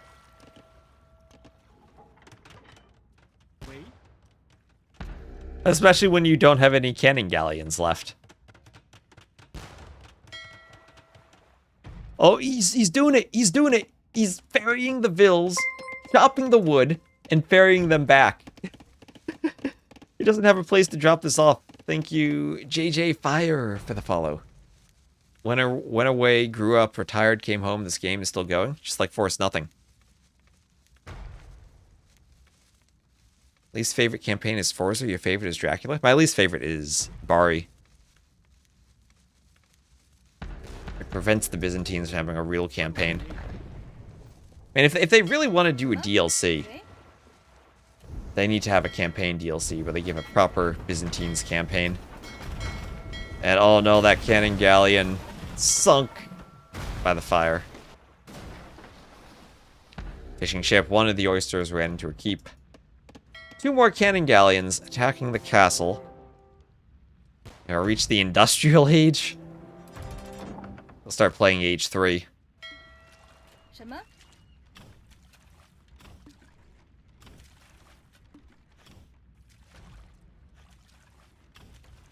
Oh man, I thought, wow, only 1 more set to cast. How long can this be? What are the next maps they have? This is gonna last forever. Oh, we got 700 people watching between Twitch and YouTube. So I hope you all enjoy some long games like this.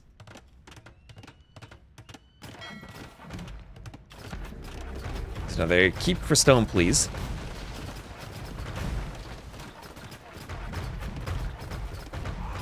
Yeah, aircraft carrier is about to arrive. Don't blame me, it was T90 selecting it for the map pool. Death Counter trying to deflect blame onto T90 for the map he designed. Our base isn't around to blame anymore, so trying to blame T90. And require resources to exploit. That's true. They've maybe skipped past the industrial age and went to the age of depleting the earth of its resources.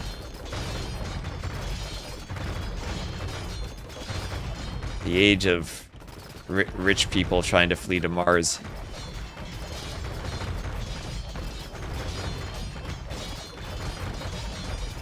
Hello, T90. The nuclear age is coming, so we're about to start playing Rise of Nations, where players can advance through the ages, add aircraft carriers, submarines, maybe start building nukes.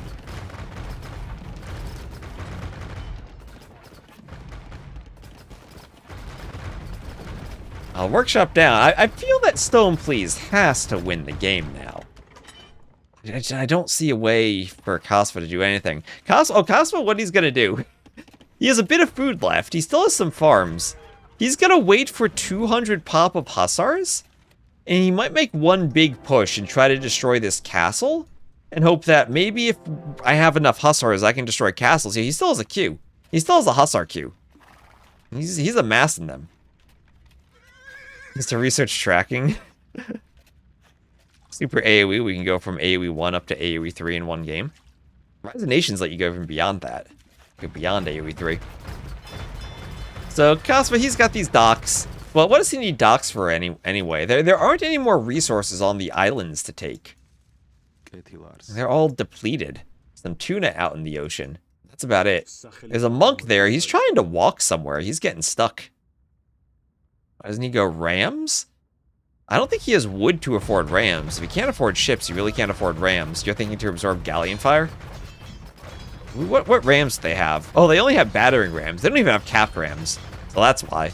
They don't have rams. Alright, the Hussars have arrived. 88 Hussars, 92 total. He's at 200 pop. And unless they can swim, they won't be able to destroy those ships. But they maybe could turn around and raid. StonePlease's stone wall still is not finished. Kasva will lose this castle to the cannon galleons.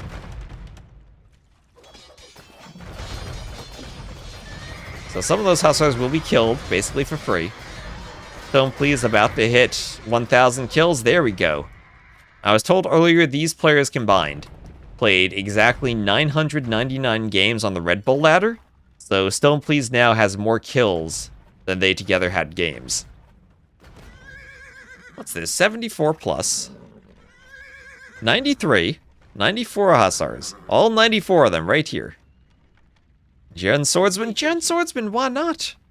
Why not? Maybe they can destroy buildings. He has arson. He has all the upgrades. Wait. Maybe that's it. Maybe the Hussars meat shield a bit for the Gen Swordsman so they can get in close to the castle and then destroy the castle. And they still have 2 more games after this. They still have 2 more games. There he goes. He's trying to make his way through, unspotted by the cannon galleon, if possible. The swordsman will take a cannon shot. He'll destroy the tower. The keep takes a while to go down. Some ships will try to defend the castle.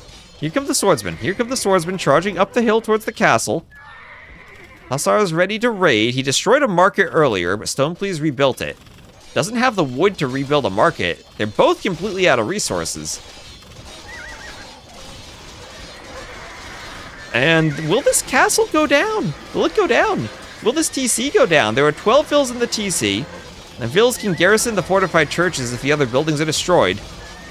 Oh my gosh, can Kasva actually... I don't think he can do this. I think there are too many buildings for the Georgians. But he's making a good show of it with the Jin swordsman destroying the castle. The castle will go down. StonePlease might need stone to repair, but he doesn't have any more. Alright, so we'll lose a castle. He has 1 more. He has 1 more castle, and he still has all the water control. So what happens if Kasva has the land, but StonePlease loses everything? Well, where are his relics? He has 1 relic on the side. It's 3 to 3 relics. And his relics are all out on small islands, so he's not going to lose the relics. Church is going down, but we're now down to 37 Hussars for Kasva, as StonePlease has 28 Hussars, and his Hussars will heal. So he can fight and run away, and it's better for him because he'll heal. So Jin Swordsman, they're finding a TC. They want to go for the other castle. With all the Hussars out, though, I don't know if they can actually destroy the castle. There are some swordsmen lagging behind. They'll be picked off by the Hussars. Kasva now down to 85 population. I think this might be his last push. Can they call it a draw and re? Just to go back and do this all again? Yeah, here's the market. He's found the market. He's found the market. Emu, thank you for the raid. Thank you for the raid. Just in time for Kasva to find StonePlease's market. Does he have enough Jin swordsmen to destroy the market? They're being peppered by hand cannoneer fire. And no, he destroyed the first market ages ago, but the second attempt will not destroy it. Hello, Jeep. Oh, did Emu hit 2k5? Is Emu grinding to win USA Cup?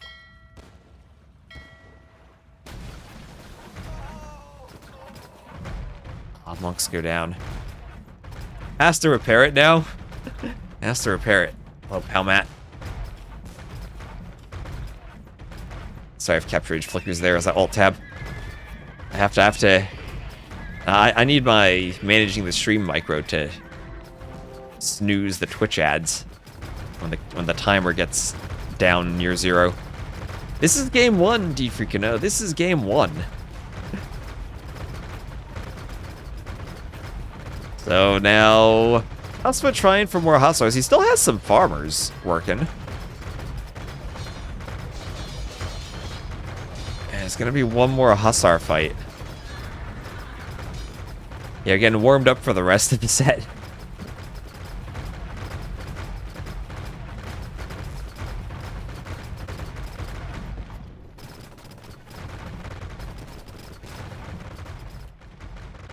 Two hours, 10 minutes.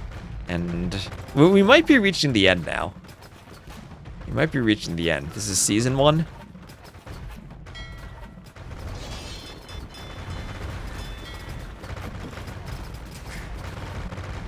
Town center for StonePlease is the Hussars dodge arrow fire.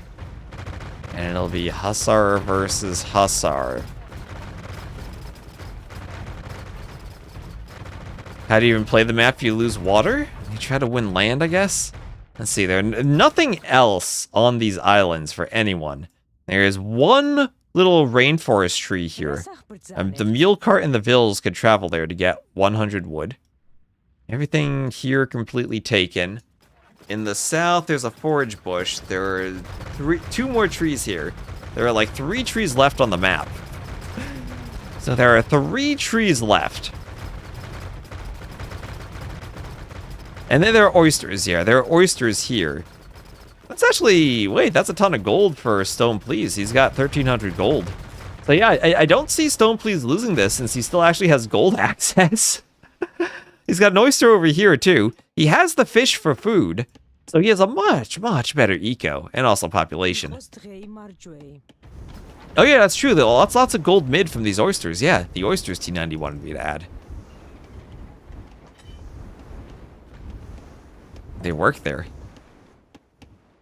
Trees on the north connector. Oh, there are trees here too. Oh, Kasva found wood. Kasva found wood. This game isn't over. He found wood. Time to rebuild. Time to build more farms.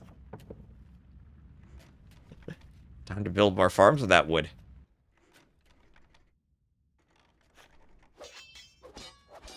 What is this?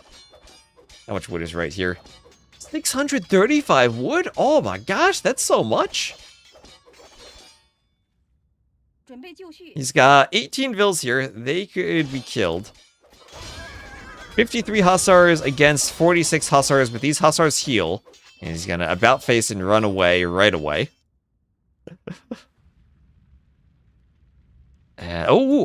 StonePlease he's found the trees too, and he says, you know what I don't need as the Georgians? I don't need lumber camps. I have mule carts. I'm prepared for the late game. I can come forward and chop the trees. The mule cart's there to collect the wood. Yo, maybe this is a crazy idea, but next time this map is played, when the DLC comes out, oh, StonePlease, he's deleted the wall. He's doing a forward wall. I'll stop the Hussar raids. He needs to re-wall the other side, which he has. Okay. Stopping the Hussar raids. But when the DLC comes out, and the American civs have their catapult siege ships, maybe you could play Maya on this map for longer-lasting resources. For wood that will sustain you on the water. Okay, we need an attack here. A good stand ground patrol from everyone. Some vills going down for StonePlease. He has a few vills left over at home. This feels like a good fight for StonePlease, though. He has all the Hussars. They will heal. And the connecting isthmus will be littered with the corpses of Kasva's Hussars. As he's running out of resources and running out of options. Now, just an extra vill. Maybe StonePlease should get a gate here, but he won't finish the wall.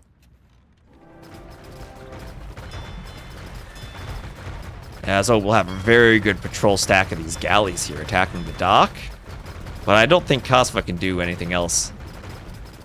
Someone click the snooze ad button? I think you gotta wait for that to go down. I heard that it doesn't reset all the way unless you wait for it. Maybe it does.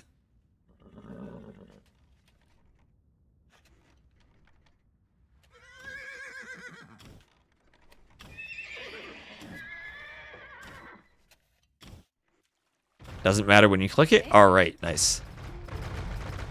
Pop. Kasva's ready to give up. 145. StonePlease. Oh, he's even underestimating his pop. He's 151. You? Kasva's like 51. Keep your army close to mine and fight with me. GG. Keep your army close to mine and fight with me, says Kasva, as he will call the GG. Oof, now that was a game 1. That'll be 1-0. Wrong player, sorry. 1-0 for the blue player, StonePlease. Ooh, let's give the win to the right player after all of that. So 1,194 to 751 KD for StonePlease for the eco. Oh, man. Imperial Age. Kasva actually had 22,000 more resources collected. Actually had more wood collected. But couldn't find an army composition to win fights ever. Consistently losing on the water to StonePlease. The lack of trebuchets, the fact he needed traction trebs was awful for him. He could never push on land. Now, he had 12,000 food stockpiled that he just wasted. Next time, players got to pick Portuguese and go for Torias. All right, so Twitch is going to make me play an ad. Apologies for the ad, but I want to get it between the games. So do an ad, I'll update the overlay. And then we get 2 more games. So Seychelles, that'll be a win for StonePlease, who needs every win he can get to avoid being relegated.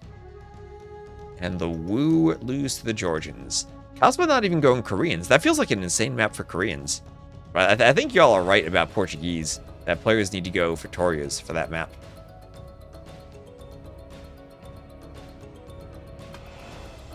And looks like, as long as the Rex are named correctly, Kasva will opt to play his opponent's home map for Game 2.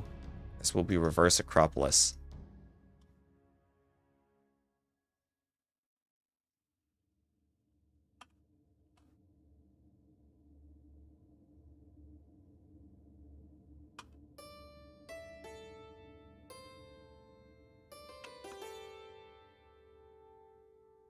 Let me get some more water myself, too.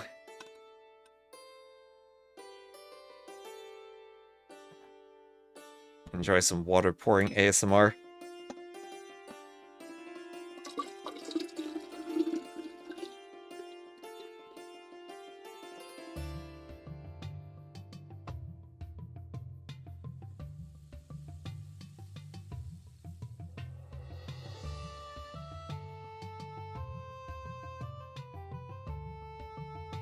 Fire on land? That's probably from the fire archers. They leave little bits of fire. It doesn't do anything, it's just an animation. Well, thank you, Peter325, for the follow. Oh, a ship? Did I fire a ship on land? Let me watch the clip.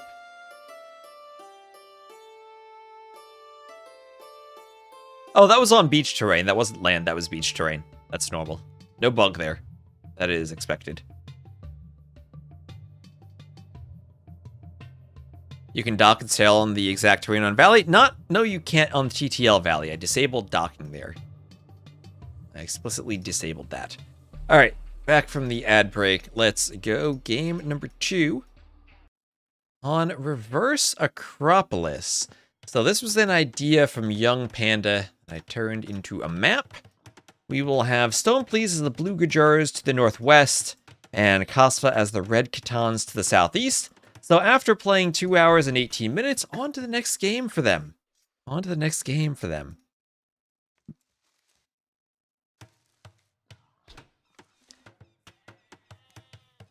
Size for the fire ship in the middle of the Hussar mass. You need a demo there. And what is this from StonePlease? Very early boar lore. So Gajar's strat, I guess, to mill and take the boar super early. We'll have a bit of decay taking it that early and leaving the berries. Especially if he leaves 2 vills out on the mill by the berries. And so this will be the snowy version of Reverse Acropolis. Snowy at the top, kind of muddy at the bottom of your hills. Still with some flowers under the TC, though. And this map, the original Acropolis was made by Scripter, the person who made the user patch. And there were a ton of flowers under the TC in that map. So I tried to put the flowers back there for accuracy. Play 2 hours to get to game 2 like this? Yes. I think Kasva really needed those flowers after the last map. Oh yeah, ducks with the flowers emote. Yeah, you can sub and get your own flowers too. So Ibex now pushed by Kasva. And I'll try to get everything by the TC. And Kitan's Gajurs. Gajurs feel like a camel civ that could go purely for camels and maybe counter most of what the Kitans do. I guess they probably would need chakrams to deal with the Yao Dao. Yeah. I don't know how many people realize this because the Kitans are so OP that you don't see this ever. But they actually have a really strong infantry unit. It does bleed damage over time. And I guess you would need chakram throwers, maybe hand cannoneers to deal with that. I still don't know why Gujars have hand cannoneers when they already have chakrams as an anti-infantry unit. But I guess that's the same design as Franks and Malians, basically, though. Wish Pilgrims Nothing was in the map pool, so you could see your name there. You could always design another map, Ducks, for next time.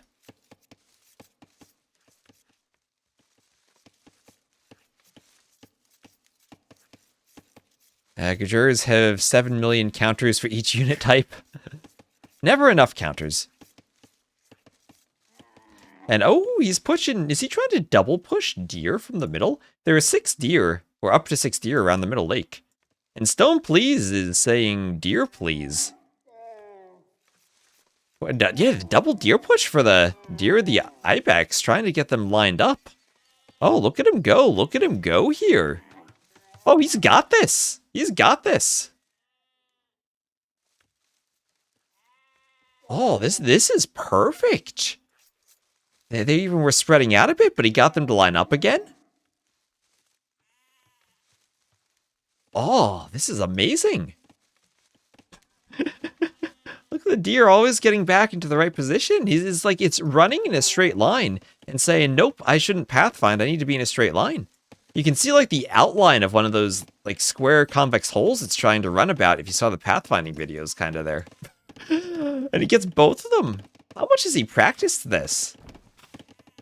Yeah, and you can kill deer and ibex with 1 shot from the TC now. So even if you only have 1 Vil garrison, you can shoot them.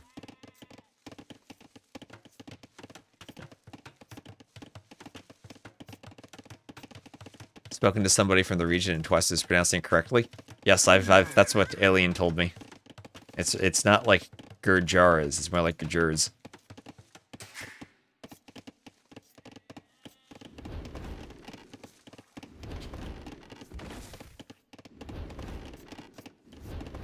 That's why they have the Star Wars Galactic Battlegrounds bonus of putting the herdables inside the mill. Like you could herd the nerfs inside the animal nursery. If they had a hero unit, it would be Gur Jar Jar Binks. So just 1 Ibex this time from StonePlease, getting it right to the mill.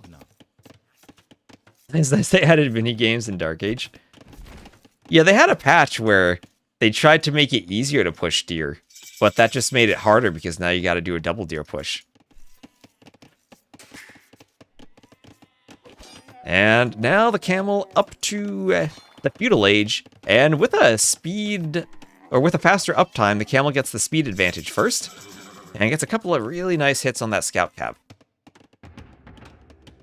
So a barracks for Kasva, and Ministry of Silly Walls. Thank you very much for the sub. I'll be one of those Partner Plus counting subs. Welcome, Rodrigo. The tournament awaits only your arrival to begin. good old King Sancho. Ooh, spear pokes the camel scout. Thank you very much. That'll help us towards our goal of 300 tier 1 subs to get on the 70-30 split.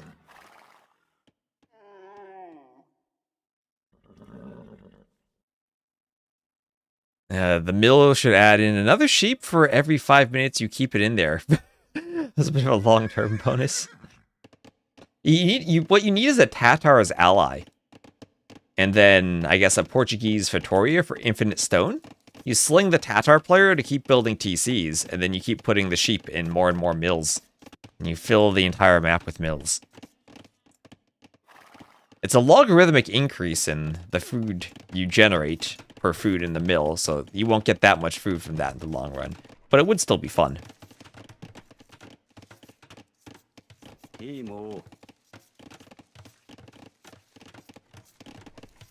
Logarithm spotted. Yep.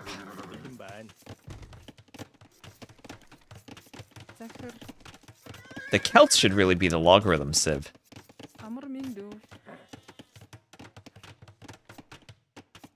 The first publication about logarithms was in 1614 by a Scottish necromancer.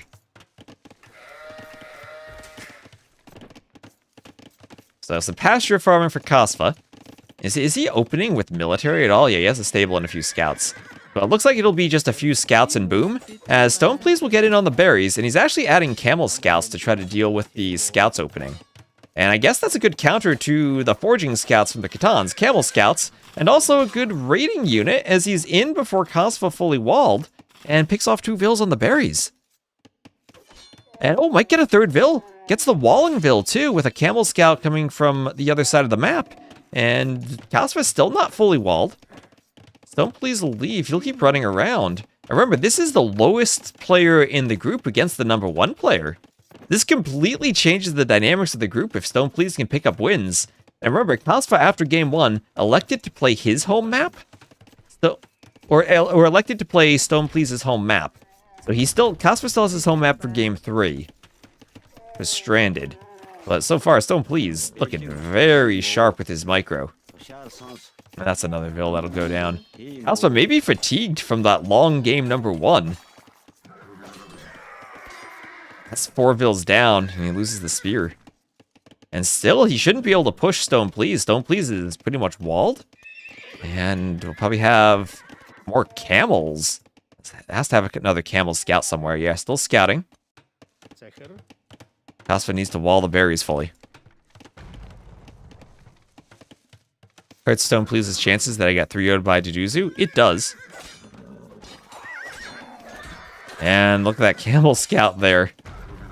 Overwhelmed by scout numbers, though. There you go down. They were a bit weak. And Kasva cleans everything, finally. But StonePlease, 5 villager advantage, and 8 sheep in the mill. And what is this? 700 more res collected than the Catan player with pastures?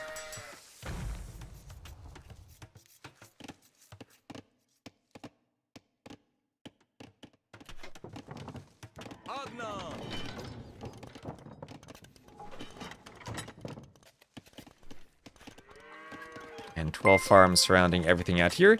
And Jamacalypse, thank you for the follow.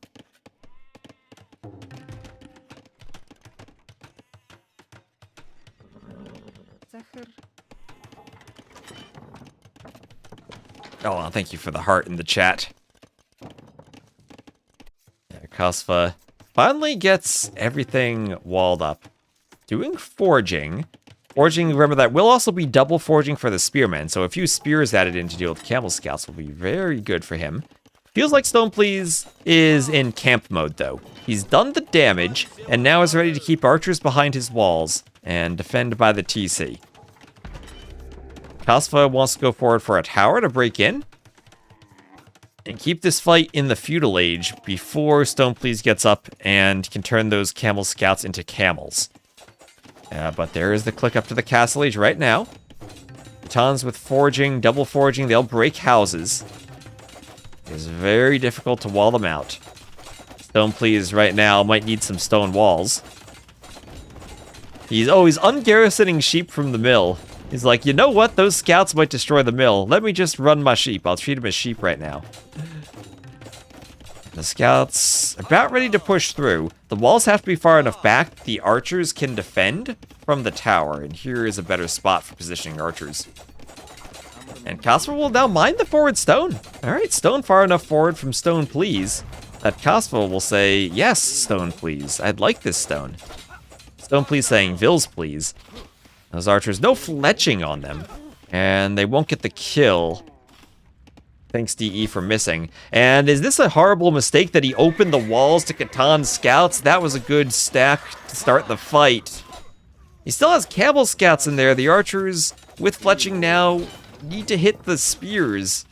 That feels like a huge mistake now from StonePlease. But he's still fighting. Before camels come in, he's cleared the spears. Now Kasva going to try to run the Vils as the army numbers are climbing for StonePlease. Should have blocked the camels. I don't know if you can in the current patch. Maybe you can? Maybe Kasva, that just means he patrol stacks in? Not entirely sure what the interaction is there. Is StonePlease up to the Castle Age? This is faster game speed? Nope, this is normal game speed.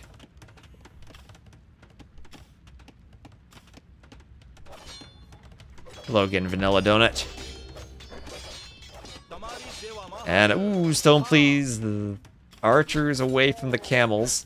That was maybe a weird path from the camels, but they'll get back. Force the scouts away, crossbow husbandry up. Kasva continuing to try to do forward towers. And he still does have the Catan economy, but he's down by 1k res. If he can fight under towers, that might be nice, but when the towers aren't garrisoned and don't have units in them, they're not going to be useful. And, well, I know the DLC was going to contain new terrains. I didn't realize Scout was going to be one of them. StonePlease leaves a pile of corpses on that hill.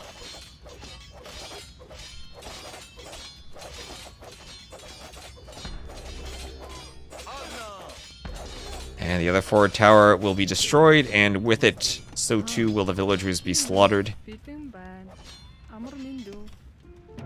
And Kasva calls the GG.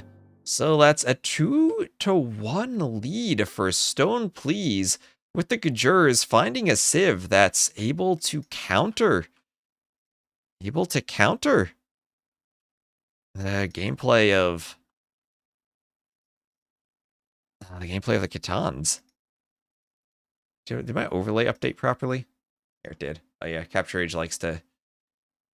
When I Alt-Tab, sometimes go black and remove everything from the screen. There we are. So we have, what's that? 24-7 KD for StonePlease. For the Eco, 9,000 or 9.7k to 8.7k. Or 8.7 and 9k, 9,700 to 8,700. I've been casting for too long. I can't speak anymore. There we are. Quick game, but StonePlease making up for the length of that first one with a quick win. Slightly shorter than the first game, ever so slightly.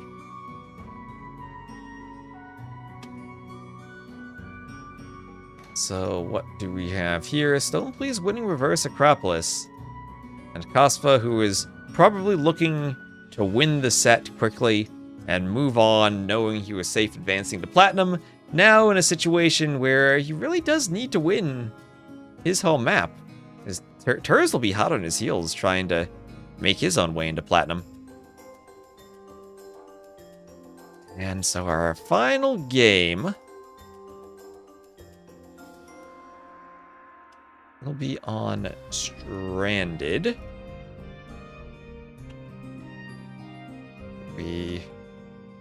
Japanese against Dravidians. And here we are, game number 3. Kasva will be the red Japanese to the northwest, and StonePlease the blue Dravidians to the southeast. The Vils will have a nice little beach party with their rugs and their bonfire and go build a dock. The Buffaloes will block the TC for StonePlease. Yes, Kasva will build his own TC on the other side. Jerry is defending to figure out the best approach for an aggressive attack. Well, he has been on the defensive at a couple different points in the past few games. Beach party with rugs? Yeah, chat suggested I add rugs as beach towels to the map a while ago when I did it for cartographers, so I did. And we'll have a nice little shipwreck, too. And I appreciate that the players built their docks away from the shipwreck. The shipwrecks are like plants. If you build over them, they disappear. So they can remove their shipwrecks. But I'm glad they didn't. I think it looks prettier with the shipwreck. It's like, hey, we actually are stranded here. It fits the map. I updated the map title, right? Yes, I did.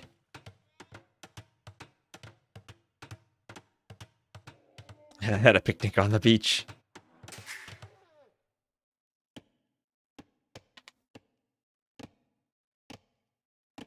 So Ville's at the TC. We'll go chop some wood.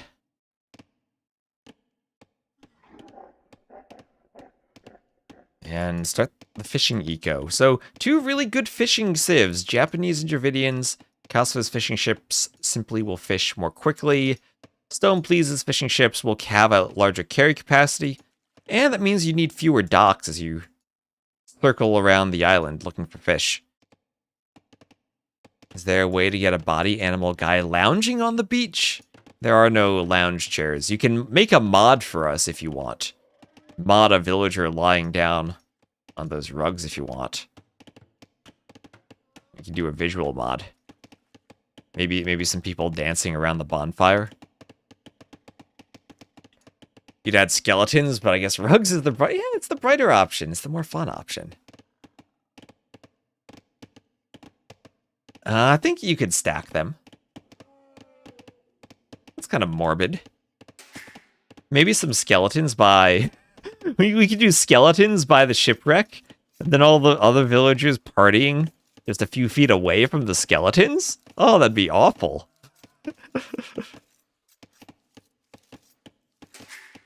Chat, what type of ideas are you having?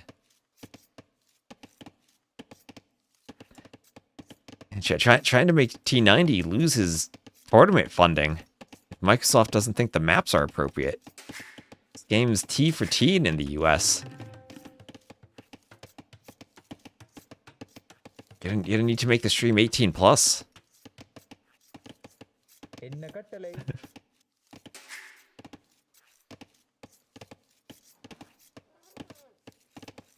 Oh, so glad you're all sticking around. And I hope you enjoy our final game of Stranded, as this is a lot of fish. And the question for these players is, how many fishing ships do they add? Will they go for a big fish boom and fast castle? Will they go for a smaller fish boom and go fast feudal, either for men-at-arms and or for a forward dock, where they can go and try and harass fishing ships? Against the Japanese, hard to destroy fishing ships in the feudal age, so a forward dock might not be the option for StonePlease. Might instead be an FC.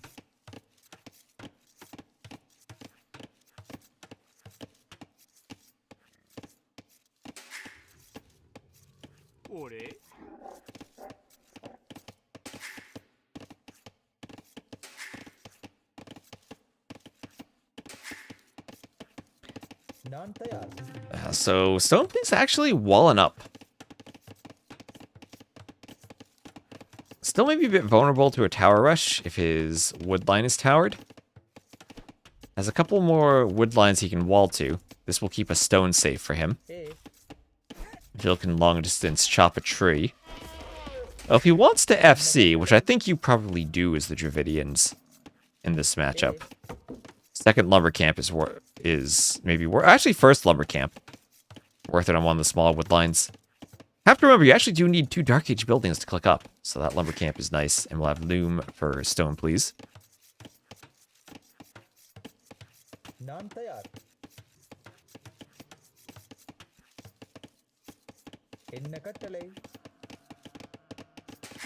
And there is feudal age for StonePlease. So the elephant will chase the villager. Right outside the TC. There we go. Kill off by it. And we'll have feudal age for... So feudal age first for StonePlease. He's up, what, 35 seconds faster than Kasva. But on these populations, 18, 17 vills, 7, 8 fishing ships. This many fishing ships, especially with the second dock, this feels to me like they're going to aim for a fast castle. But it is only 1 vill on gold. And there is a barracks for Kasva. Will the feudal pressure be worth it if your opponent can FC in the meantime as you walk forward? There's a vill for StonePlease. Maybe he's thinking of a barracks too.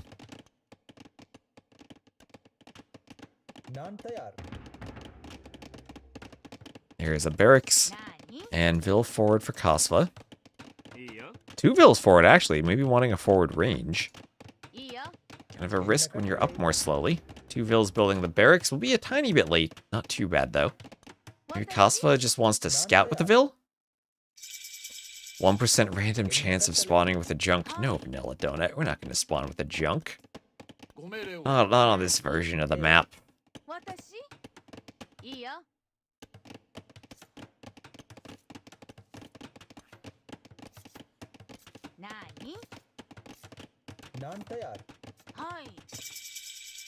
And did the vill? Yeah, looks like StonePlease spotted the vill. Vill was probably going for a forward dock, but there will be some men-at-arms to accompany the vill. Maybe she can go forward and do that forward dock. StonePlease trying to wall, and if he does another bit of walling, gets the house, TC there. Oh, that is awful for Kasva.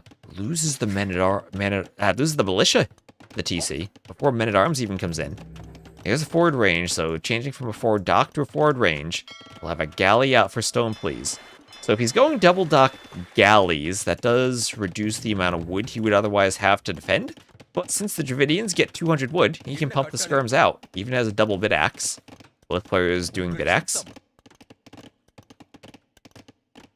Hey, yeah, you built a funnel right to the TC, just like that militia were a chicken.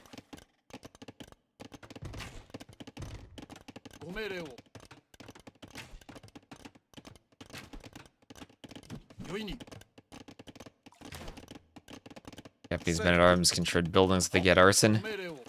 That they can, but you do need more than 2 of them. The third with arson would have been much better. And tower rush from Kasva. I'm sure StonePlease is expecting that. So he'll probably chop as much wood as he can. Then maybe think about running to this other lumber camp. Maybe doing another lumber camp on the shore. And more men-at-arms coming forward, but he's ready to defend with skirms. So will be feudal gameplay. I was thinking with their builds they might have been able to FC. StonePlease, by the look of it, still wants a quick castle. Oh, he's not aware that tower is still. And we'll do his blacksmith, maybe, and arrange the tower. Those vills will have to run back to the side. Yeah, that will hit the wood line. So very, very annoying to the wood line. Oh, he's gonna YOLO it down. Oh, wait, where are the men-at-arms? The men-at-arms ran to the side, running away from skirms. Kasva will try to wall the tower, but StonePlease is there. He'll have 4 vills attacking. He can also destroy the walls pretty quickly. Men-at-arms are on their way over, so big risk. Does the tower go down? Or are the men-at-arms in time to save it? There are so many skirms, I think they can kill the men-at-arms. Clutching finish, men-at-arms chasing the vills a bit. And all the men-at-arms all are killed. Japanese men-at-arms all slaughtered by StonePlease. StonePlease, is he on his way to winning 3-0? Isn't the bottom player in the group beating the top player in the group? So Kasva actually lucky that the way he walled the tower, there's no room for the vills to ungarrison. So they actually ungarrison inside the tower, and he can repair where they can't be attacked. So this is an AoE 2 feature that's been there forever. But yeah, melee units cannot hit those vills, only the skirms can.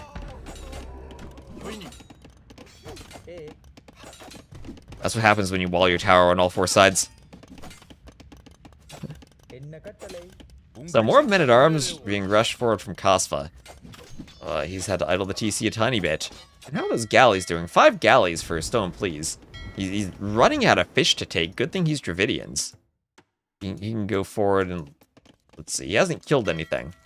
Or no eco KD, so he hasn't actually destroyed fishing ships. But I think he's winning on water too. 5 fire galleys queued for Kasva. So as he loses his tower, might be making a swap to water. He's out of stone. Can only repair for so long. Can only take advantage of that 1999 ungarrison feature until he runs out of stone. Nope, you're allowed to do that. You're perfectly allowed to do that. It's been in the game since 99, you're allowed to do it. It's basically the same thing as tower hopping, only the mechanic that prevents you from tower hopping over diagonal walls means that you can't ungarrison your own tower.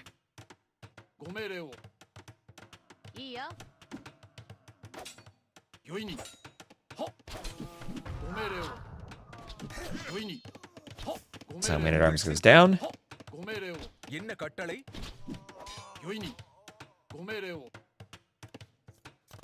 Oh. Oh, the skirms. Chased by the Man-at-Arms, but that's gonna be another dead Man-at-Arms. Thank you, random hero, for using your Prime sub.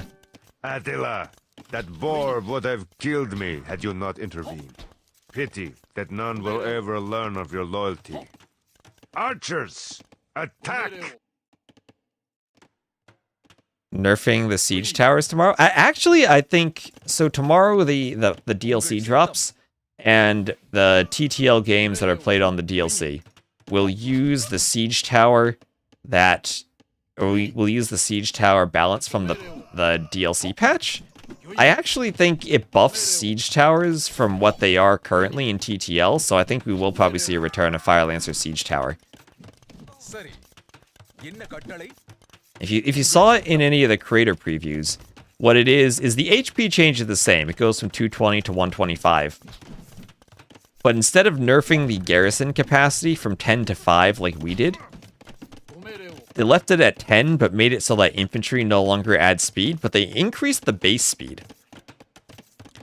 So I think with the higher garrison capacity, that'll still be fast enough that they'll be used with the Fire Lancers.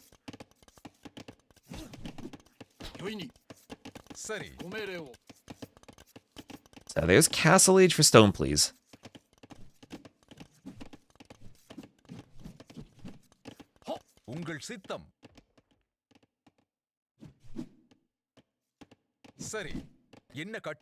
And once he hits Castle Age, see, Kasva still can click up. He'll probably need a market, though.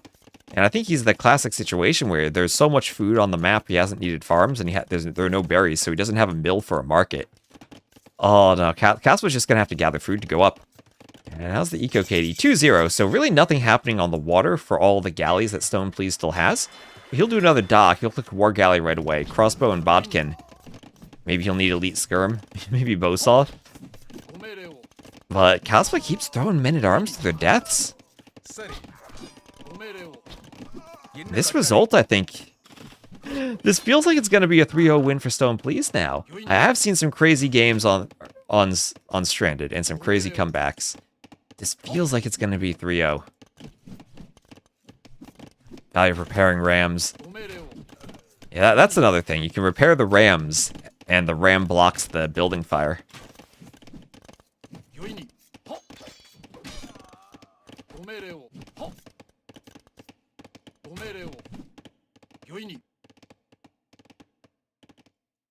And now the Men-at-Arms and Skirms will run away from the crossbows and elite Skirms. And they'll pick off the Skirms from Kasva. As the Men-at-Arms chase them back, and we'll have a forward workshop from StonePlease. Alright, he's not content simply to boom here. No, he's adding a workshop. He will pressure Kasva and try to get some mangonels forward by the time Kasva gets up. Kasva may be recognizing that a siege push is imminent from the Dravidians. We'll add a stable. Go for some Japanese cav. He'll add a mill. That will unlock the market and also give him some deer. He got 7 Japanese fishing ships working, 10 Dravidian fishing ships for StonePlease. There's around 800 more resources collected for the game. He will destroy the blacksmith. And Kasva will need to rebuild the blacksmith.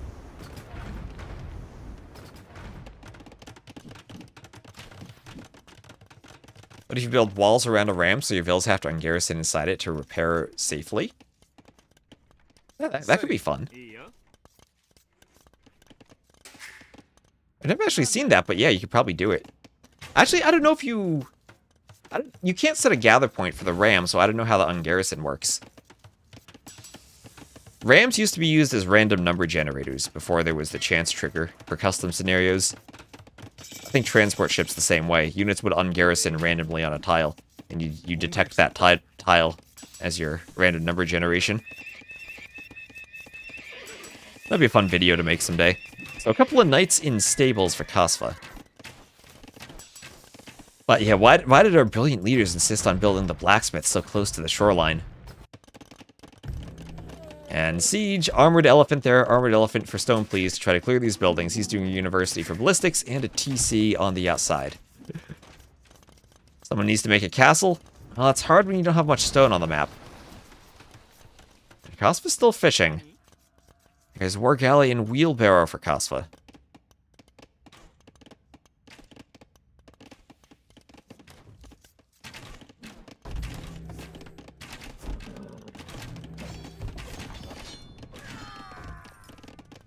How much stone? There are single tiles of stone spread around the outside. And sometimes vary how many tiles there are. But very, very little stone. You can grab one and only 350 stone. We're at 650 for a castle, so it's not really a unique unit nomad map like we would have where the Spanish with conquistadors would dominate. I think that changes the meta quite a bit.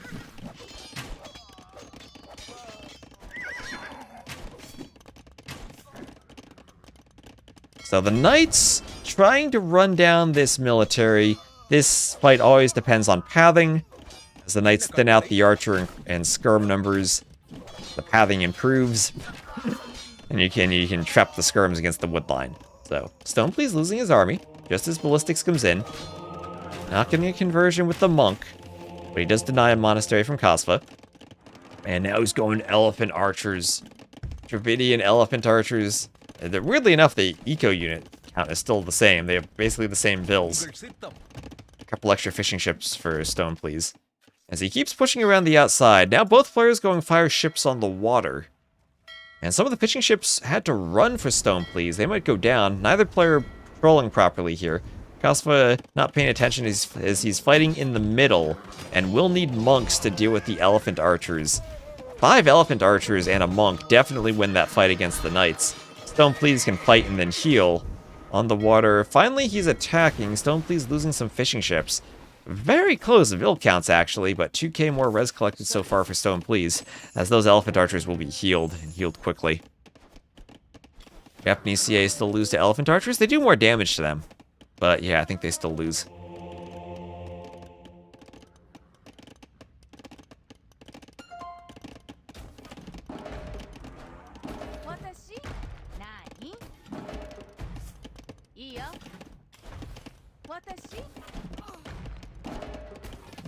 Scorpions attacking the elephant archers.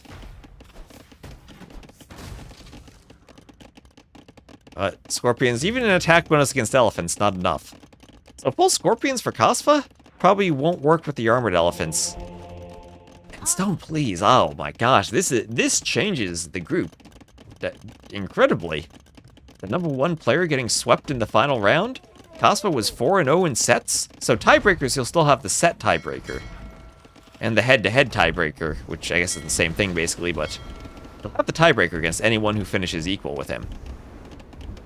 But that puts some interesting scenarios for the final rounds. I'll have to check the standings. Kasva's done well enough, maybe he still qualifies anyway? But he's better hope he doesn't have to go to the playoffs after this.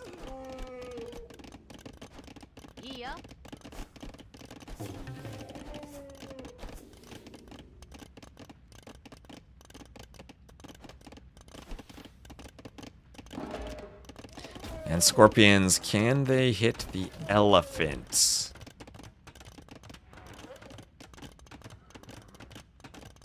Elephants run.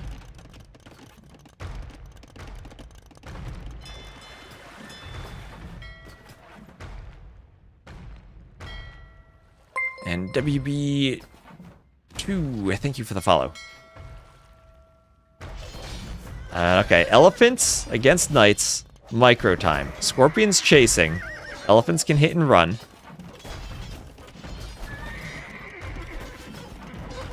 Oh, that doesn't work. Knights don't work against elephant archers. But elephant archers are such a strong castle age unit. And it's so easy to get to a good number that knights can't fight. The scorpions need repairs. And scorpions are Kasva's last chance. And kind of fend them off. So scorpions have an attack bonus against elephants, +7 against war elephants. Maybe they need to do even more damage against elephant archers. If you have the eco, that's the thing. I don't think they need much eco. Well, whenever I've seen elephant archers, my thoughts have always been, it is extremely easy to get the eco for adding them in. Yeah, they'll pick vills. They have ballistics now. They're doing armor. Maybe they need to be slowed down a bit. I'm not sure what to do to them, but now one mangonel comes in for the scorpions. He's got how many? 13 of these. The HP comparison on this fight. The HP difference between these two. And there's the GG from Kasva. So StonePlease does it. He goes 3-0. And dominant performance from StonePlease. I was not expecting that at all. 97-91 KD, better eco. The man-at-arms rush from Kasva was a complete failure. Yeah, Kasva maybe exhausted from the first game. Let's just update this and then check the standings. Didn't use Koreans. Didn't use his first pick save and didn't use Vietnamese. No Fire Lancers from him. Alright, but I don't know if anyone updated this. I'll check out the Gold League standings. What do we have here? So that actually means Classic Pro moves ahead of Kasva. So the final round, Kasva Daniel, that'll matter. And StonePlease had been last in the group. He had been swept by Deduzu, a player who was resigned faster than Daniel even, such that Daniel swept him.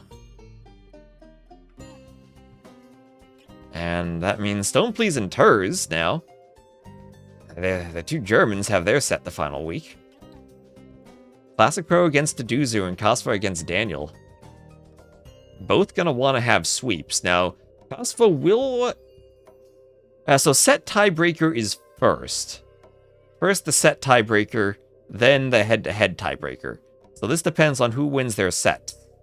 But if Kasva wins and Classic Pro then loses his set, then it's like 2-1 or 3-0.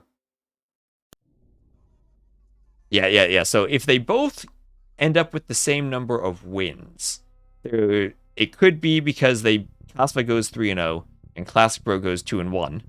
Could be because Kasva goes 2-1 and Classic Pro goes 1-2. At that point, they'd have 9 wins each. And it's possible that they then still are in front of StonePlease and TaToH if they go 1-2. So those two still the favorite. But tiebreakers are sets 1 and then head-to-head 1.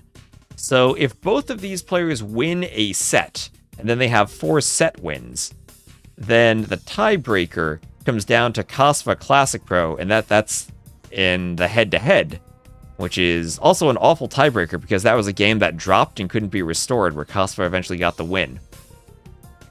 If it is Kasva winning the set outright over Classic Pro, then you don't need that tiebreaker at the 9-point tie, in which case it's the set tiebreaker where he wins 4 sets over 3.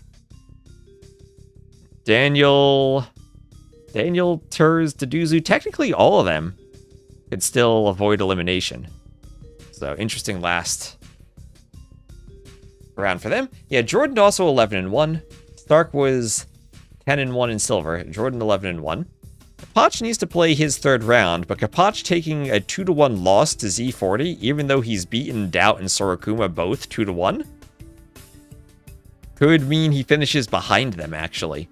So the final week is Doubt, Sorokuma, TaToH, Sobek, and Z40 Fire, where TaToH, even if he sweeps Sobek, might not finish first if one of Doubt or Sorokuma sweeps each other.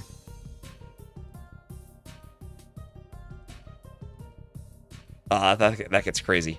It becomes a lot of math, as Otter says. Anyway. It's enough age for today. That was a 5-hour stream. Yeah, poor Fire. At least he won a game. At least he won a game. Not like Ganji, who's 0-9. Yeah, Margugu Margugu may be the key to ensuring that JorDan doesn't go undefeated. Alright, let's catch up on YouTube chat too. Kasva's main mistake was not picking Teutons? I don't know if that's his main mistake. Can be sad for not seeing Teutons though, that's fair.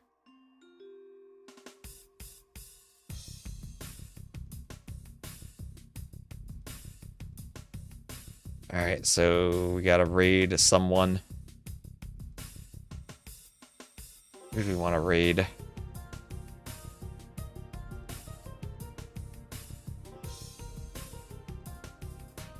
We can raid the Disappointed Invader. I haven't seen him online in a while. So anyway, thank you all very much for watching. On YouTube, we'll end the stream. We'll raid someone on Twitch. I'm gonna go eat. I'll put timestamps on the VOD later tonight. And I'll see you all later. So thanks for watching. We'll be back for some Silver League.